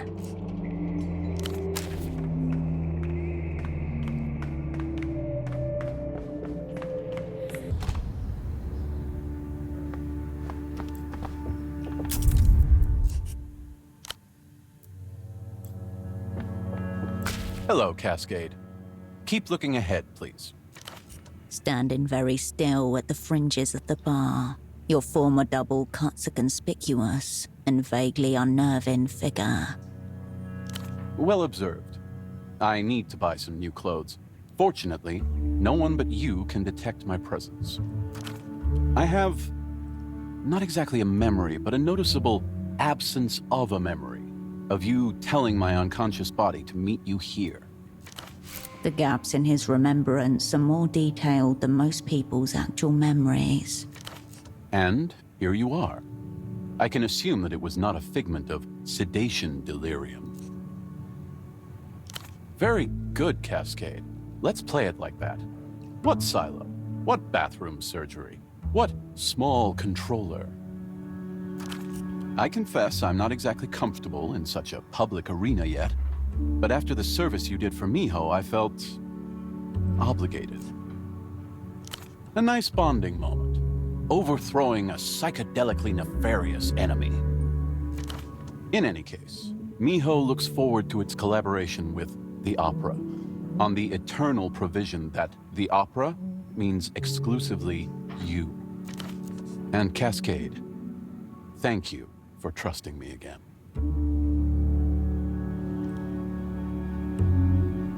Of course, Cascade.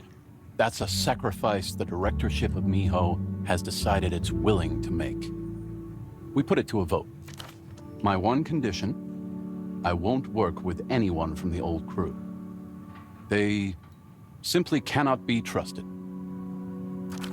His voice is reasonable, calm, utterly at odds with the sparks of fear behind his eyes. A reanimated narc? A ghost cop? Unhinged, yet intriguing. I'd consider it, but only out of grim curiosity, if I'm honest. Though it's unsurprising that his consciousness left some kind of impression upon the terrestrial plane.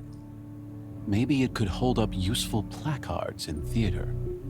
Cascade, I myself may no longer be compromised, but everything I said about the crew still holds true. We were betrayed once. Now we are contaminated, cordoned off, hazardous. The shape cannot be reformed. A lost cause. He's not going to budge on this one. Kindred was already susceptible to all sorts of manipulations, primarily yours. And after a stint in enemy captivity, it might not even be Kindred anymore. For all we know, she's Weeping Eye now. Techno-fascist to her core. Absolutely not. If non-lucid is the order of the day, I would rather pick a vagrant myself. There's one in the Hill of Pigs who claims to be able to hear microwaves. I trust you to find new allies worthy of our assignment, Cascade. Breezy. I was aware that the brain itself has no tactile receptors, but nothing prepares you for the realization that what it feels like to have a head is entirely dependent on the surrounding skull receptors. No, it doesn't hurt. Nor does it, as famed anthropologist Gerardo Muela claimed, open one to the visions of the night sky. But that's for the best, I suppose. Nonsense, Cascade. But then again, the world is always many things at once. Of course, we were sitting in that booth over there. Taxman, S-Doc, Virtue, you, Radian, Kindred, me. I'm hardly going to forget the most flagrant breach of stagecraft I've ever committed in my professional life. Even after the crew collapse, he didn't destroy it? Schoolboy error. Though the true error, of course, was taking it in the first place. Oh well. Because it was your birthday. But you're not, are you, Cascade? Not quite. So, along we all went, for you, despite the risks. And why, we'll do so again, in some form. You mean a game of hypotheticals, Cascade? I enjoy hypotheticals. They fall somewhere between fiction and so-called reality. Give me the parameters. The what is obvious, zeroing out a major illusion diplomatic figure. Now tell me, how and where? Plot dead on arrival, Cascade. Don't do it. The biggest question in this scenario is, how are you even going to get close to that boat? It will not be docking in any commercial port, and in fact, might not even dock at all. They may stay offshore and send in the delegation via a disguised barge. You can almost hear the warm hum of his brain as it processes and cools itself. So, if your plan is dependent on being able to get a bomb on board, high probability you're putting yourself in a position where you're going to have to improvise. And high-grade explosives do not lend themselves well to improvisation. Probable conclusion. You end up having to plant the bomb in some other location, a tuk-tuk or a tram, probably. Civilian casualties abound. Unless you enlist a depressive or fanatic to charge into the boat on a smaller vessel. Neither to be trusted, of course. Say you do. It's still a suicide mission in all but name. But let's suppose you already know that and don't care. The more important problem is that you're not getting your hands on a device with the yield to sink an open water vessel. So, whatever bomb you do place requires extreme precision of placement. Now you're in a scenario where you're trapped with your targets on the same contained location that you're aiming to destroy. Highly unfavorable. My mind's burnt out from last time, Cascade. Give it a bit more time. I'll be here, Cascade.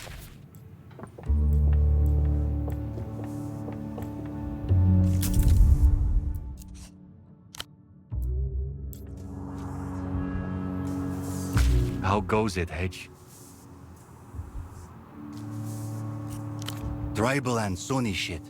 Read about it in a magazine years ago, and been fascinated ever since. Supposed to sound like a human scream. Horrifying.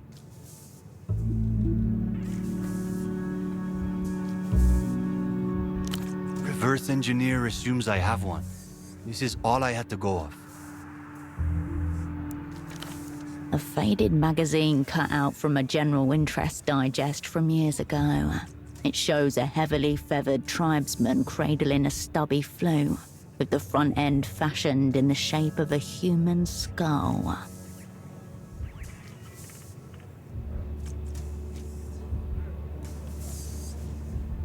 Pretty much.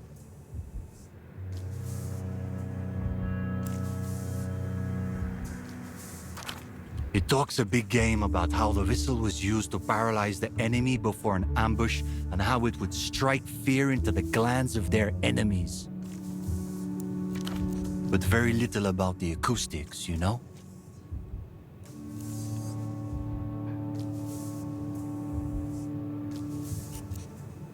It kept me going when I needed it. Cavities in the shape of our fucking mouth and throat apparatus. Adding the leather strip as a vocal cord surrogate really helped. Just need to figure out how to tune leather.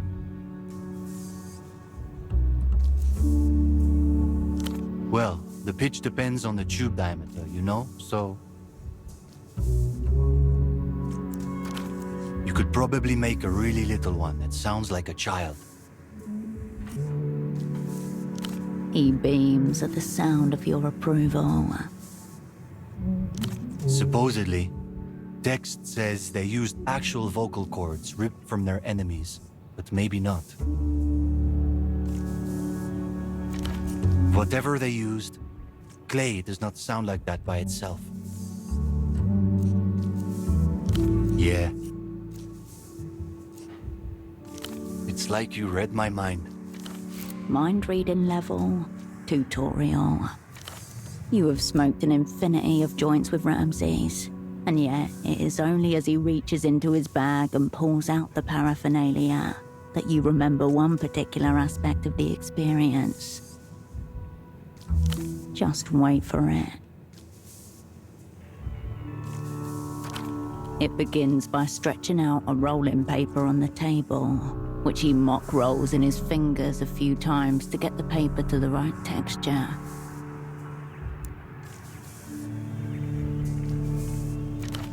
And then keep waiting for it.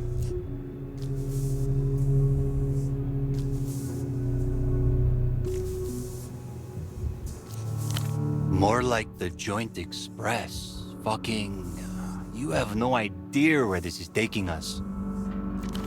He starts to pick apart the nugs by hand, a process which gets incrementally slower with every minute as his fingers grow stickier and stickier.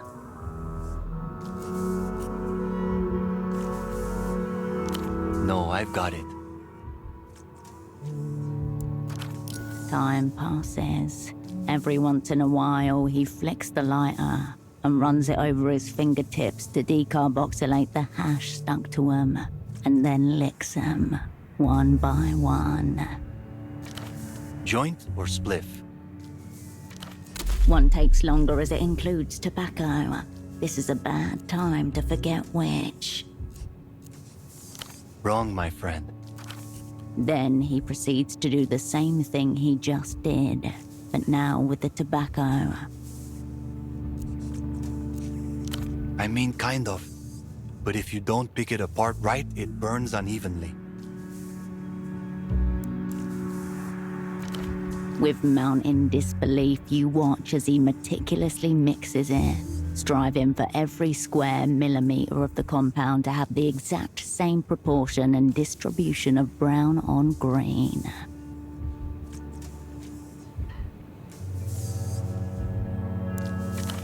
Five to 1.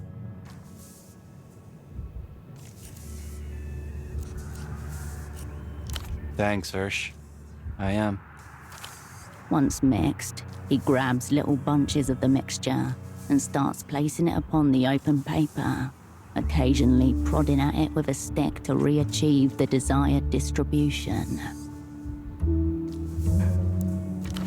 Next, Ramses pulls out a notebook and starts to tear a rectangular strip of paper out from the corner of one page to make the filter. Air and the clashing smells of fragrant weed and stale beer fill your lungs. You feel something like peace begin to come. All right, nice. Halfway through.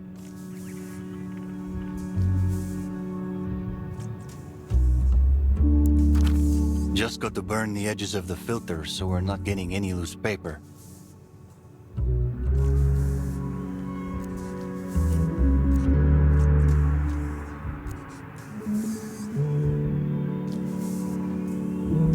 Once trimmed, the filter is rolled, including a fun little squiggle in the middle. He tests its diameter and springiness by squeezing it softly between his fingers. All right, that's gotta be the last step. Apparently finding it wanting in springiness, he starts anew with another page corner. And so the time passes. Finally, he is using the back end of a match to pat the mixture down. All right, one spliff coming right up.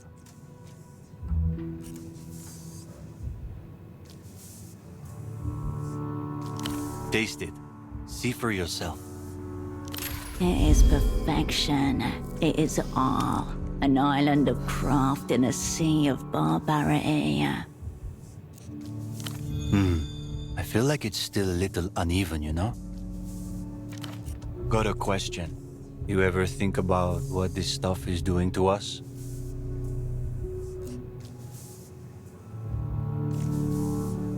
Yeah, but I mean, this is some kind of vegetable life we're inhaling, getting it into our minds. What if we're like fucking becoming one? He's right. The vegetables are probably setting up home in your brain grooves right now.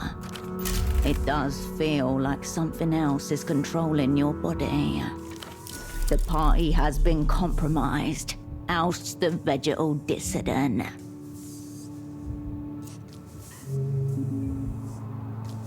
What? Hirsch, no, I'm not a vegetable. Not yet, at least. Think about it, all I'm saying. Something as good as that always comes with a cost. You finish the rest of the joint in a rhythm of inhales.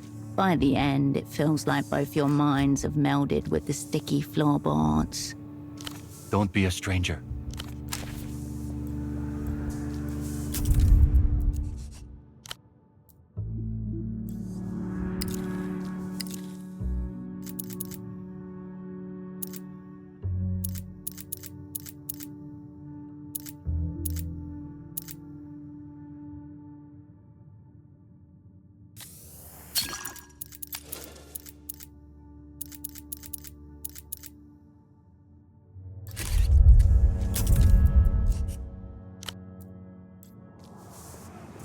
Operand, you look like you've been put through a shit extruder.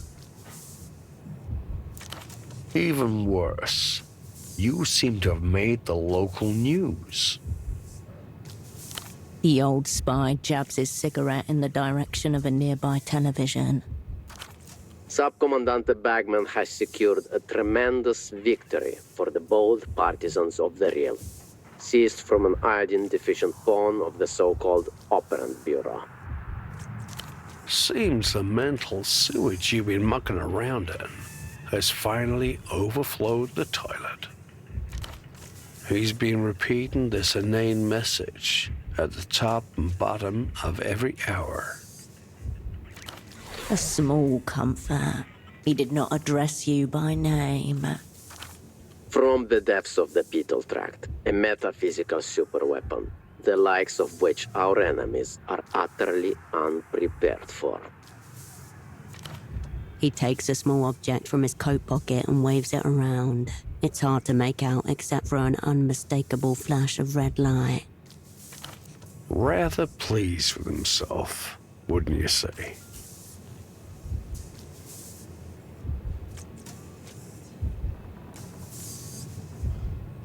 If you're capable of facing your reality situation directly, stay tuned.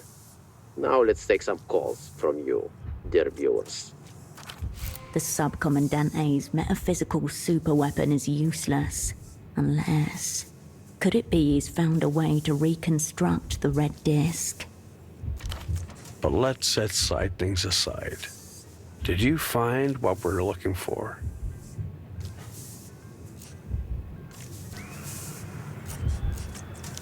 Till next time, Operand.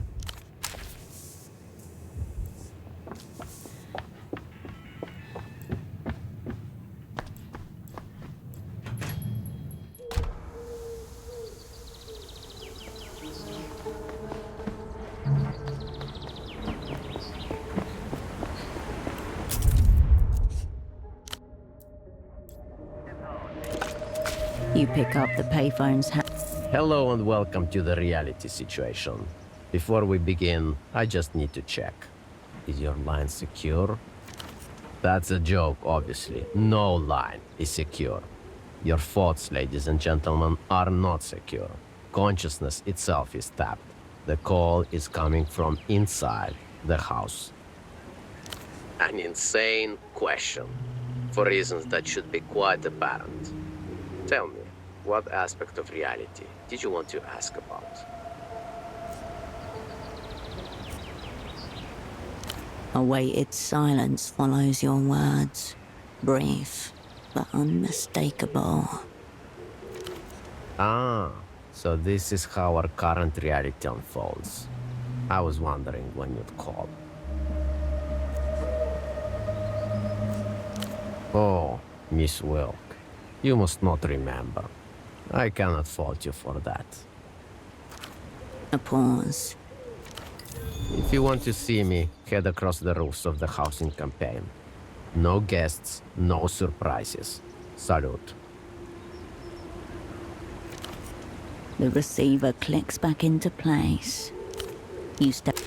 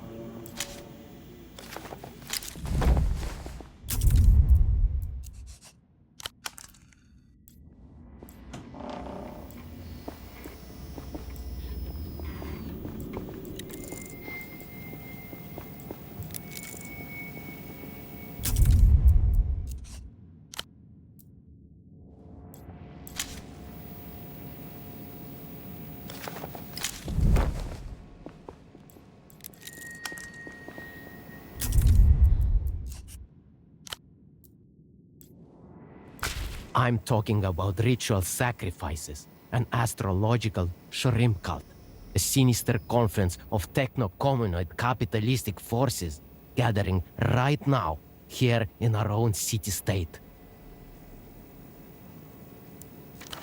Surrounded by cameras, the man with a bag on his head waves vigorously towards the board next to him. Overheated gestures to match his rhetoric. And now, we've captured one of reality's over-fluoridated toads and brought them here to face you, live. Miss Wilk, if you please. No way. You are not here.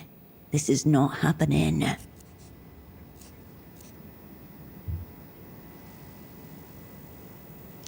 Do not fear and do not resist.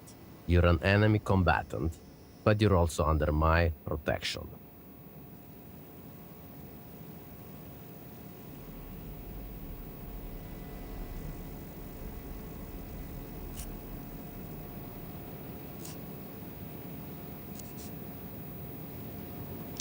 On the contrary, you're one of our most popular guests.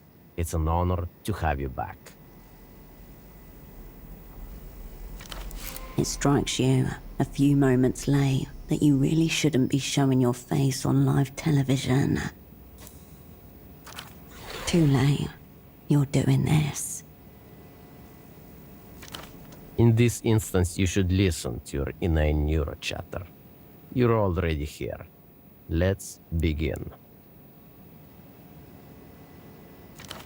Hold on. How did he? Let's not pretend this is a friendly interview. You've come to seize the metaphysical superweapon we expropriated from you. Fortunately, unscripted conflict makes for excellent television. And now, Miss Wilk, you're on the reality situation.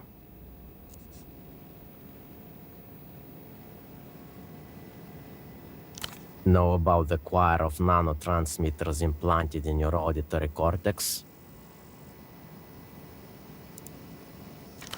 Don't listen to him. We're real, Herschen. Please, we've been over this many times.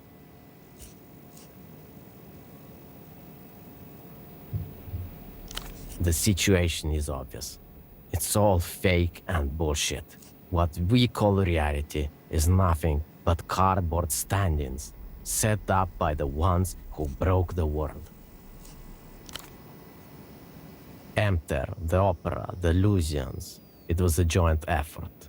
The basic facts of the story have been well established. Year 0. Some highly credentialed necrogoblin pulls a pin loose, and the whole fabric of reality comes apart. They've been trying to put it back together ever since.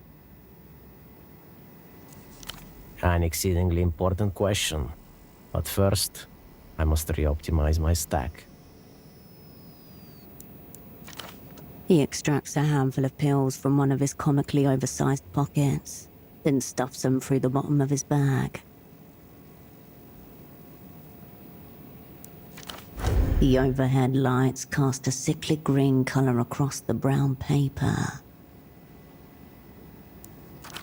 The trouble began as it often does with the signature. First, they burned our calendars. They promised it would take 7 years to restore the world to its previous state. They were wrong. Now it's the year 96, and these sentient boat shoes are changing how the clocks work, as you well know.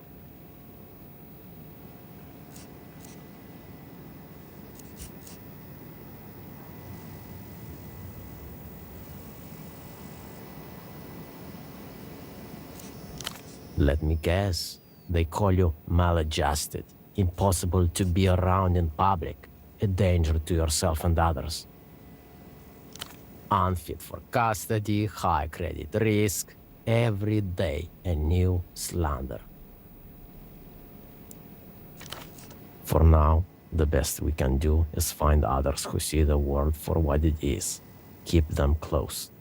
Let the rest mock and criticize. They are addicted to the illusion.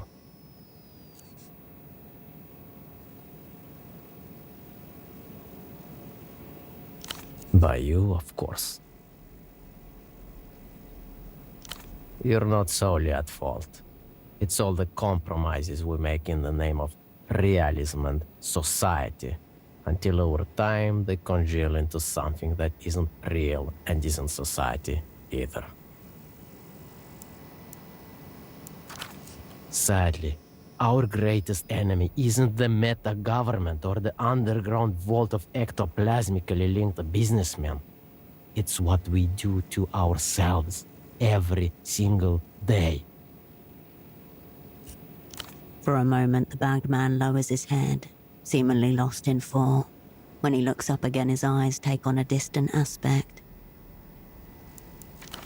It's like he's not looking at you, but rather someone with your same name and face standing in the exact same place. To defeat the reality entirely would mean regression to a prehistorical consciousness. skulking around on four limbs and living in trees. The social sphere reduced to ritual grooming and a few ochre cave scratchings.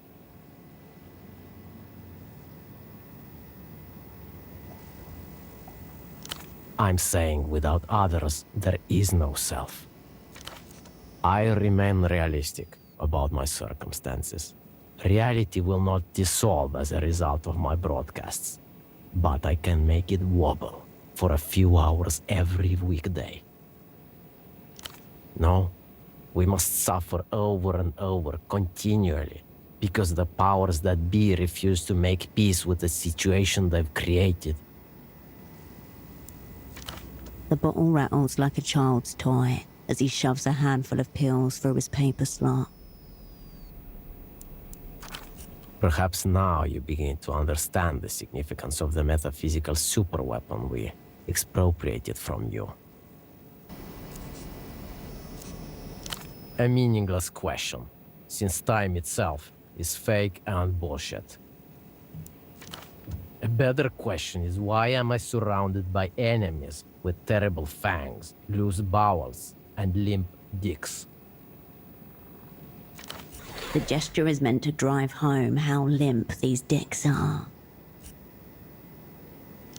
An officer of my rank is a high-value target for reality's assassins. Thus, I'm obliged to wear a bag on my head and piss in cups like an incontinent truck driver. Where to begin?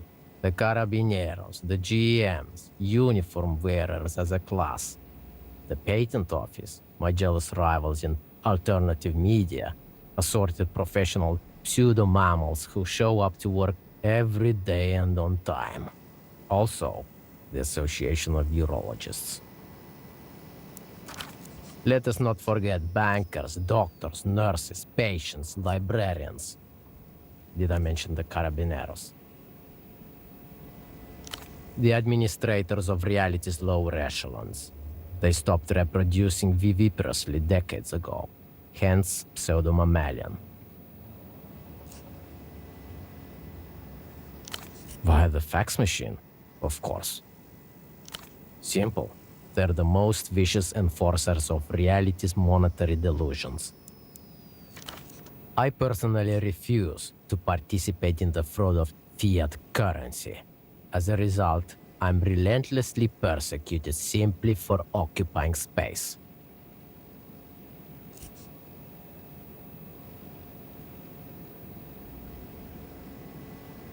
And if they can just conjure it out of air, it makes you wonder why they don't just make more of it. Inflation is the answer. No, I cannot deceive you. This is a brutal grinding campaign, even with a finely honed supplement stack such as that found in my proprietary Ascension pack. To my great shame as a guerrilla media partisan, I have occasionally been forced to repeat certain actions.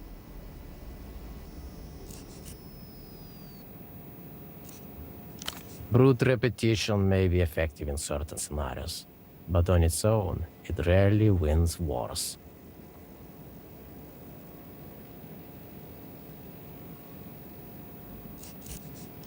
I've witnessed many iterations of reality. The powers that be deem it dangerous. They're correct.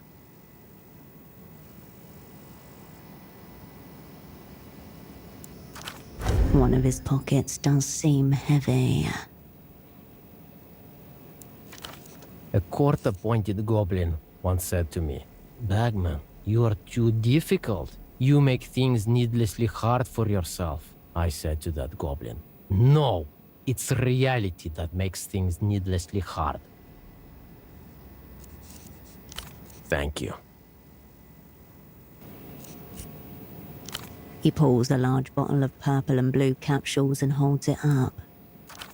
Regular viewers are more than familiar with my Ascension pack, a proprietary supplement stack developed with rigorous research and absolutely heroic amounts of L-theanine, GABA, and B vitamins. The camera aperture whirs as it zooms in on the oversized pill bottle. Every purchase contributes directly to supporting our partisan media offensive. Available now, direct from The Reality Situation. Your support is appreciated.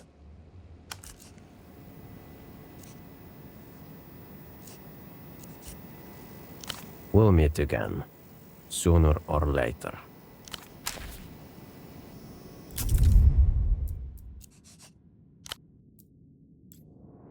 And what about our once sturdy pony cigarettes? Miss Wilk, welcome back to The Reality Situation. Returns. You think the bootleg bazaar is the real thing? They've got 3 more set up in aircraft hangars across Coulange and the Eastern Republics. That's where these filthy collaborants practice their scripts before being shipped here, to put on their performances day after day like a dirty traveling circus. In some ways, he is correct. People often perform for someone or something, mostly themselves. Baby steps on the path toward critical reflection, but we'll take it. Still not convinced? Have you noticed that there are always GMs telling you where you can and can't go?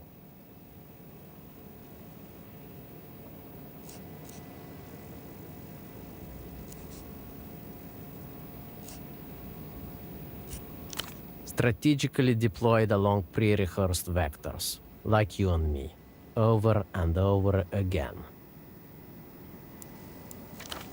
I let you in on a little secret.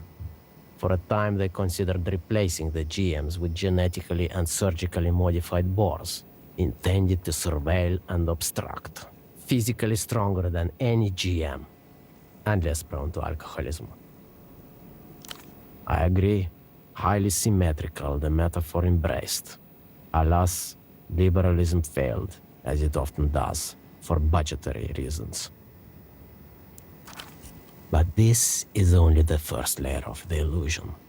Once your eyes are open, you can't stop seeing.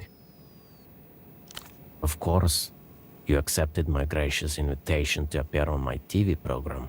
Unfortunately for you, this was a devious pretext to expose one of reality's toadlings to my loyal viewers. A small sign lights up above one of the large cameras. It says, "Applause." For now, at least, this reality favors the bold partisans of the real. This is why you've come on your hands and knees to beg for the metaphysical superweapon.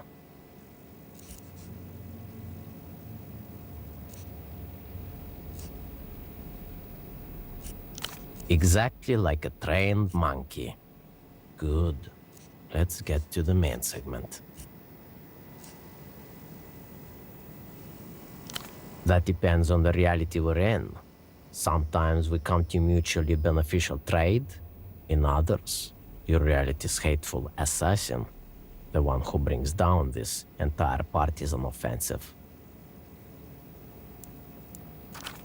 In a select few, you become my most trusted partisan, my lieutenant prophet. And in some, we never meet at all. Since you have nothing to trade, I can only deduce that we won't be making an exchange today.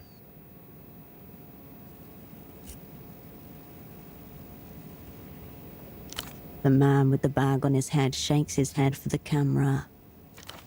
Seeing as the metaphysical superweapon is already in my possession, I anticipate that one, or both of us, shall die.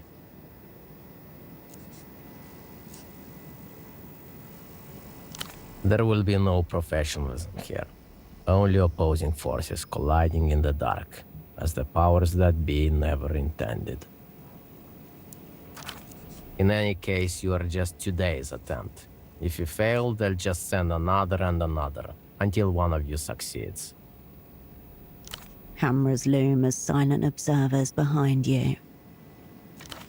That's right. Wave to your longtime fans. They've always got more copies. Your data records all backed up in the mysterious Satellite Facility B.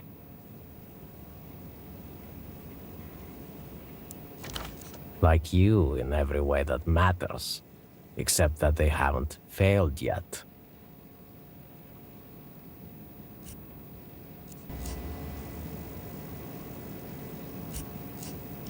Though the medium is neutral, the information is imperfect, subject to all the normal human flaws. All that remains is to figure out which you we're dealing with this time.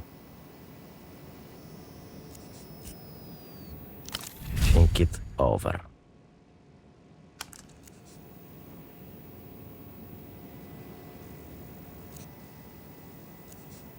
First off, let's dispel the pretenses. My loyal partisans are all too familiar with the ancient astrological ritual you're here to take part in.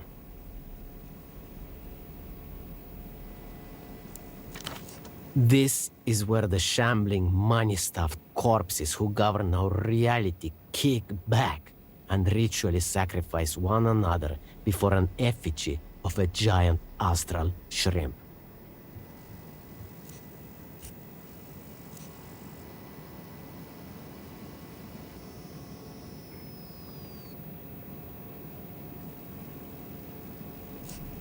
Astral shrimp, yes, which in their feverish imaginations the money men claim fell from Canopus and granted them dominion over humanity.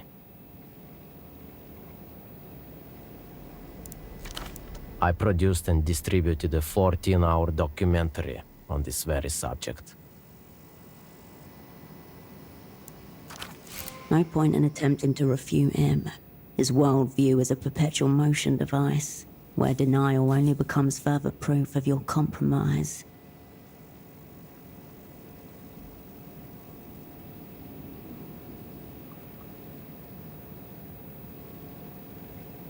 Do you hear that, viewers? Straight from the mouth of the string puller. 2 shrimp. The ritual goes by many names, depending on your source. Elite turnover, creative destruction, the scapegoat mechanism. In all accounts, however, there is one constant. The shrimp demands blood.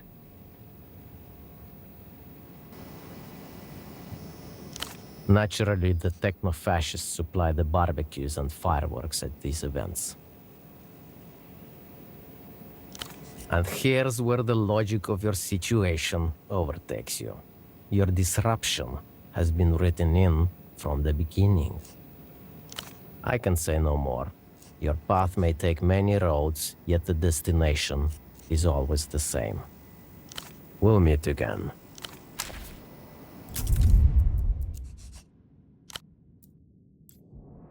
Miss Wilk, welcome with absolute thank you. Finally, you're asking the important questions. But first, let's recap the journey of this extraordinary object for the people watching at home.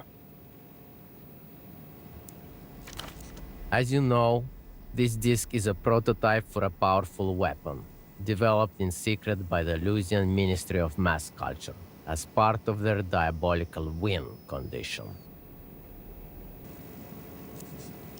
And yet, somehow this prototype finds its way into the hands not of the Weeping Guy, but a high-level Emter operant. You think this is a coincidence? Which brings us here. The next time the disc appears, it's in the possession of the so-called communists of the opera. Kindly explain this coincidence to the people at home.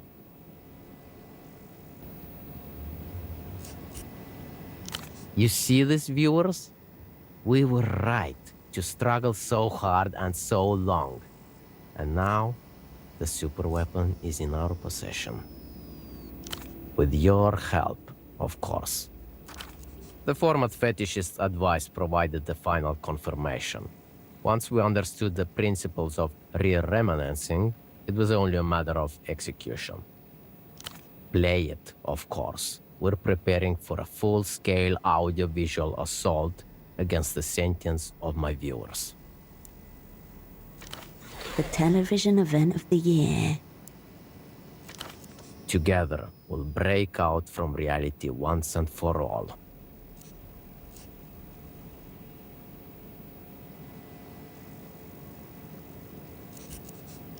The self won't go quietly, like a sickness fighting its cure. It must be taken by surprise. Our partisan offensive is reaching its crescendo. With our metaphysical superweapon, we'll soon achieve breakout. This man has thousands of daily viewers. Innocent civilians, children. A metaphysical superweapon could make the difference in your assignment. Better in your hands than his.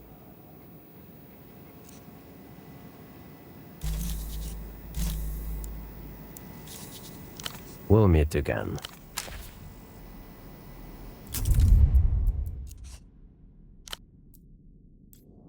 Miss Wilk, welcome back to the reality situation.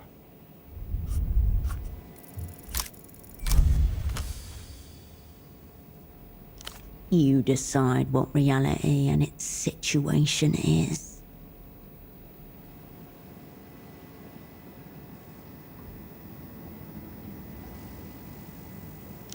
I don't believe you. We've never been in this reality.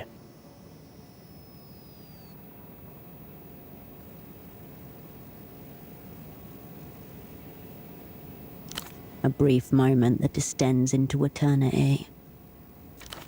Take your disc, Miss Wilk. I hope you're proud of the depraved and stupid reality you've created.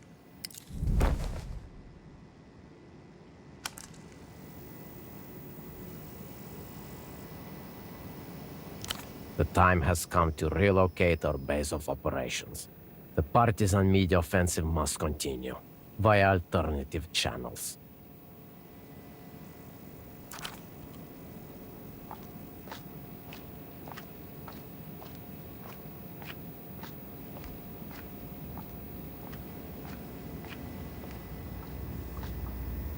A wave of stale body odor washes over you as he exits the studio.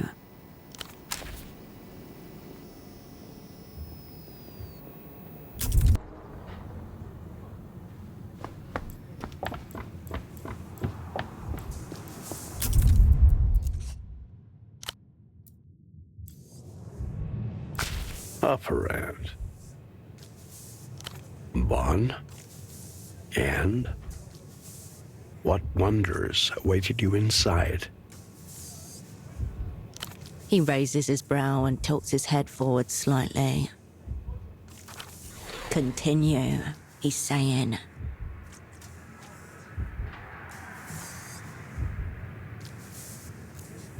Trebon, you haven't disappointed, Operand.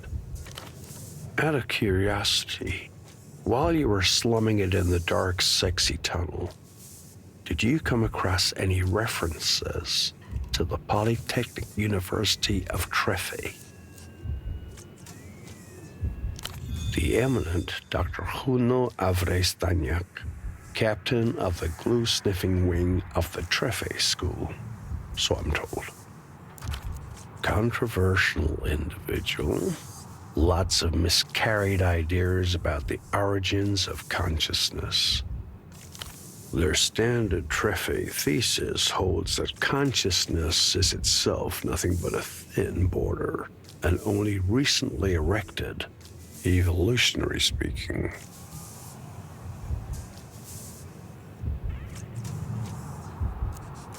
Lots of competing explanations, take your pick. Some hold that we were simply like other mammals, driven by unconscious instinct, just in a more complex dimension. That's your so-called conservative wing. If you read their output, which I don't necessarily recommend, you'll find it's built on some esoteric interpretations of ancient poetry, old Capoblancan burial practices, that sort of thing. Freaky stuff, according to most. His own, the glue-sniffing wing. He thought the astrologists got it half right. It's not the stars talking to us. It's our distant progenitors. Meaning we were once part of a single universal consciousness, galaxy spanning, as he had it. All minds threaded together, knowing and feeling as one.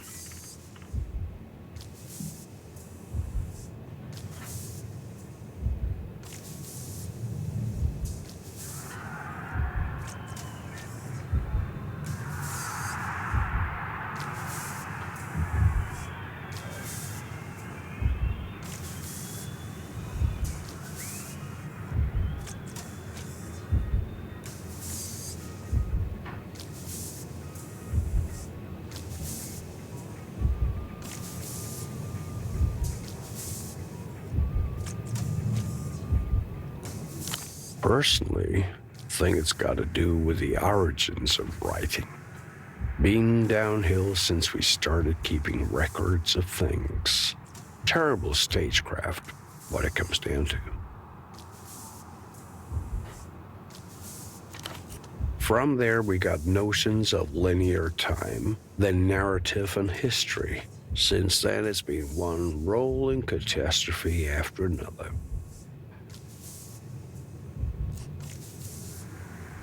That's right. History's done. No more markets left to conquer. Only natural, the capital, to turn inward.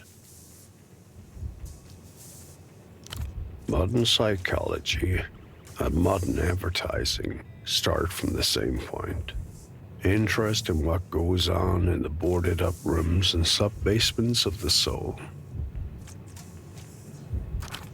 That most people possess even a somewhat coherent picture of themselves is a credit to the mind's ability to hide from itself the irreducible truth. La, la, la. What's the old man on about? You can't hear anything. It's all right. You don't have to say it. Always thought it was rather melancholic myself. Everyone watching their own personal picture show. No way to know if the person in the bed next to you is seeing the same show or not. One's got to ease off the schnapps before he starts doubting the whole human project.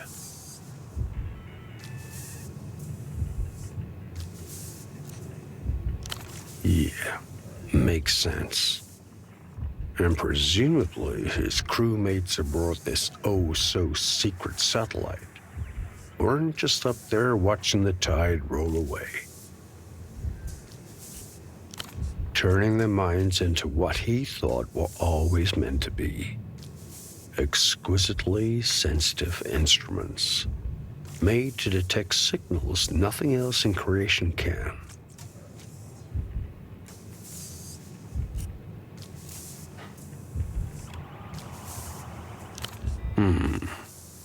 Easy that way, I imagine. Maybe more merciful as well. If it occurred within the developed world, it surely would have been. Unfortunately for Dr. Straniak's subjects, it occurred 400,000 kilometers above it.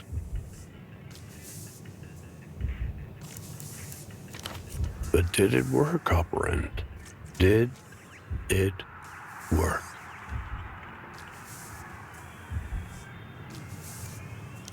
And don't tell me that's all, operand. I'm getting that iron taste on my tongue. There's more.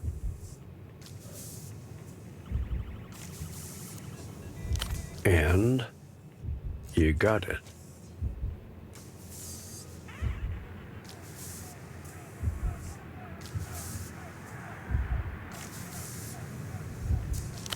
Pneumatic. Not many things play this anymore. Old format.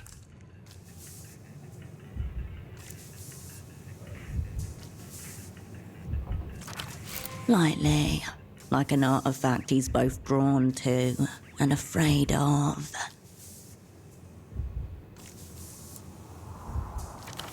Oh God, it's another stairs-related task coming on. Fortunately, I'm an old format myself.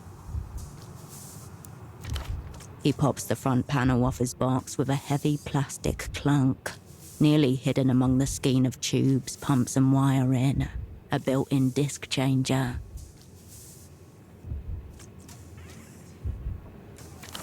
Still leaves a matter of venue.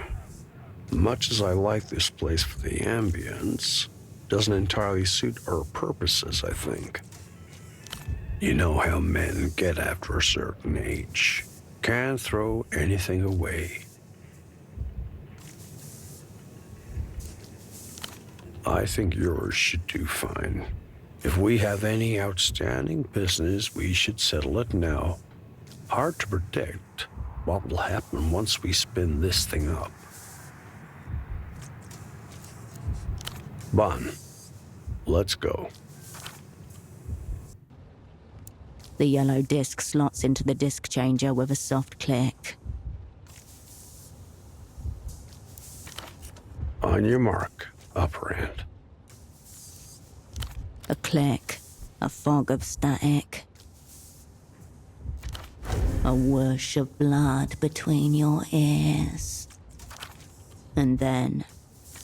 When at last you're consumed by the greater existence. When the border between love and terror finally dissolves.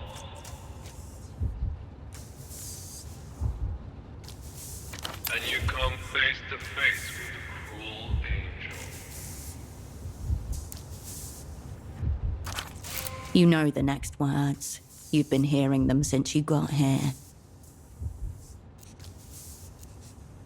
The old spy's face is fixed in stony concentration. He doesn't so much as look up at you. Who wears a face like you but from a dream?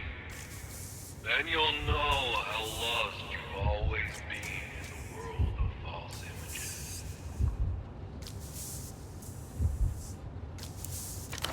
Just then you become aware of another sound, coming from the old spy's heart box.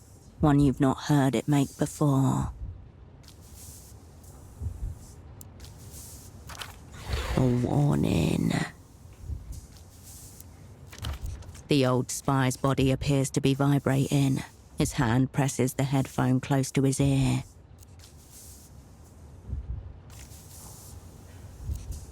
Shh. Damn you. Flickering across empty rooms. And when you pass through the door in the air and return from your brief exile. All time and place before you, luminous, sense and no sense, cosmology of a dream you may have lived and may yet live again.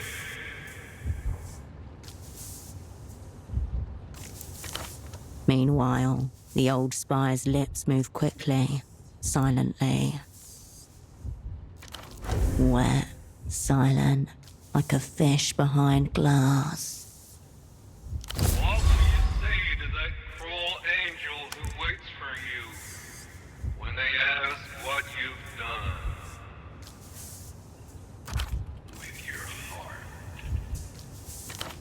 A blizzard of electrostatic, then nothing. The air is heavy, your chest tight. You've been holding your breath for approximately an eternity. Slowly, the old spy removes his headphones.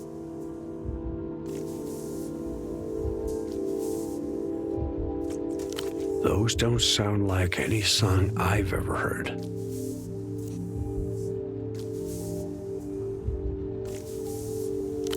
You, but from a dream, like the voice said. Never understood music myself. Partially tone deaf. You mind?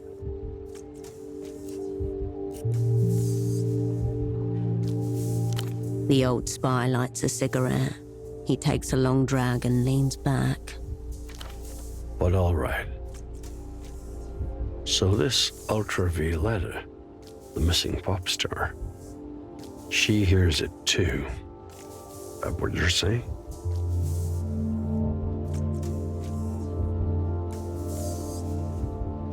Coincidence would be comforting, and yet I'm not comforted in the slightest. You mark a distinct change in the old spy's demeanor. Gone are the cryptic circumlocutions and knowing flourishes. For once, you're on the same page. So our pop singer gets on humanity's enlisted frequency, cuts a new record, which lo and behold, turns out to be some sort of metaphysical superweapon, if the bag-headed individual is to be believed.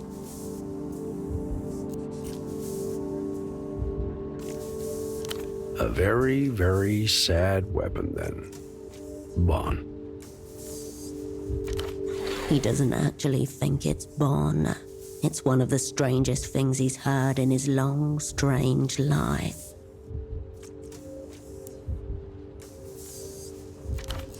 One immediately wonders, has the Ministry of Mass Culture got any idea about this?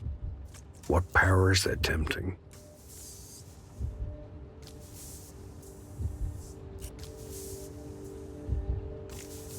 Of course, massive spectacle. They'd want to broadcast across the developed world, make an event of it. Endgame of these secret treaties, I suppose.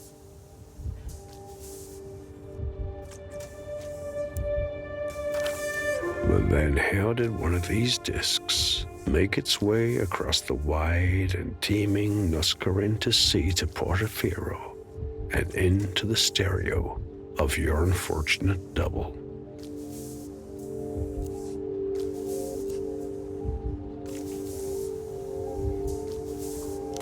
Tested in theater then. Smart spy might ask what this amateur fool is doing with his hands on such a thing. Seems important. He brushes the braid of cords aside so he can mash the remains of his cigarette against the side of his box. From the window, you can hear the sound of two people laughing out on Orphanage Street. Two teenagers on the way to the tram stop after a few hours on Party Alley, an empty bottle echoing along the paving stones. One thing, this red disc of yours, the Einzelton. One play only, that's the deal.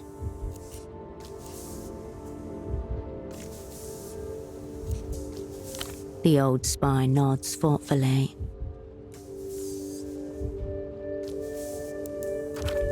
A weapon like that, in the hands of an operant with a mind to use it, could be extremely potent.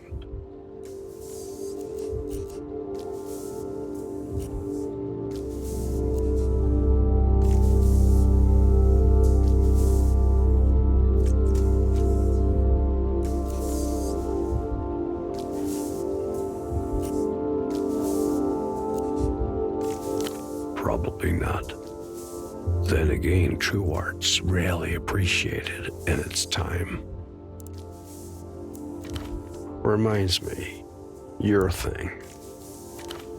Yes, what this was all about. The Grand Lich's time of arrival. It sounds so pitifully small now. Your thing.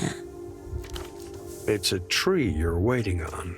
Lusian ginkgo, planted a long time ago.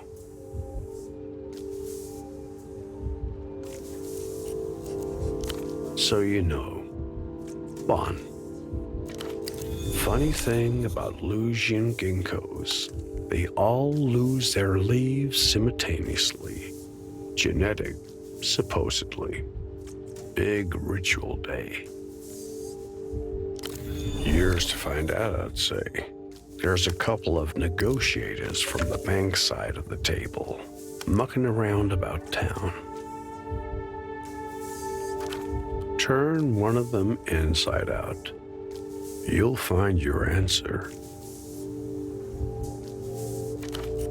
And now, operand, we come to our parting. A strong draft of both. He takes up the heart box. His heavy frame shudders with new vitality. I hope you get a good price, operand. His heavy steps echo down the hall stairs and then fade to nothing.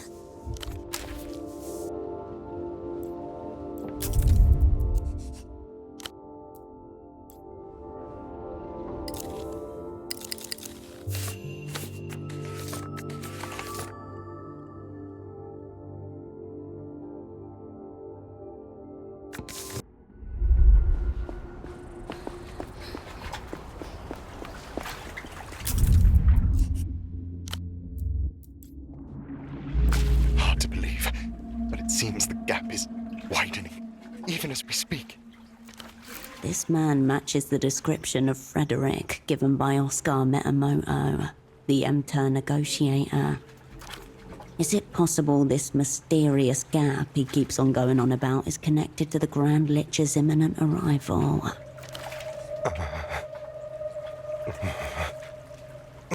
There's nothing to talk about. The gap exists far beyond your plane of comprehension. Best to stay at your own remuneration level. For your own health. It's fucking cord. He twirls on the spot, further tangling himself in the phone cord that's become wrapped around his neck.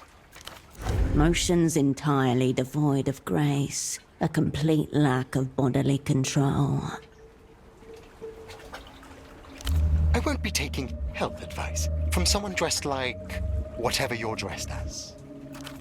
You wouldn't believe these locals. The woman from the discount bin thinks she can comprehend the gap. Maybe time to make a visit to the party alley tailor. He turns his back to you, definitively. We can't stand for this disrespect any longer. Time to assemble. We're behind you all the way. Engaging with the flesh is pointless. This problem demands a more elegant techno solution. Then you'll be able to hear about this whole sordid affair with this mysterious gap. Your resident circuit surgeon. You've already brought Radian back into your orbit. He should make short work of this task. Let's see.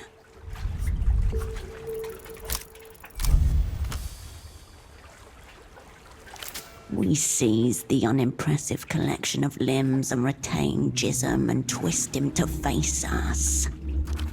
His face spotlit, quivering with terror and pleasure in an ever-shifting ratio. What's happening? An intervention. He wavers back and forth between you and his precious receiver for a few moments, before speaking into it, morose. I have to go. There's someone from work here. I'm sorry. It was nice talking with you.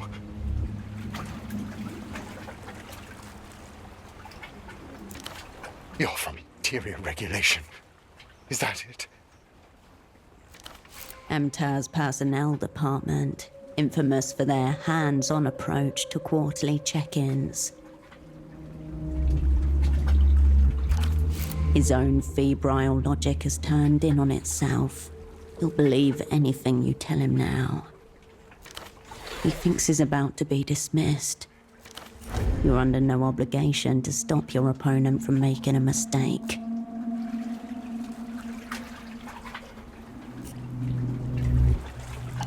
Oh, God, I knew it!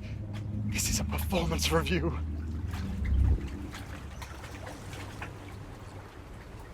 What? This? No, it's just a means of stress relief. I've said nothing. Nothing. But if I could tell you, then I wouldn't be here. No one outside of global situations has any idea what goes into negotiations at this level. The advanced planning itself comprised thousands of workings, proposals, counter-proposals, decision trees all mapped out, hundreds of variables. He wipes a wet lock of hair from in front of his glasses. No gang for him, only work.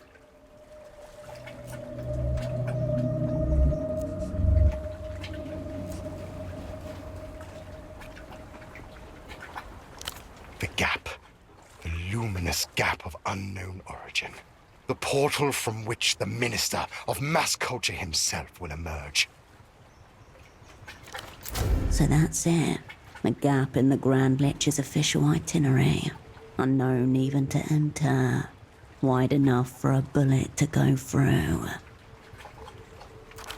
Whatever takes place inside this gap, it'll almost certainly be after the ginkgo has shed its leaves. You trivialize its mysteries when you talk about the gap this way. But yes, what you say is technically accurate. I also didn't understand at first. I thought it was just some primitive mind games our counterparties were playing. I thought once the gap closed, the negotiations would begin. But I had it all wrong. Not at all. I've come to grasp that the true negotiations have been with the gap all along. No one on our side is permitted to know, except for my superior, but they're keeping this knowledge very close.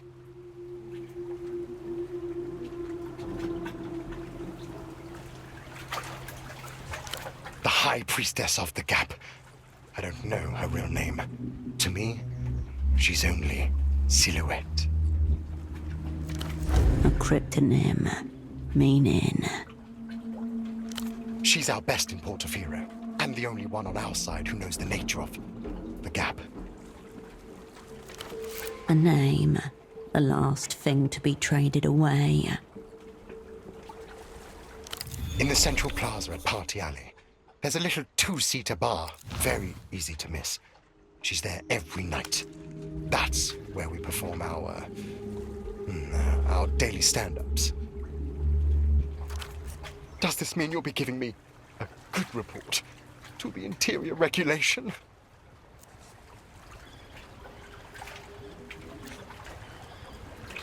Ah, that's what I want, of course.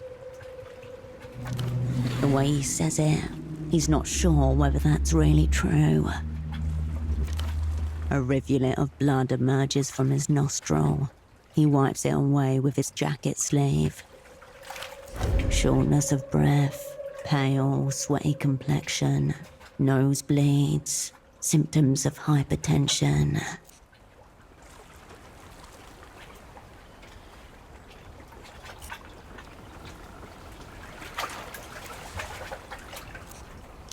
That's what this is? A mercy dismissal.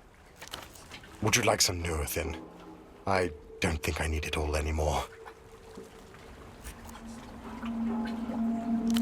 Suit yourself. If you'll just let me say some goodbyes. You've wrung what you need from this limp rag. Time to move on. He turns back to the payphone and slowly picks up the receiver once more.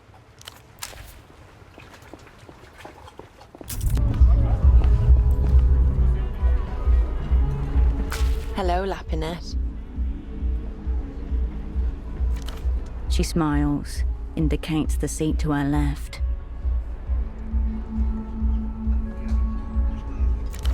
Come, pretend to be real people with me for a while. Oui, bravo. Now sit. She isn't remotely surprised or on edge. If there's such a thing as off-duty in this business, then you're looking at it. Not one. Now sit down. No need for a scene. She leans into you. Your thighs touch on the bench. Welcome. Let me introduce you to our barman, Diego. Hello. Not so fast, Diego. Let me also introduce you to the worst Calamanic ever put to glass. Diego's very bad at his job. Your mother's standard loadout was also a Calamanic.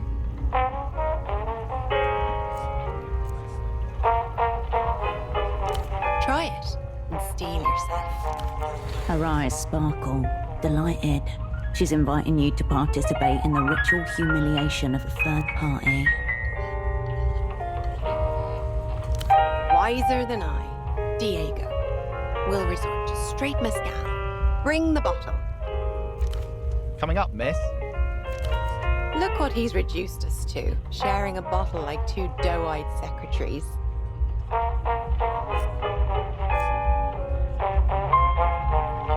Socks. Diego returns and deposits 2 tulip glasses and a bottle of mezcal in front of you. As he removes his hand, a single sliver of sweat runs down the outside of the glass. Come, talk to me. This is our little space. Let's cast off these silly personas. No need for them here. Fear not, Lapinette. I had the same idea myself and tested it out. There's nothing behind those eyes. Watch. Diego! Diego glances at Silhouette, eyes twitching like a dog. Yes, missus? We're spies. I'm Emter and she's probably Opera. Those are the communists. What do you think of that? Communists, missus?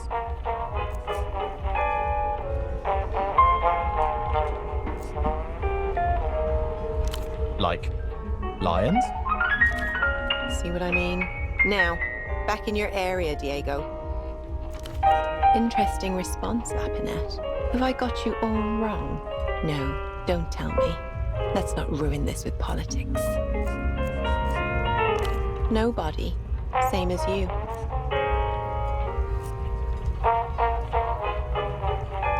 The mezcal is light, airy, cold. She watches it disappear into your mouth. Cheers. Now, no more questions with no answers, Lapinette. She smiles and downs her drink, moving closer to you. She's into this. Use it. Flirt. Get her drunk.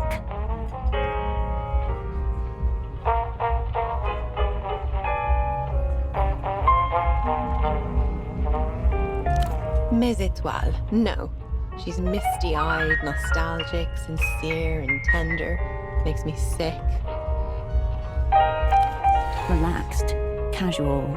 She assumes you're like her, that you feel the same way.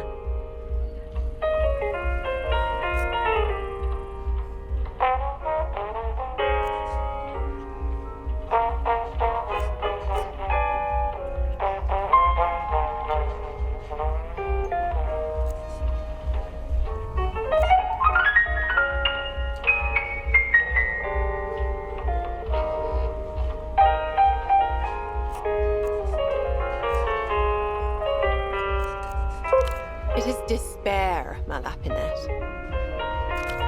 I don't want to talk about it. Truly, I loathe them all. I find that my hatred for her helps me stay in character, keep her distinct. Operants begin to blur when they identify too much with their persona. I thought that once. If everyone's wearing a mask, who can tell the difference? The mask becomes the face. But there are some, a rare few, who truly aren't. They're just existing. Maybe that's you and I, Lapinette. Maybe.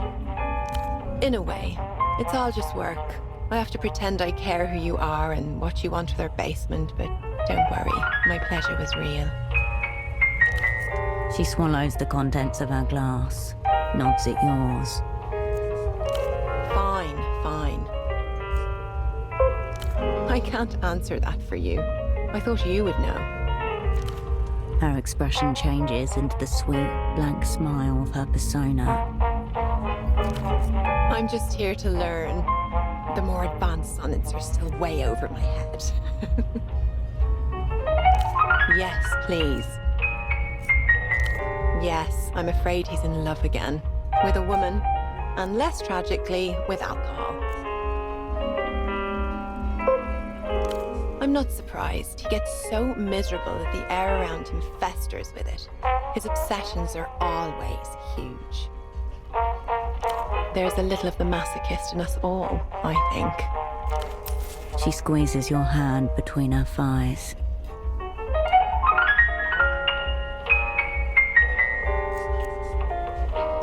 Down your glass and I'll tell you the story. It's a good one. Your second shot goes down as well as the first, crisp and refreshing. She tips her glass to you, drains it, and refills both. 3 years ago, Solar Point. Metimoto's out on an assignment when he disappears, last seen entering a public bathhouse. Solar Point, a small coastal area of Lagundi, a Lusian colony famous for luxury tourist resorts.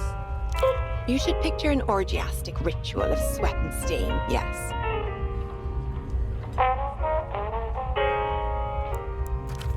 Days pass. We dispatch an asset to retrieve him. He's not in the pools, nor the lockers, nor sequestered behind some crusty hole in a bathroom wall.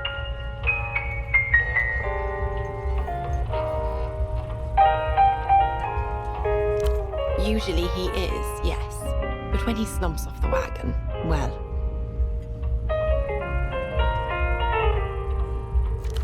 Eventually, the asset finds Metimoto in a storage cupboard, naked but for his shoes, which he's tied together in a way which allows him to hang upside down from a coat hook, like a bat.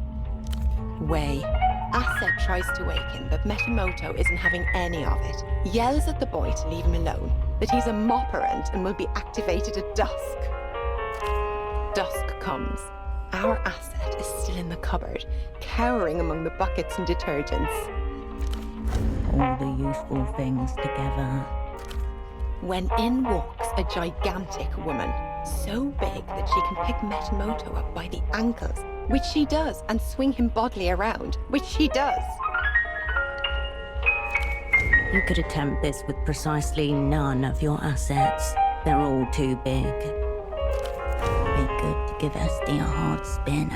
Shut her up for a while.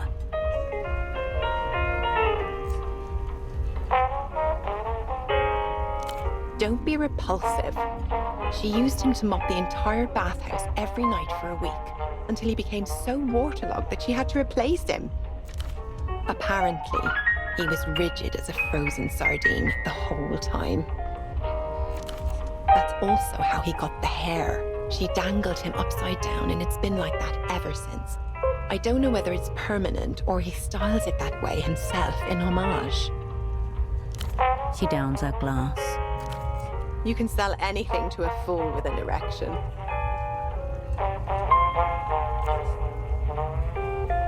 Are you trying to make me jealous? She takes a long sip, considering you over the rim of her glass. I don't really know him. He's an out-of-towner here for the secret treaty. Can't help but wonder what he's compensating for with those headphones, though. Really?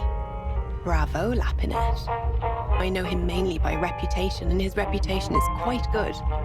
You must be fast. To your speed. She lifts her glass, watches you. Your body rebels slightly as you sink back the glass.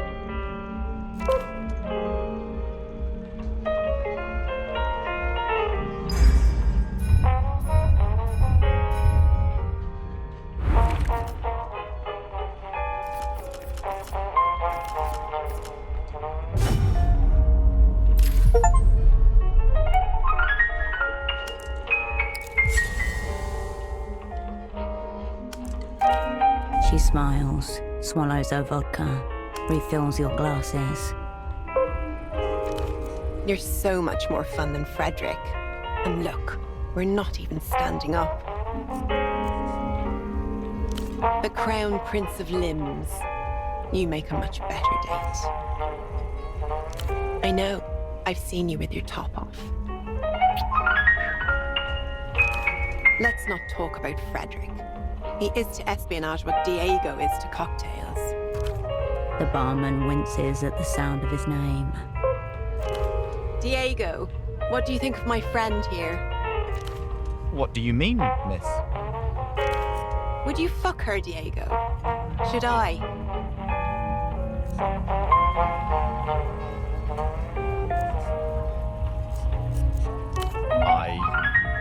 I don't. An unexpectedly good answer. What about you, Lapinette? Would you give Diego a go-go?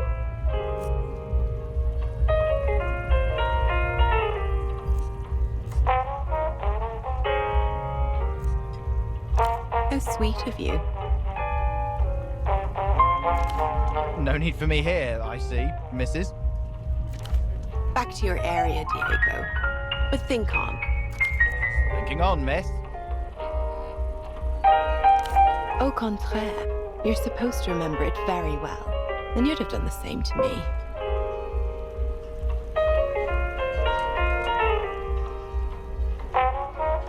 You've been reading the Nos Correntes. The whole thing sounds like that. Shame. I would have invited you in. No change in expression or posture. She seems genuinely unperturbed. Okay, my Lapinette. Good things can't last forever. Time to pump me for information, right? But I want something in return.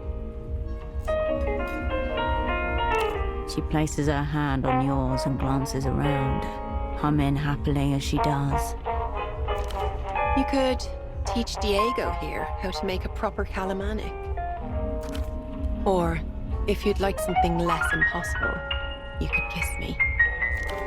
Deep tongue. According to her, the bartender's basically an unprogrammed augmentoid. Get in there and pilot him. What money always wants. A stable business climate. Call it a hedge against a shift in market conditions. Right now, the Lusian stock is rising. But if that were to change, well... Melita's voice in your ear. The bank will always deal. Semi-bewitched only, I'm afraid. You think Emter is some blank-faced monolith, but its secret genius has always been the fire screen between its many departments. Global situations, shadow banking, human capital, each its own vicious little fiefdom. It ensures that we cover every side of every wager, even against ourselves.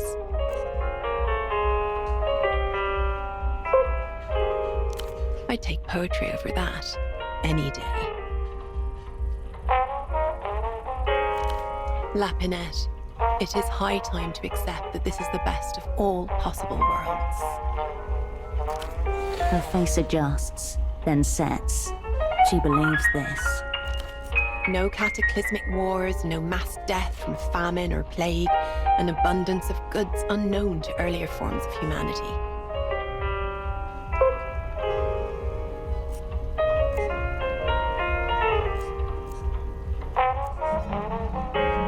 Don't we all? Apartments with modern conveniences, a little tuk-tuk to stuff with children, a decent calamanic in the evenings.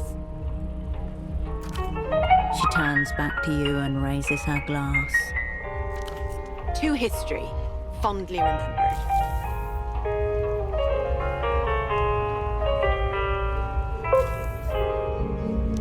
Yes, and where I work and who I really work for. You got me, Lapinette. Sealed and done. Now, please, can't we have a little fun with it?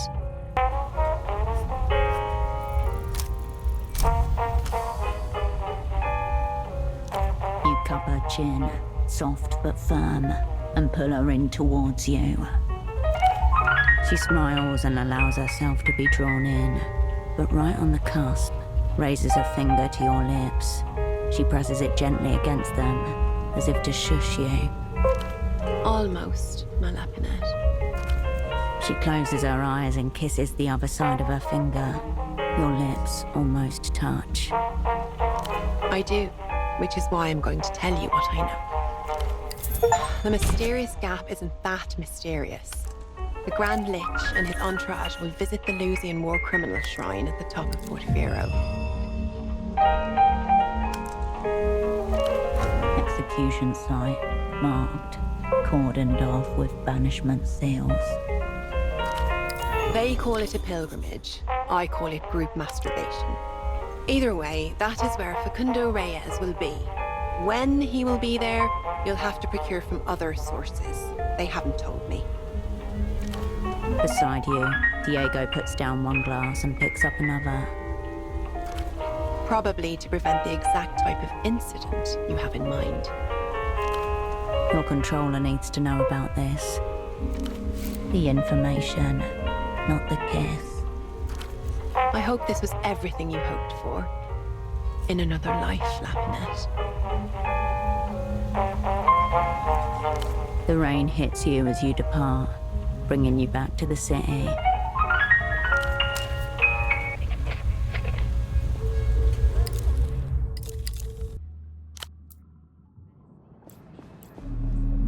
Herschel, you're back. She sighs, deeply.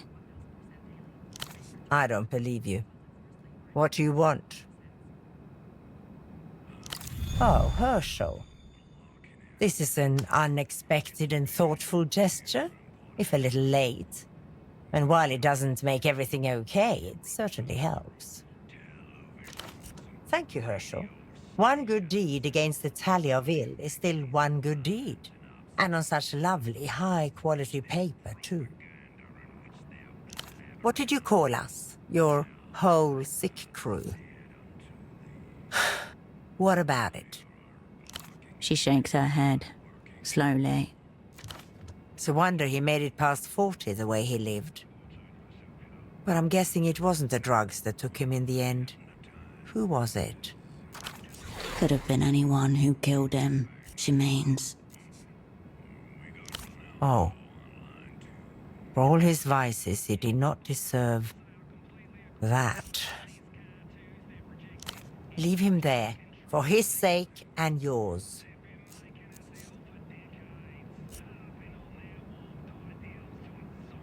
You deserve each other.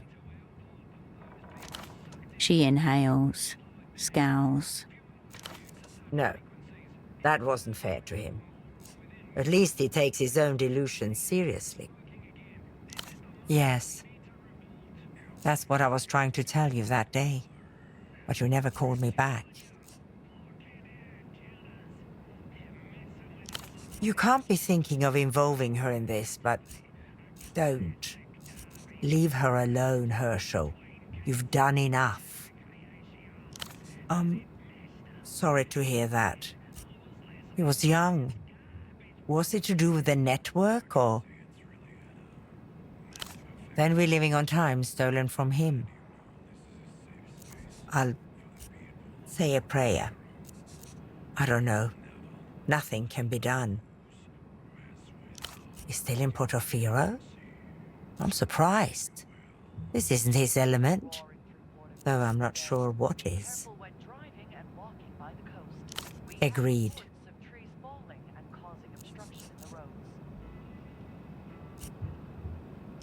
I didn't. I'm still here. It was an internal investigation. The shadows under her eyes deepen. She swallows. I passed.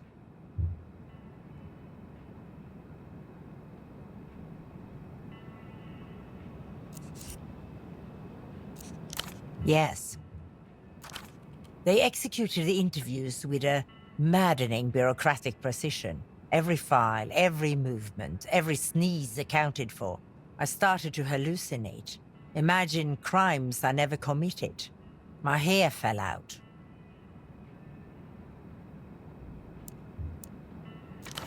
I thought I was made many times. It's called macrame.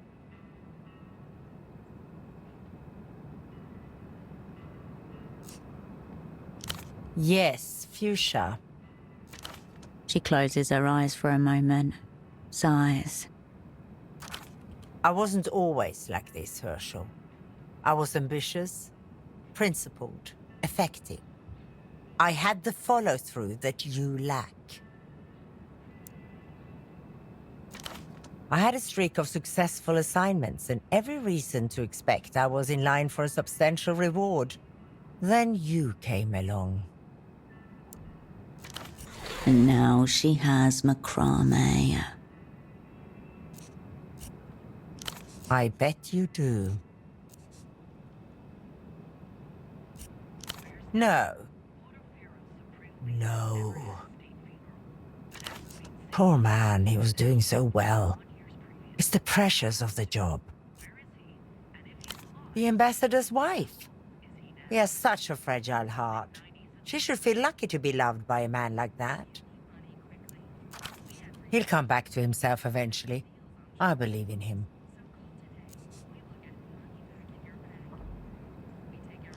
I do not think of Frederick, the junior negotiator.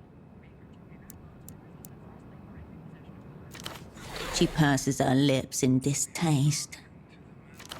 There is a slime to him, a certain sheen. It's nothing to do with my department anyway. Her face does not change. I suggest you persuade her to stop. I will not. I don't want to know that. Her voice a low hiss. Now stop. Stop it.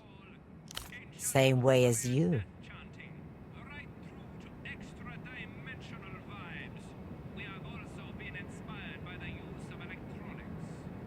She nods, takes a drag from her cigarette.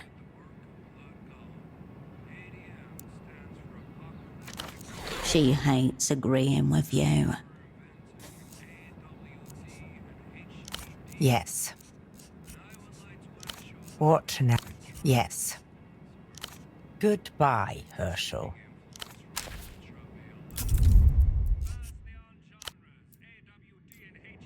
Back again. You want to recruit me? Fine, Herschel. Tell me how you're about to change my life. It strikes you that you are both rearranging yourselves as strangers. This old bitch will never be gang again. Pascal is deaf. This is private. Her husband clears his throat. You want the Lucian diplomat? What on... No. Don't answer. I don't want to know. Not a word more. This is the bank, and a high-value prisoner. They will ask for a lot.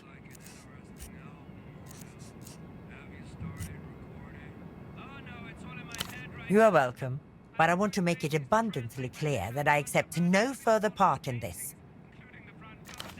Expect a contact from the MTER negotiation division, and nothing ever again from me.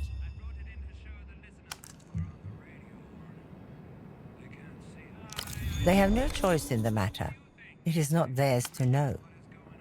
If you feel the need, do it yourself. You will have to re-establish contact with him yourself then. But there's no way you'll get back into that jail. You could try rewiring the phone network to the intercom. Find a payphone. See if it's possible. I'm glad to hear it. Goodbye, Herschel.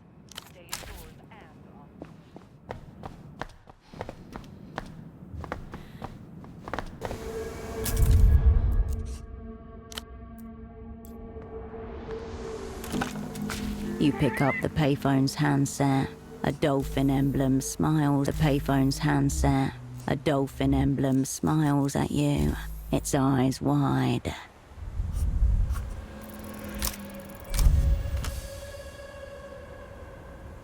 Step 1. Take the casing off the front housing with your screwdriver. After unscrewing the fastenings at each corner of the housing, you tug at the plastic until it reluctantly comes away. Underneath sprawls a mini-city of metal prongs and board-mounted circuitry. Step 2. Spin the dial on the right until you find the intercom frequency. Crackling electronic waves break against an anodic shore.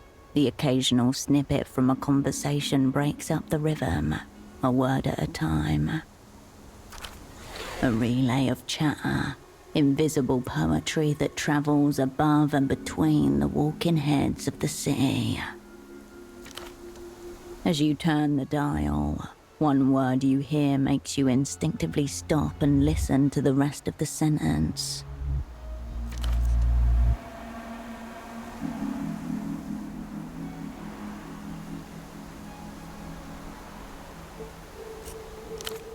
Yes, you're close now. The final step begins with you saving this channel and giving it a number to streamline any future calls.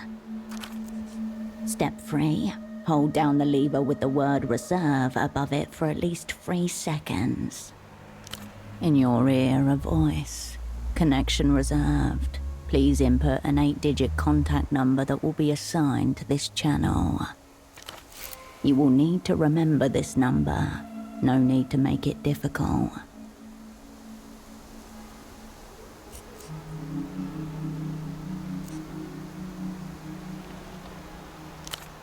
Number accepted, says the voice on the phone. Please hold for connection. Yes, what do you... Wait. Who's there? I can't see you. Or have my eyes at last renounced their function? Ah, it's you. I was sure you were dead.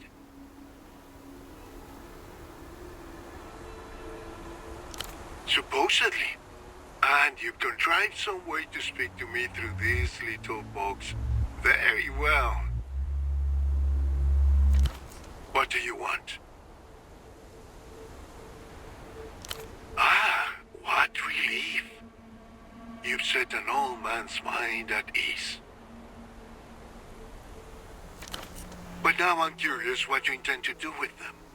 Does that mean you've decided to help me get out of this place? You know, some would say toying with an old man's hopes counts as elder abuse. See, I was true to my word. What do you make of our techno-glories? A tale as old as Anonimo himself. May I ask where you found a suitable subject?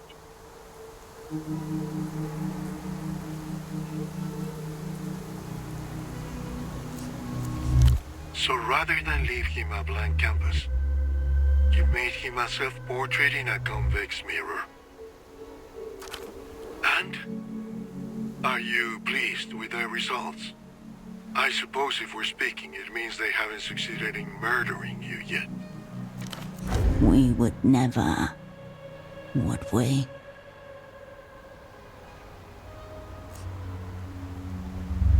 Of course, of course. For your sake, I hope it remains cool for the duration. I'm at your disposal.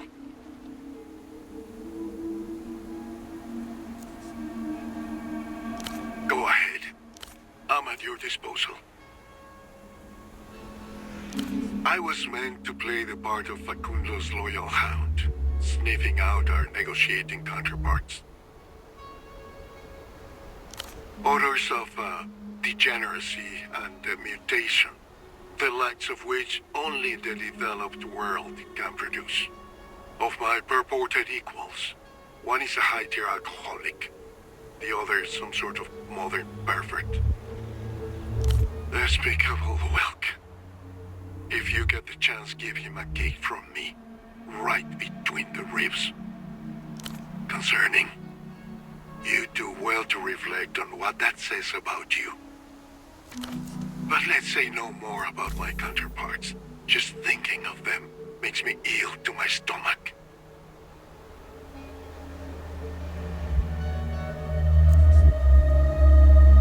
An interesting question for one who's fleeing the light for the shadows. Has your time here got you techno-curious? Sure. We'll keep it professional. Nothing your superiors would feel compelled to record for your inevitable denunciation. A long time ago, there was a clever man whose name has been scraped from the Universal Registry. That's why everyone calls him Anonimo. A name you recognize from your political theory training. A quasi-mythical figure. The first man to describe the ideology now known as techno-fascism. Dead 150 years before the invention of the computer chip. Now, our hero came to understand that history as we knew it was coming to an end. He could not say when or why, but he foresaw it before anybody else.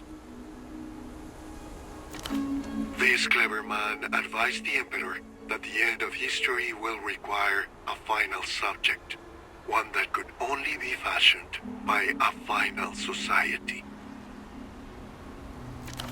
Somewhere, the sound of a bell muffled by a dishcloth.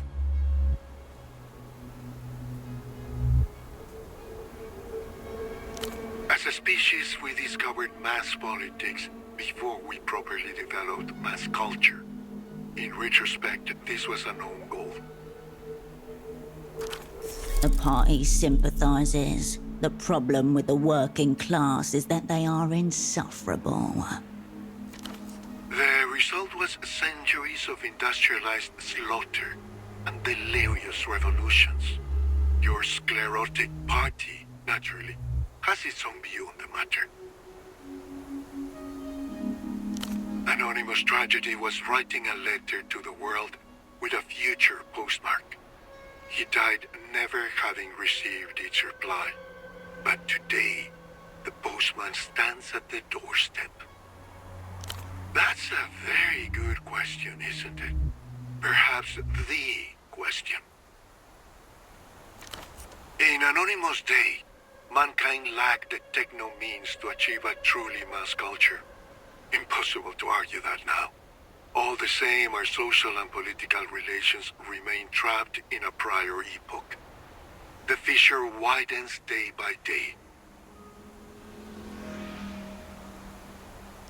It's going to be all so great. Here, the last vestiges of the individual dissolve in a suspension of horrible wonders.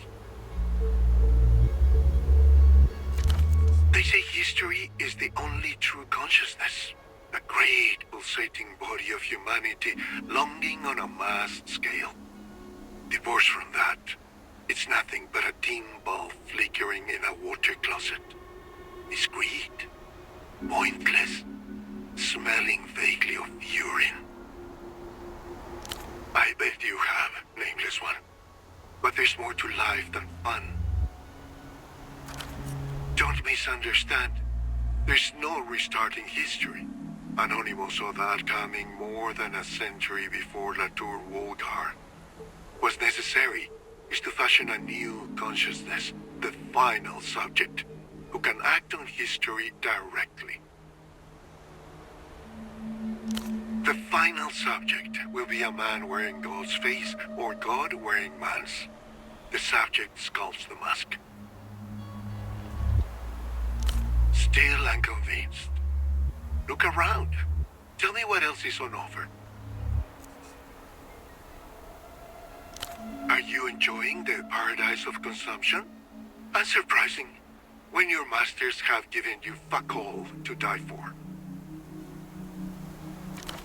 Face it, Latour Wolgar was a horrendous betrayal of mankind. The suicide note for a century. Without it, there might not have been a need for the Illuminated Empire to unmake the damage. Of course, you can't just lead with suicide and the philosophy of history. That's what the Electropop is for. I don't expect you call...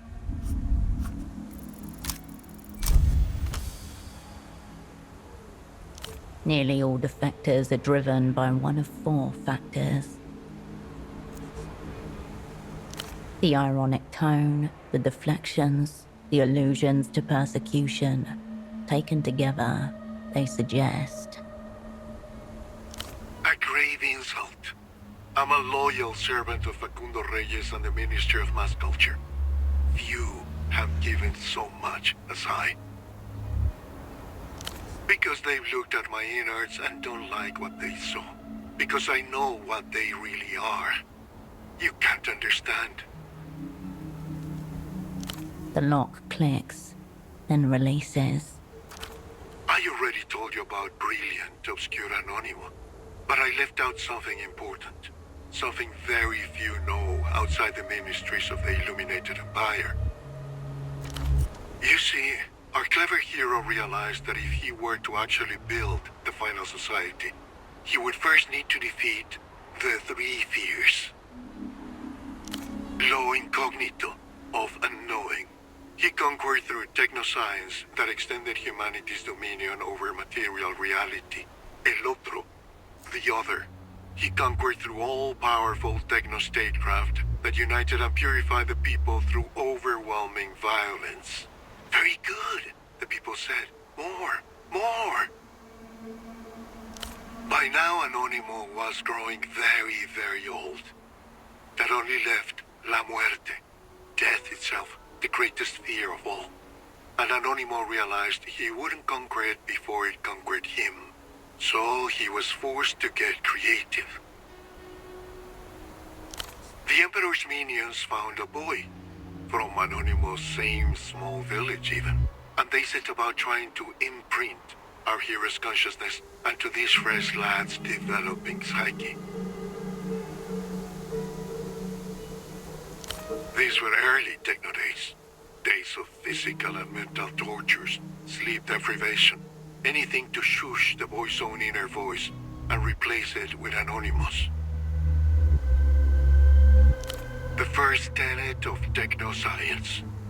The horror is beside the point. The real sin is that it failed. Our boy fucked himself out a window. So the minions barred the windows and got another boy. That one hanged himself. And so on and on, until one day, a monotheist mystic from Myrcia introduced Anonimo to the principles of guided dreaming.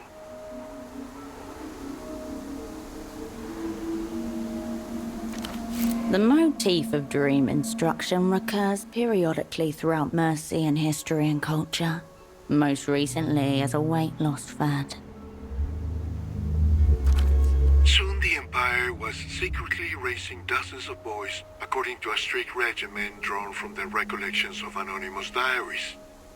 By night, his theories and essays were gently massaged into their dreams like raw dough.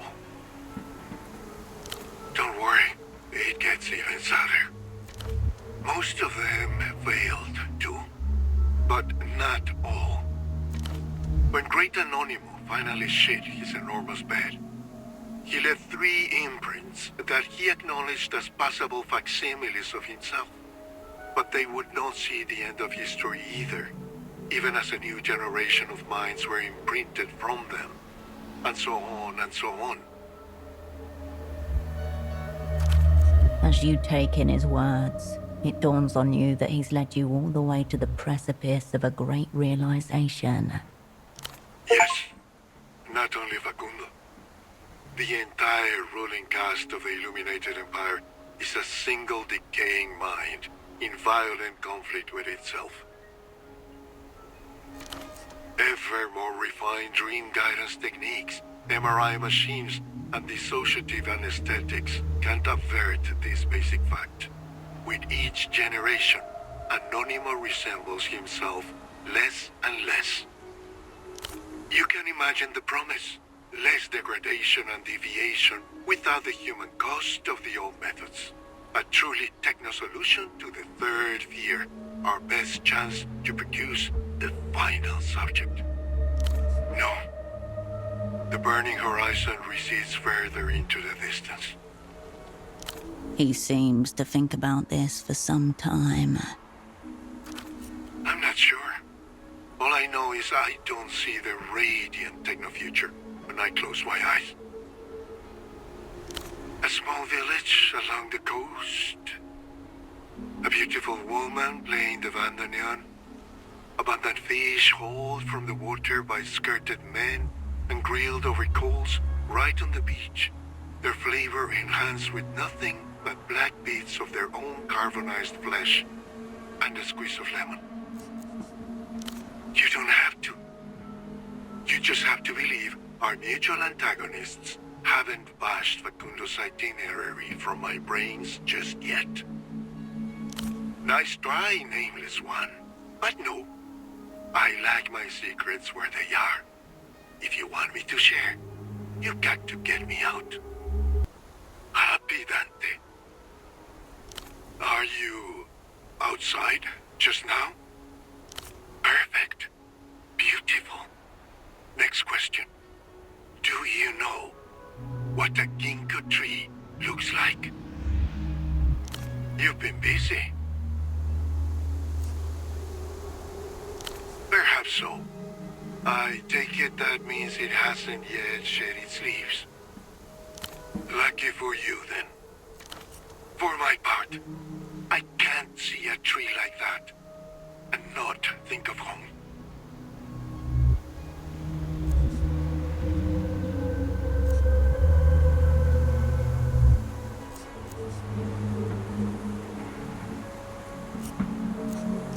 Yes. Perfect reproductions. Far better than anything Anonymous poor imprints have managed, despite our imagined techno-miracles. And yet, for me, they all recall a single tree. An ancient specimen in the center of the courtyard at my old school. Have I reminded you recently that I'm in a lightless hole beneath the earth? I'll take my sucker where I can. That's the idea, of course. They're not native to this place. They were carried clipping by clipping from the temperate zones of the Empire. But here's the rub. They never truly adapt to their adopted climes.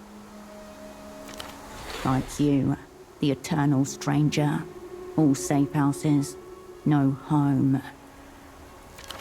You are reminded of certain religious teachers of your childhood who wore traditional silk raiments all year round. The result is that all Lucian ginkgos, wherever they are in the world, lose their leaves at precisely the same time every year. What's more, they lose them in spectacular fashion over the course of just a few hours.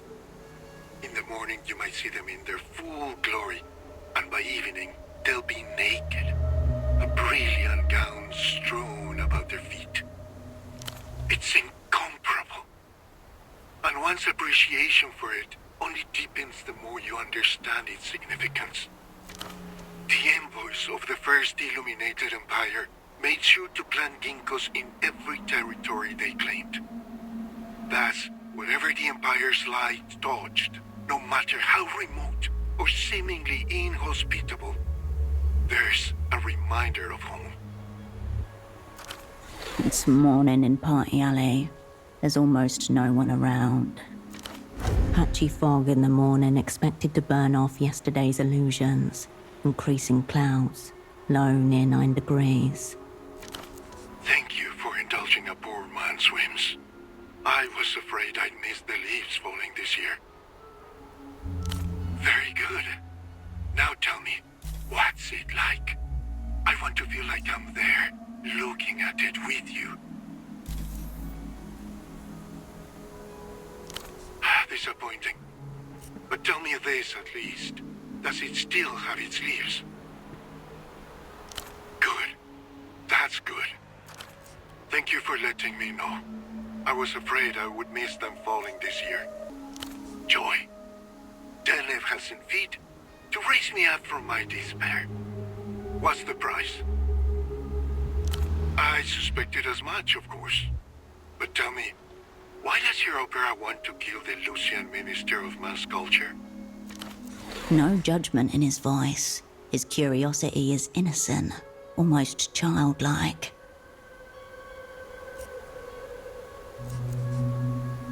I think you mean you are ideological enemies. Naturally, you might get along quite well. So I'm to play the traitor's theme. Help a gang of communist thugs assassinate my friend and master, all to disrupt our brilliant march toward the final society. The line hums. Dank water drips. Sure, nameless one. No problem.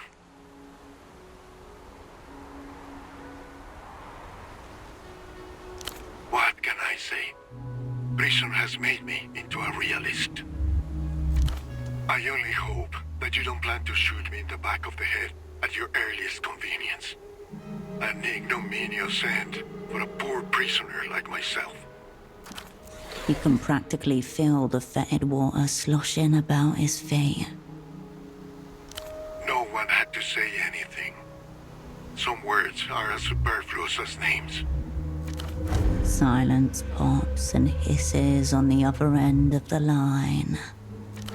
Seeing as how you've already secured my exit papers, I suppose that means we have a deal. And what about my other requests? Tempo gave me certain assurances. Nothing extravagant.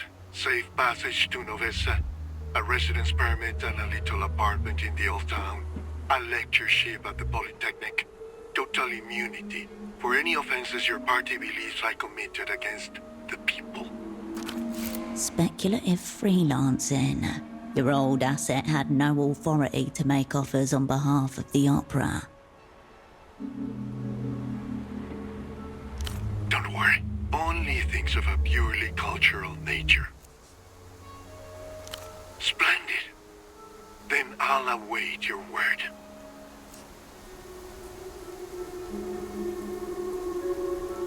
Don't forget me, my dear. The receiver clicks back into place.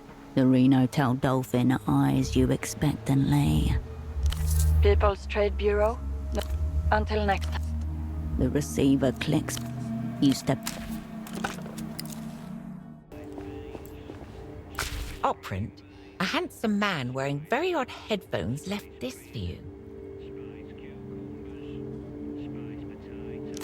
He said some very nice things about my shop, but nothing revealing, if that's what you mean.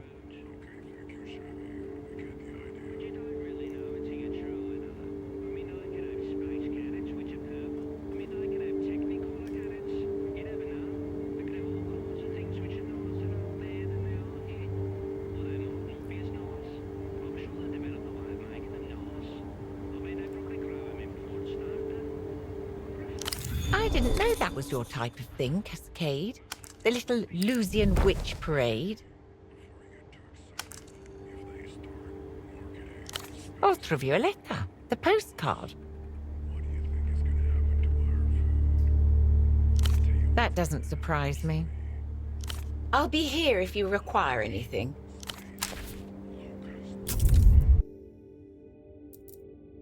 Ultravioletta gazes out at you from the postcard, draped in a half-length cape and decked with shimmerings. A pair of pilot goggles hangs around her neck. She offers a V-shaped salute with her right hand.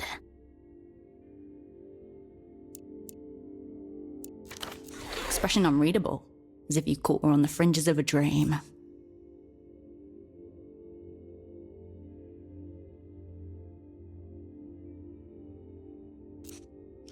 It's definitely your imagination, but her image seems to smile a little. Ultra's fly formation, reads the electric text beneath her. It seems she wants you to join her fan club. Don't forget the membership fee, which the Operant Bureau will definitely not approve as a professional expense.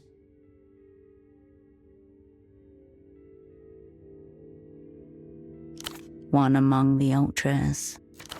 A new belonging. The Lusians do love their aircraft. Unlikely that she's military-grade pilot as the branding implies, but a hobbyist pursuit is entirely possible.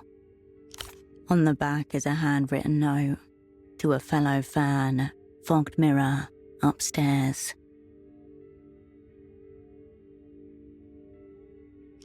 The less anyone knows about that, the better.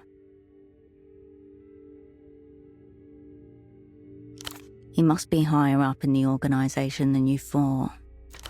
Do not forget, this headphone man took a shot at you.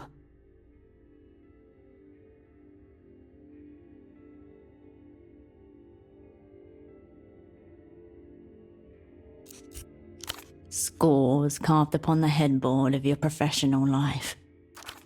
Either way, it appears transnational capital has come to the table. Will you take your seat across from him?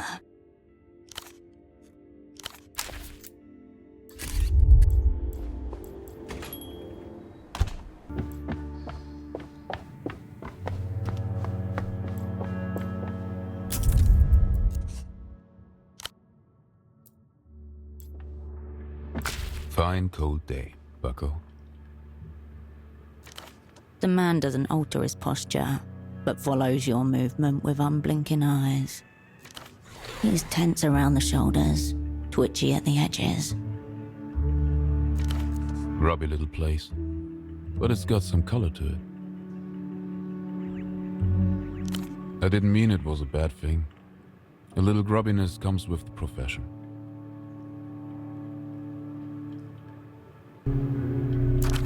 Are we sticking to the trade names or daring fate with the real ones? Whatever you say, do not say Herschel.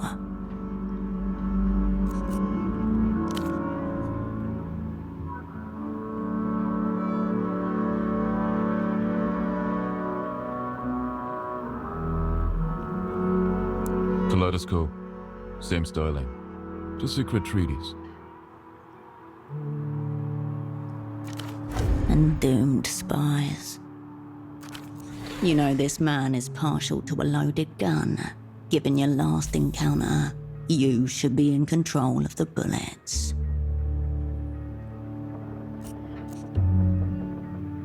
He looks down at his right sleeve and smooths out a crease with a measured hand. When it comes to cool jackets, I can't help myself. Unfortunate habit. This one is a singular piece. The inner lining comprises 88 distinct hues, styled after the wings of the Dream Eater Chrism butterfly. By night, the Dream Eater Chrism drinks the tears of sleeping birds. By day, its brilliant ventral display wards off its natural predators. Call it a warning to predators.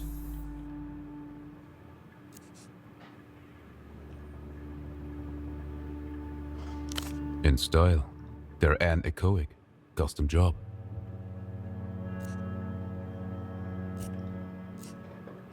It also sounds like nothing at all, and in our age, that comes at hideous expense. Peace.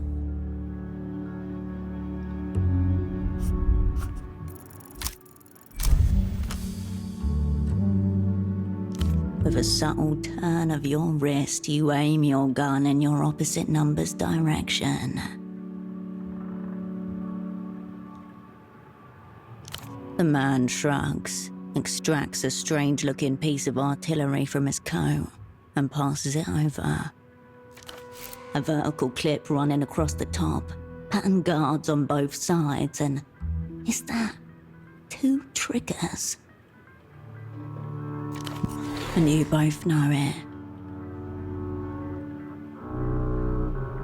Alas. Clip slides off the top.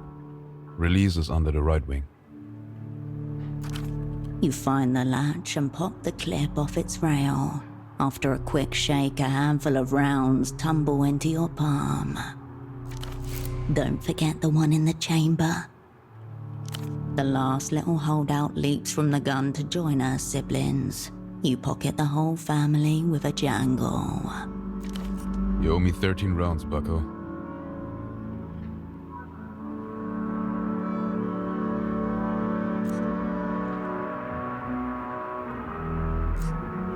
Quite literally under the gun, it seems. Yet, here you are. I understand you're on the market for second-hand goods. I'm interested in exotic imports. I was hoping we could explore a transaction. That confirms it. He's after the pop star. A massive sign marked nonce flashes red in your mind.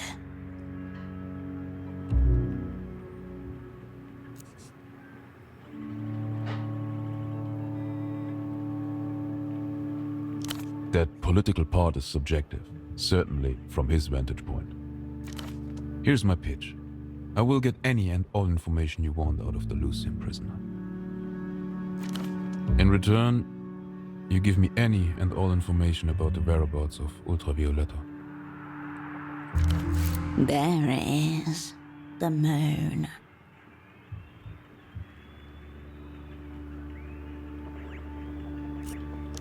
Fan. Such a debasing word for high-level artistic appreciation. I prefer devotee. Of course he does. Per factor off the charts. Baytuh is trying to defect Luz's most valuable cultural export, the play of plays. They want to put her in a glass coffin and briquette her with instruments. Splay her mind, unfold her dreams. But my aim is much more simple. I would like to return her home, to Luz. Update, apologies. He's actually gone rogue here and bypassed Baytuh completely. He's not playing with house money. He's got his own chips down. Of course she does. No echoes from the throne room. A hollow divide between monarch and subjects. She must return. I've stated my terms. What say you, bucko?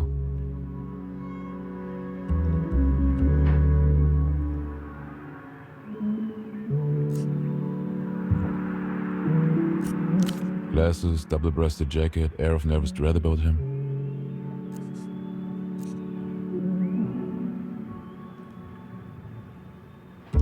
My apologies. I didn't expect it. Though I can't help but feel I did the Operant Bureau a favor. He's really dead? Not some kind of bluff. Genuine.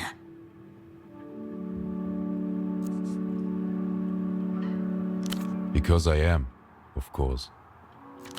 The cold truth which you may not want to hear? Your friend told me he was a spy. Outright. Almost tripped by your own shadow. So I took him to be fair game. In a circle, you know. One among the mirrors. Not as such. I suspected it wouldn't be a relaxing listening experience, but I didn't know she could summon that kind of power. Pseudopod, I remember it. Was this his first time in theater? Trouble getting off the blocks. It happens. Late evening under the Violeta advert to the north of Party Alley, he was gazing up as if he'd never seen anything like it before in his life. Well, take it from me, there's nothing like your first time. He and I got to talking. I gave him a quick Violeta primer. He seemed to be quite taken with her. Quick. No fucking chance. He initially informed me he was a sock importer with a superblock. Then he said he'd been pretending to be someone else all day, and that it hadn't gotten him anywhere at all. In reality, he told me he was a spy for the People's Republics. It was too early for Pseudopod to be in theatre alone. The opera failed him. Humans arrange themselves into self-defeating patterns. Nothing deeper than that, I think. Maybe on some level he sensed who I was. Your friend said he felt there was always some vital clue he missed, some secret sign that he was oblivious to. Like the world was turning away from him, person by person. Looked to me like he'd had a very long day indeed, so I gave him the red disc and told him to listen to it in darkness. Under stars if he could. Rain, if not. He said thank you, then he turned and walked away. I had the best guess, based on rumors I'd heard. A kind of soul-taking from the Tyrant Queen. More than a trace of envy. Didn't Ultra Violeta herself mention a missing recording engineer? Yes, exactly. How did you know about him?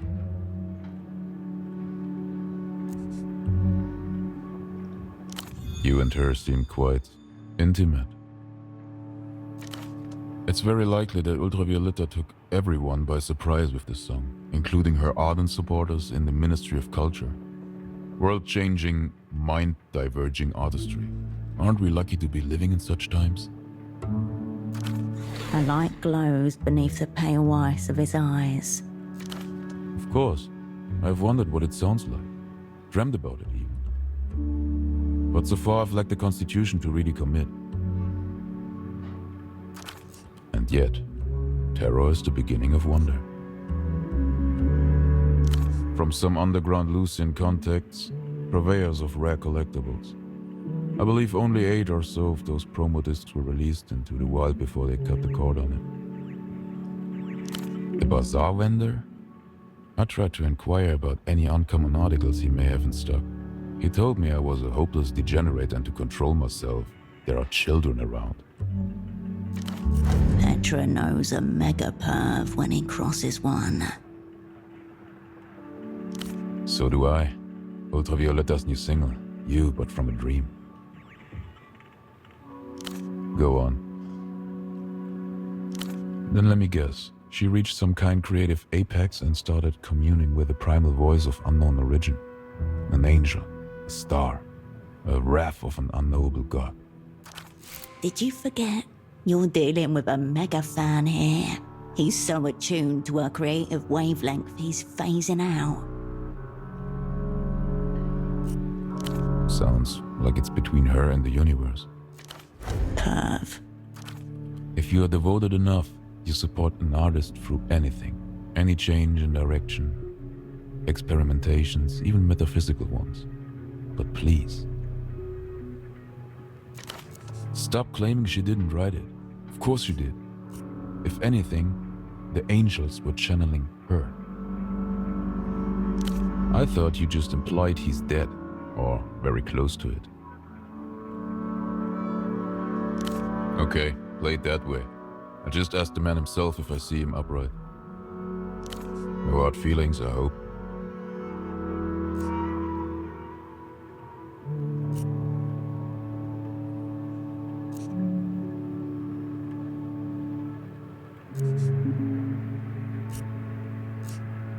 Or maybe he was too early. Maybe we were meant to meet. The vagaries of fate. Impossible to say. I shot at you. It was a warning shot.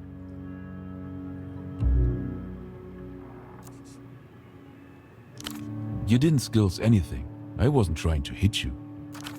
That shot on you was also deserved. You were squirreling in my affairs.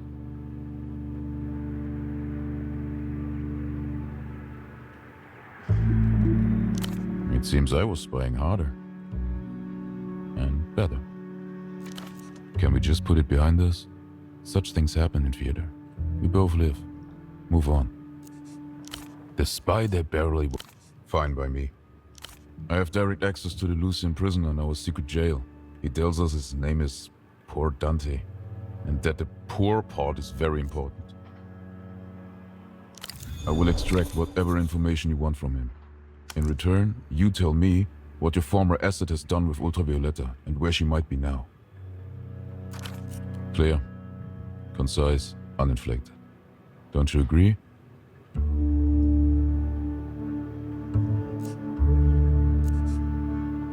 As could you. So we could both lie and gain nothing. Or both tell the truth and gain everything. For what it's worth, I think this is a very favorable deal for you, Cascade. It's not. More favorable would be a clean trade. The prisoner for the girl.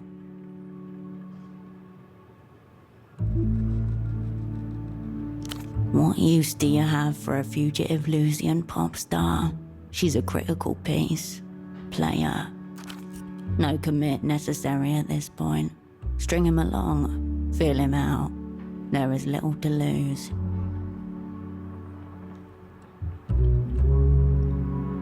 You mean the prisoner for her?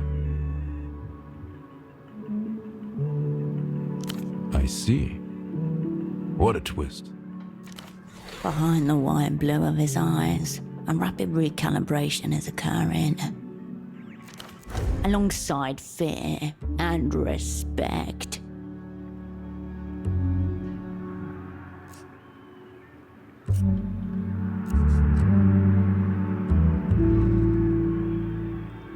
Probably so. Irrelevant either way. Feasibly, I could break the prisoner out. Can I ask what you want from poor Dante?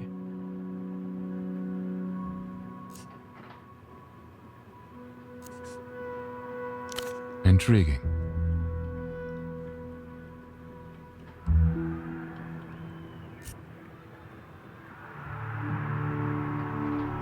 Diplomat, high-ranking, in a Holocene cabal, would-be deserter.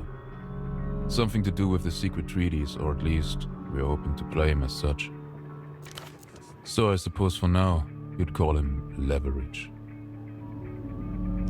I can see the advantage, but it also represents a steepening of terms.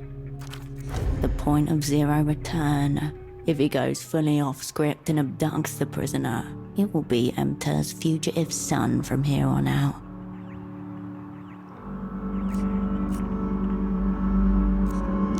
Don't rush me, please.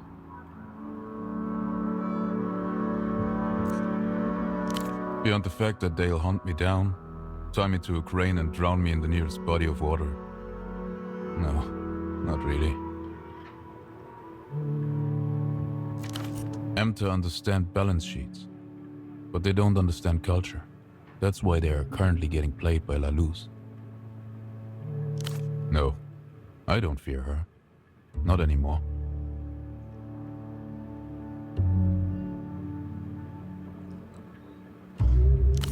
First listen, the first prizing open of the heart.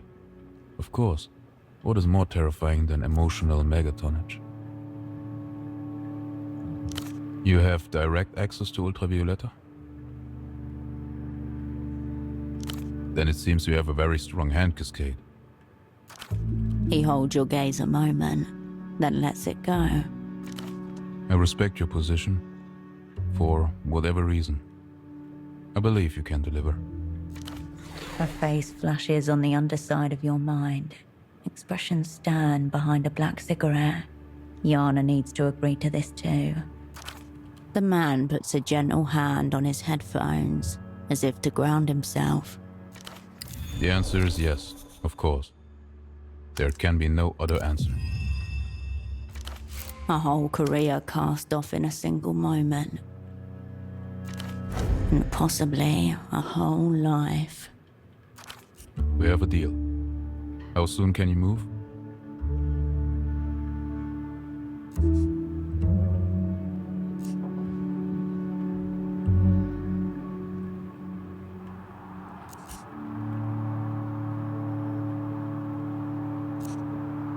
If we're doing it, we should do it quickly. Don't dally, bucko. We are on the edge of the precipice. She's the tyrant queen of your heart and mine. When she sings, all time and places unfold before you. Especially the ones that will never be. A cold whisper at your back. One that makes you scared to turn around. If you don't let her in, she'll storm the gates anyway, as tyrant queens are wont to do. Before that, we must look at L-pop as a phenomenon. Ultravioleta represents the perfect alignment of artistic voice and genre. L-pop is a world-engulfing astrocultural event that is nothing less than the dominant mode of popular expression in our age. A new constellation we eager Star Watchers are privileged to witness the birth of. There is an unfortunate political aspect to it, but that's far less relevant than how it can move the soul. That is universal, across ideologies, as your friend found out. People think it's cool to denigrate pop music. I think a form that moves tens of millions of people is the only form worth taking seriously. The man's pale blue eyes have drifted somewhere beyond you. I agree. The very bloodline. L-pop is the medium for true expression, the most enduring of all. Loss. Something is always lost. The afterburn is memory. Ultravioleta is the perfect L-pop artist as she represents the very thing that is lost, as opposed to every other piece of cultural detritus that merely promises something is missing. Her return will fit even better. The only question that remains, would you rather live in a world ordered by aesthetic principles or rational laws? Principles. Me too, bucko. L-pop is an untamable principle that makes it dangerous. Sadness and loss, yes, but in the most beautiful form you ever encountered. It is unblinking ferocity, a white-hot sun, and it can change people. On assignment, actually, in theater. Just like your unfortunate friend. The Felix Kaido incident in Teleco, 92. Felix Kaido. The name knocks loose some rubble of memory. Revolutionary. Aeroplane.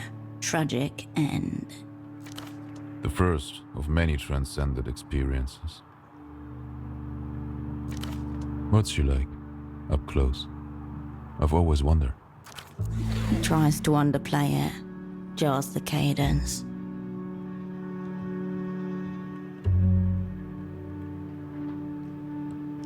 Cool. Well, yes. I'm sure she is dead.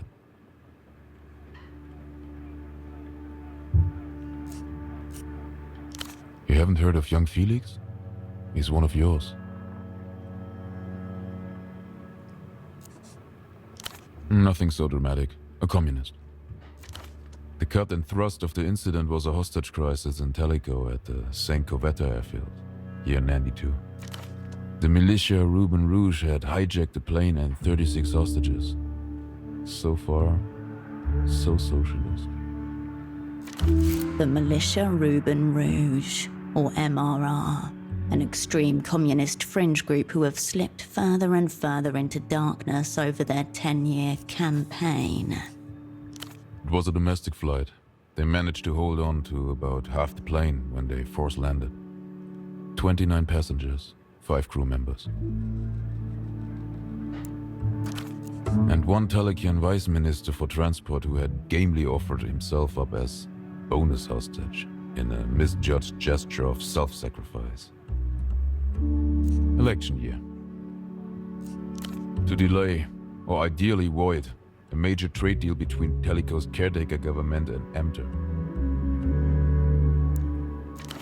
The soul of the state on the line. But after 20-odd hours of standoff, one half of the MRR got a little weak at the knees, which fractured them into 2 camps.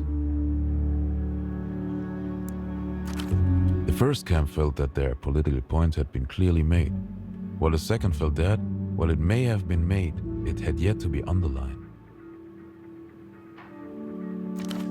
So, to underline it, Felix Kaido murdered his dissenting comrades in cold blood, then demanded to negotiate with Amter directly. It wasn't But then that's the point, isn't it? Post-violent schism, we got called in to drop the curtain on the whole affair.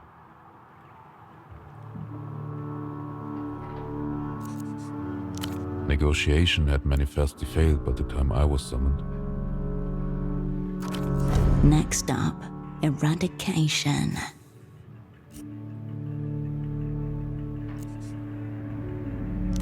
About the gist of the assignment, yes.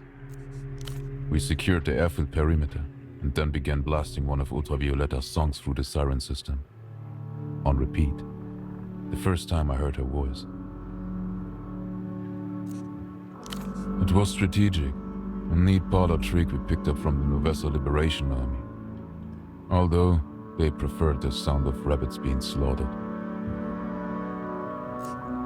Violeta was just getting started at that point.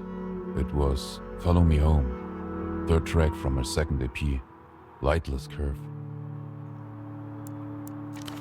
After 16 hours of that pageantry, we went in. It was raining too, so heavy that it seemed like the sky was disintegrating. The usual thing that happens when an act of political terror reaches its climax. Terror suns to politics. My objective was to get Felix Kaido out alive for advanced questioning. I led the team. Logistically, it was a straightforward insertion. Psychologically, our approach was hampered slightly by all the heads.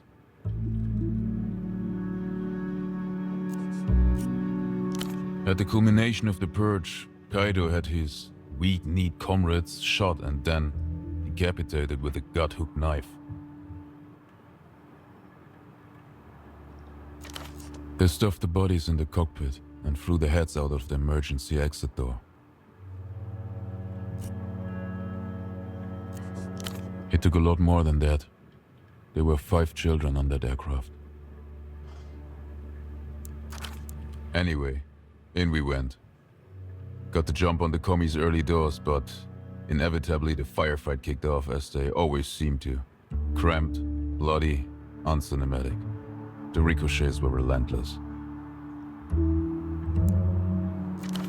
We finally got Felix out alive, snapping and snarling like some rabid thing. A bullet glanced into his right eye socket. It was leaking down his face. I remember clearly the ragged tendons hanging over his cheek, like curtain tassels. Because, Bucko, I still had to interrogate him. Near zero, we talked for several hours. Or more accurately, I talked, and Kaido sat there staring wrathfully with his remaining eyeball. Eventually he was shot, twice, in the back of the head. A glimpse, then void. The stars above were unmoved. Many didn't exist in time to witness it. In the distance, pop music played. And that was the ballad of Felix Kaido.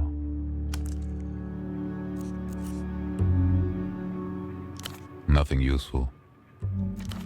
But nothing he could easily forget. Push him a little. He said, "You are a void.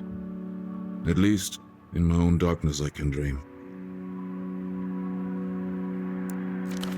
And then he rammed his thumb into his remaining eye and blinded himself whole. The man reaches up and adjusts the headphones around his neck with measured movements.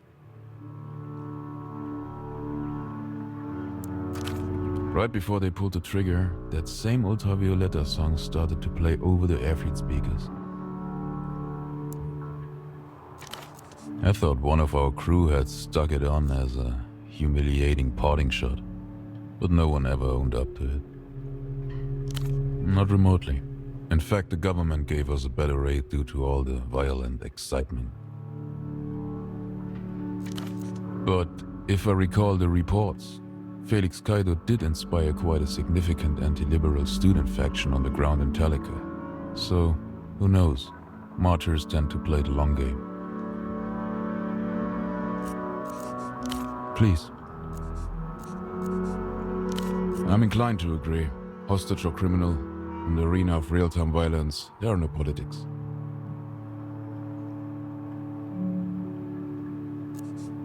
You think so? I've never quite been able to forget him so easily. Of what?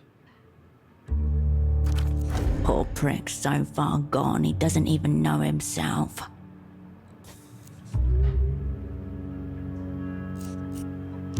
Gonza is our local supplier.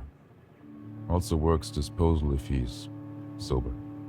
Tell me you haven't been to him for actual medical advice. Stay well away from Gonza unless you need to buy. And whatever last is. I don't care. Operant. I'll await word.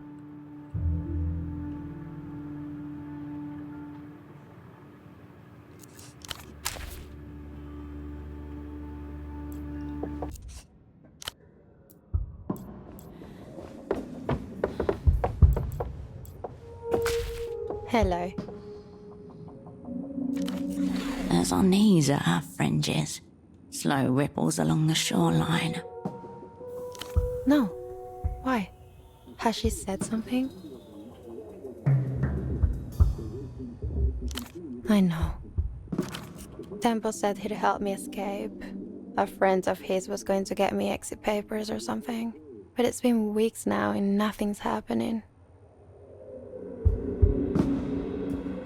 She keeps saying it'll happen, but she's not very specific. In fact, she's getting vaguer. It reminds me of my first manager. We've talked a lot. I don't know. I just want to see some kind of sky again. Have you ever had a day where, if you had the means and the power, you'd happily burn down the world and everyone in it? I see. I hope I'm not turning into a communist. I feel hemmed in, Hersh. Like the walls are coming closer when I'm not looking.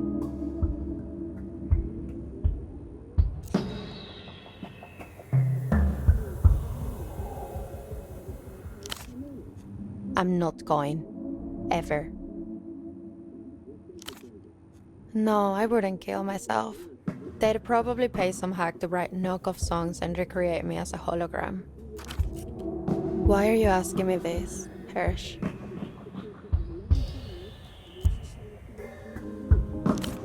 I already have. Of course, aeronautical service in the Imperial Navy is mandatory for all young Lucian adults, even pop stars. The Ray 16 Ricochet. I asked them to paint it purple, but they refused. 6th generation Lucian fighter jet, deployed in most of their reunional military actions. Serious rapid gear. Lucy's always at war. I don't think that'd put me on any kind of front line. I'd be targeted and killed immediately. Afterwards, they made me the official cultural ambassador to the Imperial Navy. They paint my image on plain noses sometimes. What do you mean?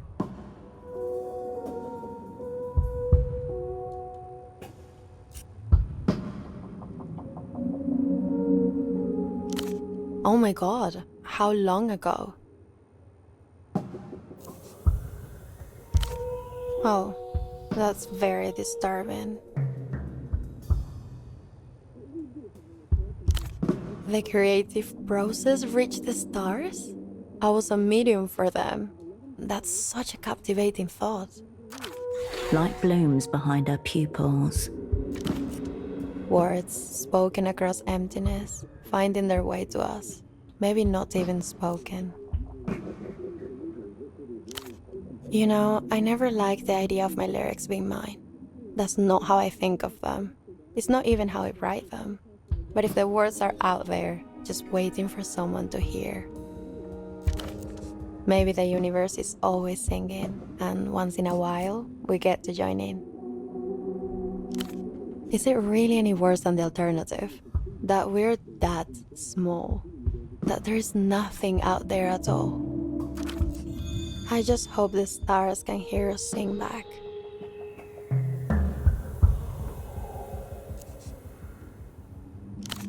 I think the stars know what's what, Hirsch. Sweet dream.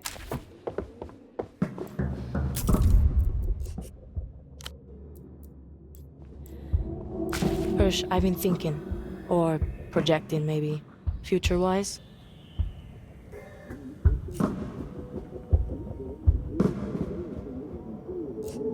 Cool. Not my main concern right now. What would Tempo do? Her.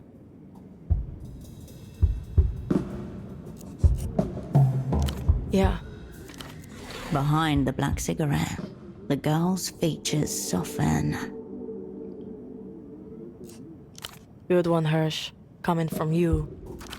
The girl sighs smoke and turns to face the city beyond the window. I should be out there dancing, somewhere shiny, under lights. This is all so fucked. That was the deal, yeah. Setting her free in exchange for an imprint of her. But near the end, I started having second thoughts. New plan was to sell her back to the Luthians, imprint and ransom her, basically. Culture then cash, Tempo to a T.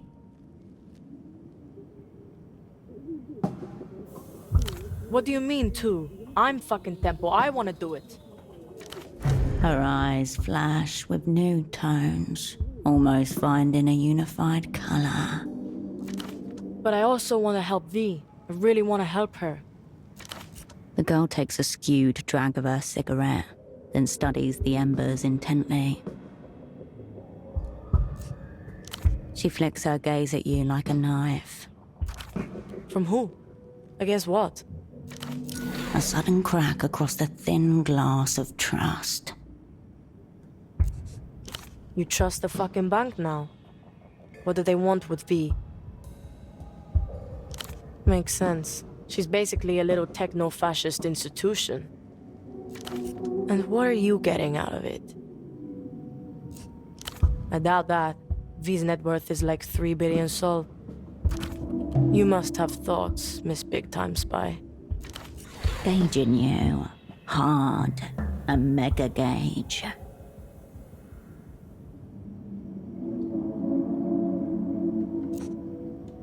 But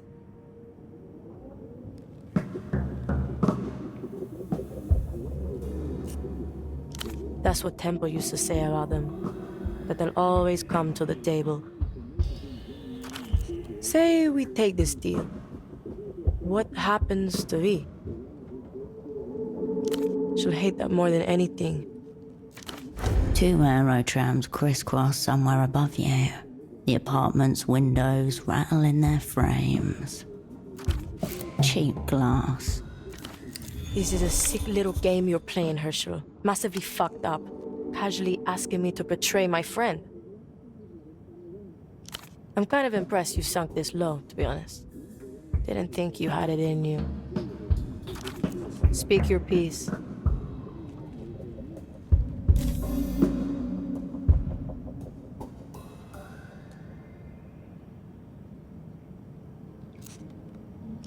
Yeah, Tempo was gonna get them off his friend Reno, the dolphin cunt with the phones. He was fucking him for a while. Pitcher, not a receiver, I hear. Doubt he even knew about them. Good chance Tempo was just stringing V along, who knows? Operant, this is a once-per-eon opportunity to get a shot at the Grand Lich. Let it slip now. Who knows how far back it may set you.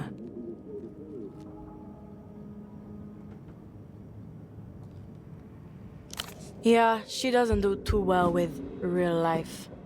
But who fucking does?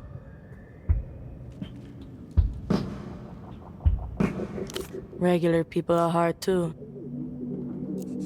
Yeah, she doesn't do too well with real life. But who fucking does? Another way to look at it, she trusts me completely. Tempo will call me a sentimental cunt. but maybe I can be the last leg up she needs to jump the wall. A flash of tempo and his child logic loyalty bestowed upon a strictly chosen few. I know that. I've seen it even. I think I feel totally fine with getting V free. Is that how I should feel, do you think? Awaiting your approval.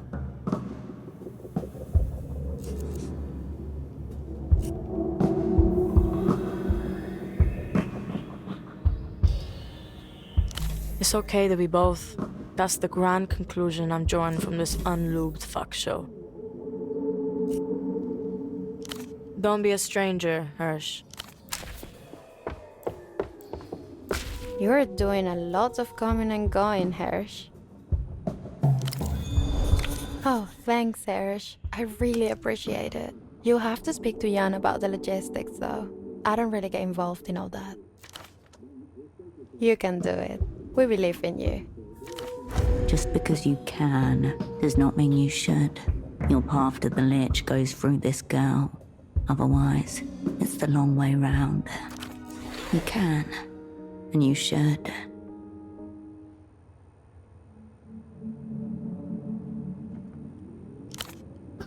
I can't live here, Hirsch. Also, I'm not very good with logistics. People usually wait around on me. One of the perks of being the top of the social hierarchy. Time becomes a suggestion, not a reality. And now it feels like I'm waiting on the entire world. I don't even know if it's revolving anymore. No, but there's pictures of me all over the place. Like, everywhere. Tempo said he'd handle all this stuff. Said it was his special fucking move. How am I supposed to do any of it? I'm hiding. You have a picture of this girl in your pocket. The postcard. Well, maybe she's a pilot now. I don't mean to be annoying, Hirsch. Sorry. I just need some help. And I trust you to see me through.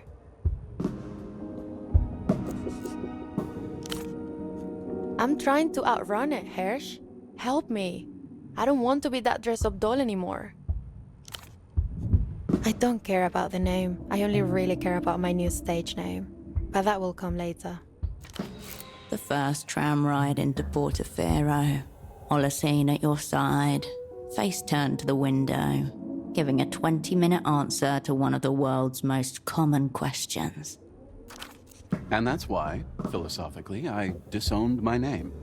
A name can turn on you, Cascade. Far better not to have one. Or to have many.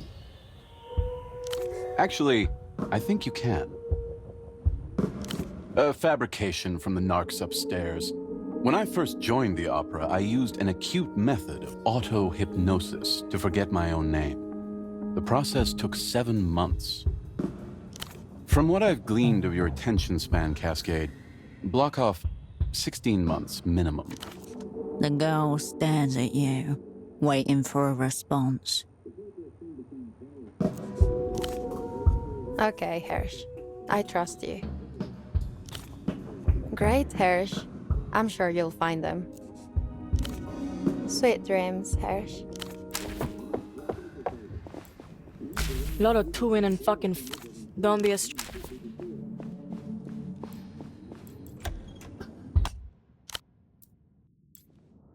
Oh, you're back. So you're one of Tempo's unspecified associates. What are you doing in my home? I've heard. Yes. I thought maybe he'd just gone underground. He always had a way of turning up somehow. I don't know anything about that, I'm afraid. I wouldn't use that word. We worked well together on a spiritual plane. We saw the world in complementary ways. I don't know how to put it.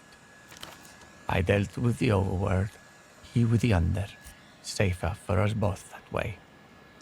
Of course I knew he did business in Luth. He built the bazaar up himself. No way around it. He was always bringing back new speakers and displays and so on. He was mad for Lucian stuff. L-pop, the rest of it. Oh, business at first. But it became something else quite fast. I first took note of him when he turned the abandoned silk factory into the bazaar. Entrepreneurial ambitions, strong qualities and an asset, as you marked in Taxman straight away. Put him on many radars, both here and abroad. But, well, that's over now. Excited, I would say. He had a boyish glint in his eye. I believe he was using a large deal of cocaine at the time, so I didn't necessarily take his words seriously. Big words. Fate, forgiveness, friendship. If you knew Tempo, then you know the sort of thing I'm talking about. Yes, you might be right there. No, Tempo never cared for the high arts. He was more about the streets. Is that an opera? I've never heard of it. Did you have any other business here, or...? I see. Cash only, with half of it paid up front. No. I would accept 2 million sol in cash. Liquidity far beyond your current state of matter. There is no such thing. I should be adding Tempo premium, if anything. 2.5 million. Wow, we're getting a hard rejection, gang. Then you can't afford the exit papers. I believe we have. The fee is 2.5 million.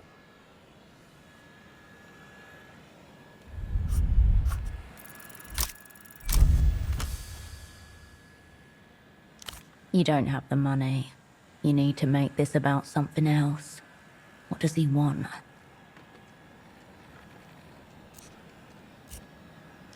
A logical fallacy. Wealth transcends need. That's the point. But money is, of course, immaterial. A stand-in for debit or credit.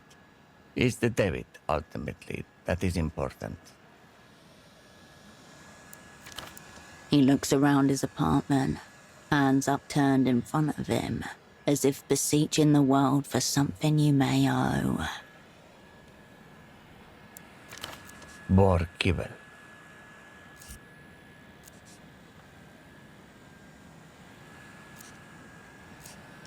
No, it's all gone.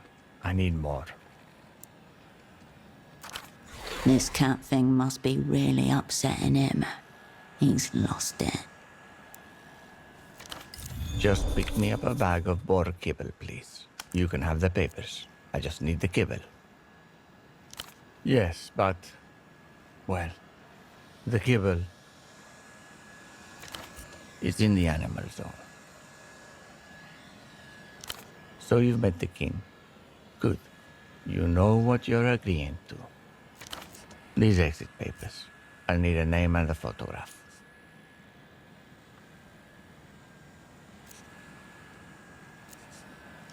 He takes the postcard and pauses, a look of recognition flashing across his face. No, well, I see you're picking up where Tempo left off. He brought her here once. She played the piano for us. It was rather lovely, much nicer than her standard L-pop fare. It's hard for him to remember.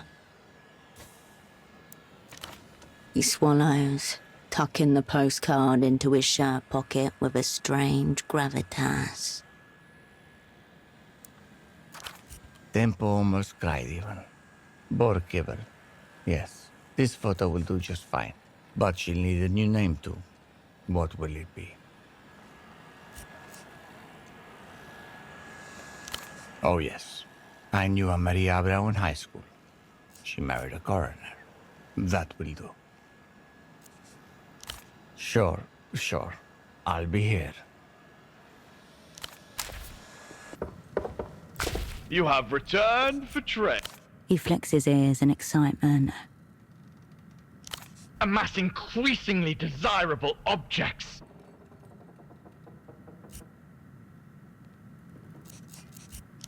Ponderer. Disappointment! You return your attention. You spot a bag of boar kibble, 5 kilograms of it, stuffed inside a bird cage. You spot a the monkey bares his teeth at you. You return your the monkey bares his teeth. He flicks his ears and Ah ha ha! Commence it! Hair on hair? Ridiculous. Nonsense abhorred. Variation in packaging proposed. Pleasing crinkle. Enjoyable sound. Meaningless standard. he grabs the bag of boar kibble with both hands and tosses it to you. A few pellets of kibble spilling across the floor. Useless pellets. Consumption despised. Farewell,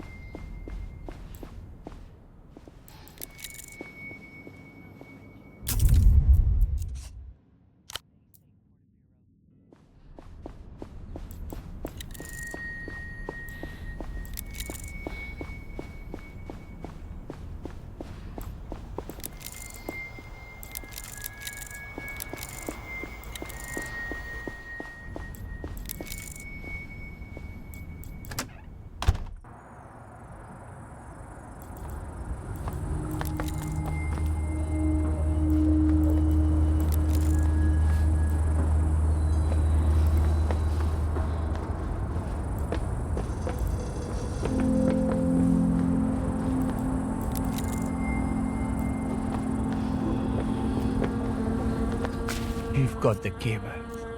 Yes, thank you. Of course. Just one more thing. There's something I want you to see. Shake that bag of kibble you have there, would you? It's a catio. A cat patio. I got it so she could enjoy the fresh air, but well, she didn't take to it. It's true that you should never shake kibble at ground level, but we're safe up here. It's quite the opposite. Please, just do it.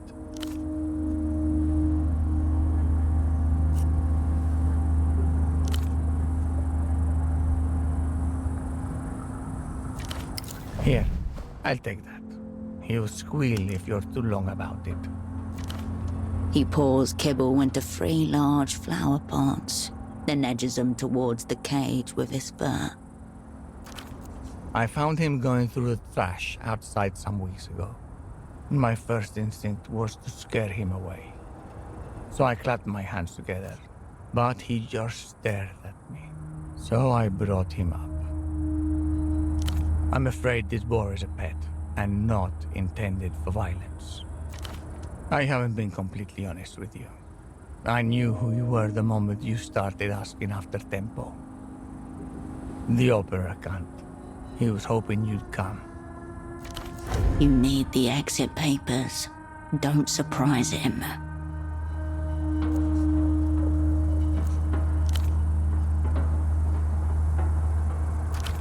There. Tempo always said that in the matters of economy and culture, the upper hand is often gained by underhanded ways. This made him a lot of enemies, of course. I had to make sure you weren't one of them. Do you believe in the transmigration of souls?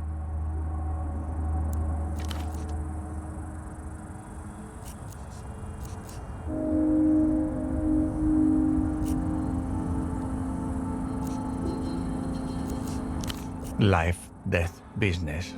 There's very little distinction between them. I'd expect a friend of Tempo's to appreciate that.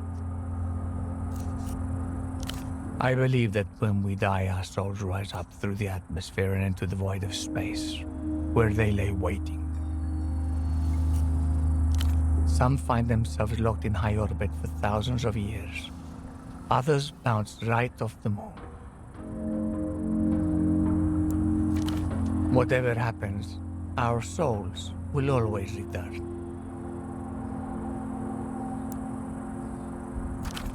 Of course we will.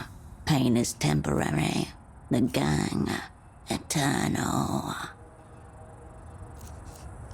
He'd become more erratic in those final weeks. It was always on and off. We fought about something or he fought with me. But I always thought that in the end, I always thought that it would be the two of us.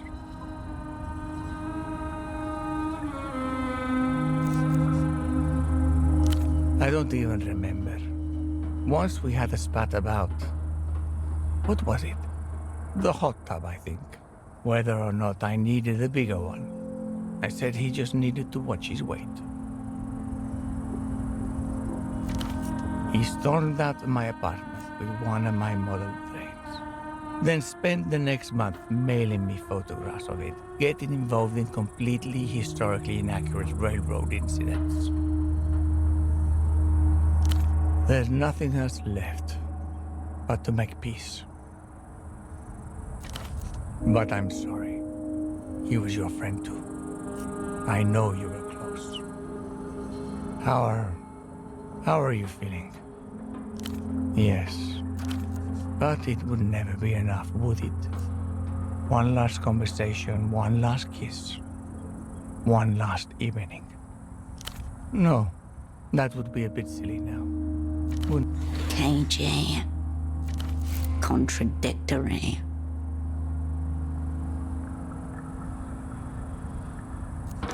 I've been more concerned with where it'll go.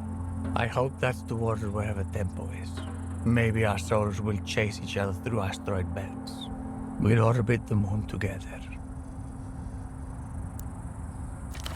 Sky's clear today. A light breeze reminds you that your body is a cage, but not an unpleasant one. Temperature 11 degrees and steady. Or we'll be back here. As a boar, as a cat, maybe as a pair of fishermen. Our souls will be together. In every lifetime. The wealthy and controversial entrepreneur shifts back and forth.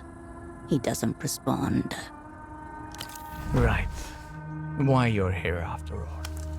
Please. I hope you get the girl out safely. Tempo would have wanted that, I think. Thank you for coming up here. I'm sorry for all this. I'm very tired.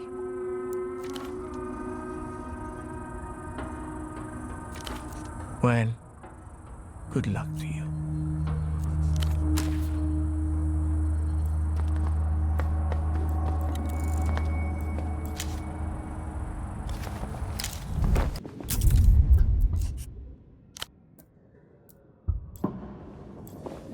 Lot of to-in and fucking fro-in, Hirsch.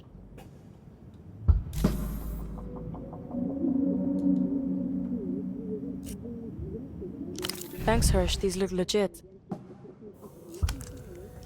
I don't have that.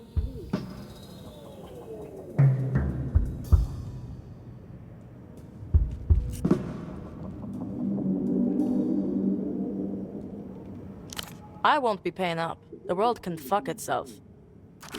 She grins. Her face suddenly seems lighter to you, and young again.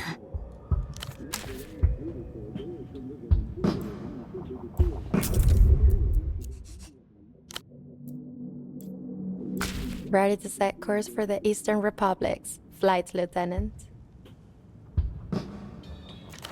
Thanks for this, Hirsch. Really. You're one of the only people I've ever met who isn't trying to get something out of me. I won't let you down. I've had this stupid song stuck in my head all day. Yeah, you could say that. This is from when I was younger, so much younger. I used to go on these day trips with my parents, and my father would play his tapes in the car. It was basic 3-chord rock music, nothing like what I make now. But I've been thinking recently, maybe without those tapes, I wouldn't have become a musician. Dark Flight 709, about some guy's girl living on a space rocket. I think he just had to watch her disappear from down on Earth. 12 bar in D, I think. You know, D7, G7, all the sevens. Had a feeling would lose all her time. My baby's living on the 709. Her voice is pleasant as ever, but it fails to grip anything within you. Oh, yeah, of course. This is just some lost standard. Slightly self-conscious all of a sudden. I don't know. It's silly, but it's right there for some reason. Full renegade. Bye, Hersh. See you further on up the flight path.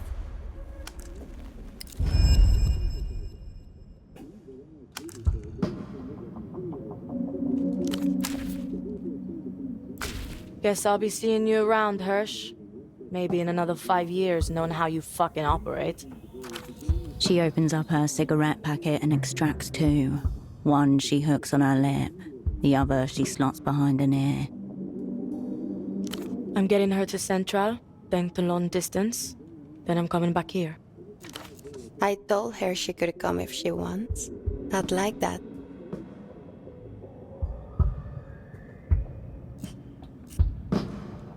I don't think so, Hirsch. Tempo trusted me with himself. I got to stay close to what mattered to him. The bazaar. Hirsch, wait. Something that's been playing on my mind. That photo of you all, the one in Tempo's office. Why do you take that? Aren't you all spies? Good question.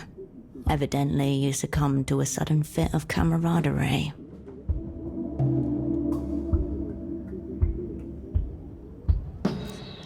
If you say so, Hirsch. She looks at you for a long moment, working up to something.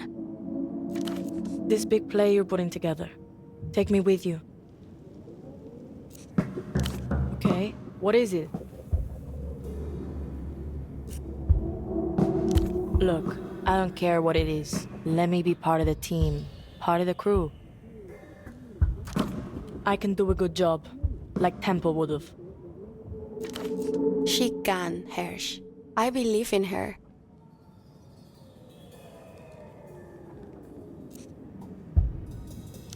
Fuck yes. Awaiting.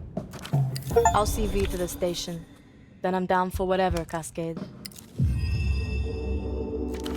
The 2 girls glance at each other, then nod. They're ready. Time to leave them to it.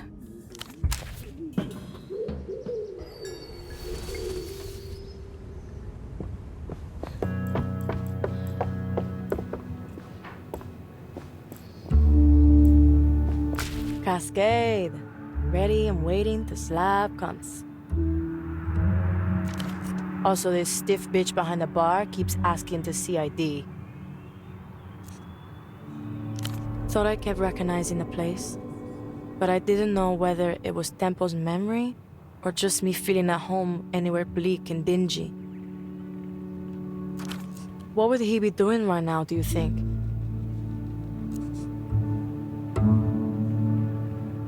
I should probably stay away from alcohol then. Being hooked to these things is bad enough. You should tell me more about him sometime. Maybe it'll make me feel more at home here. Not right now. I don't know any of these clowns, Hirsch. As long as I'm second in command, I don't care who tags along. Looks like the makings of a weird group, though. Shoved into locker tier motherfuckers. Happy to be here. Don't be a stranger, Hirsch.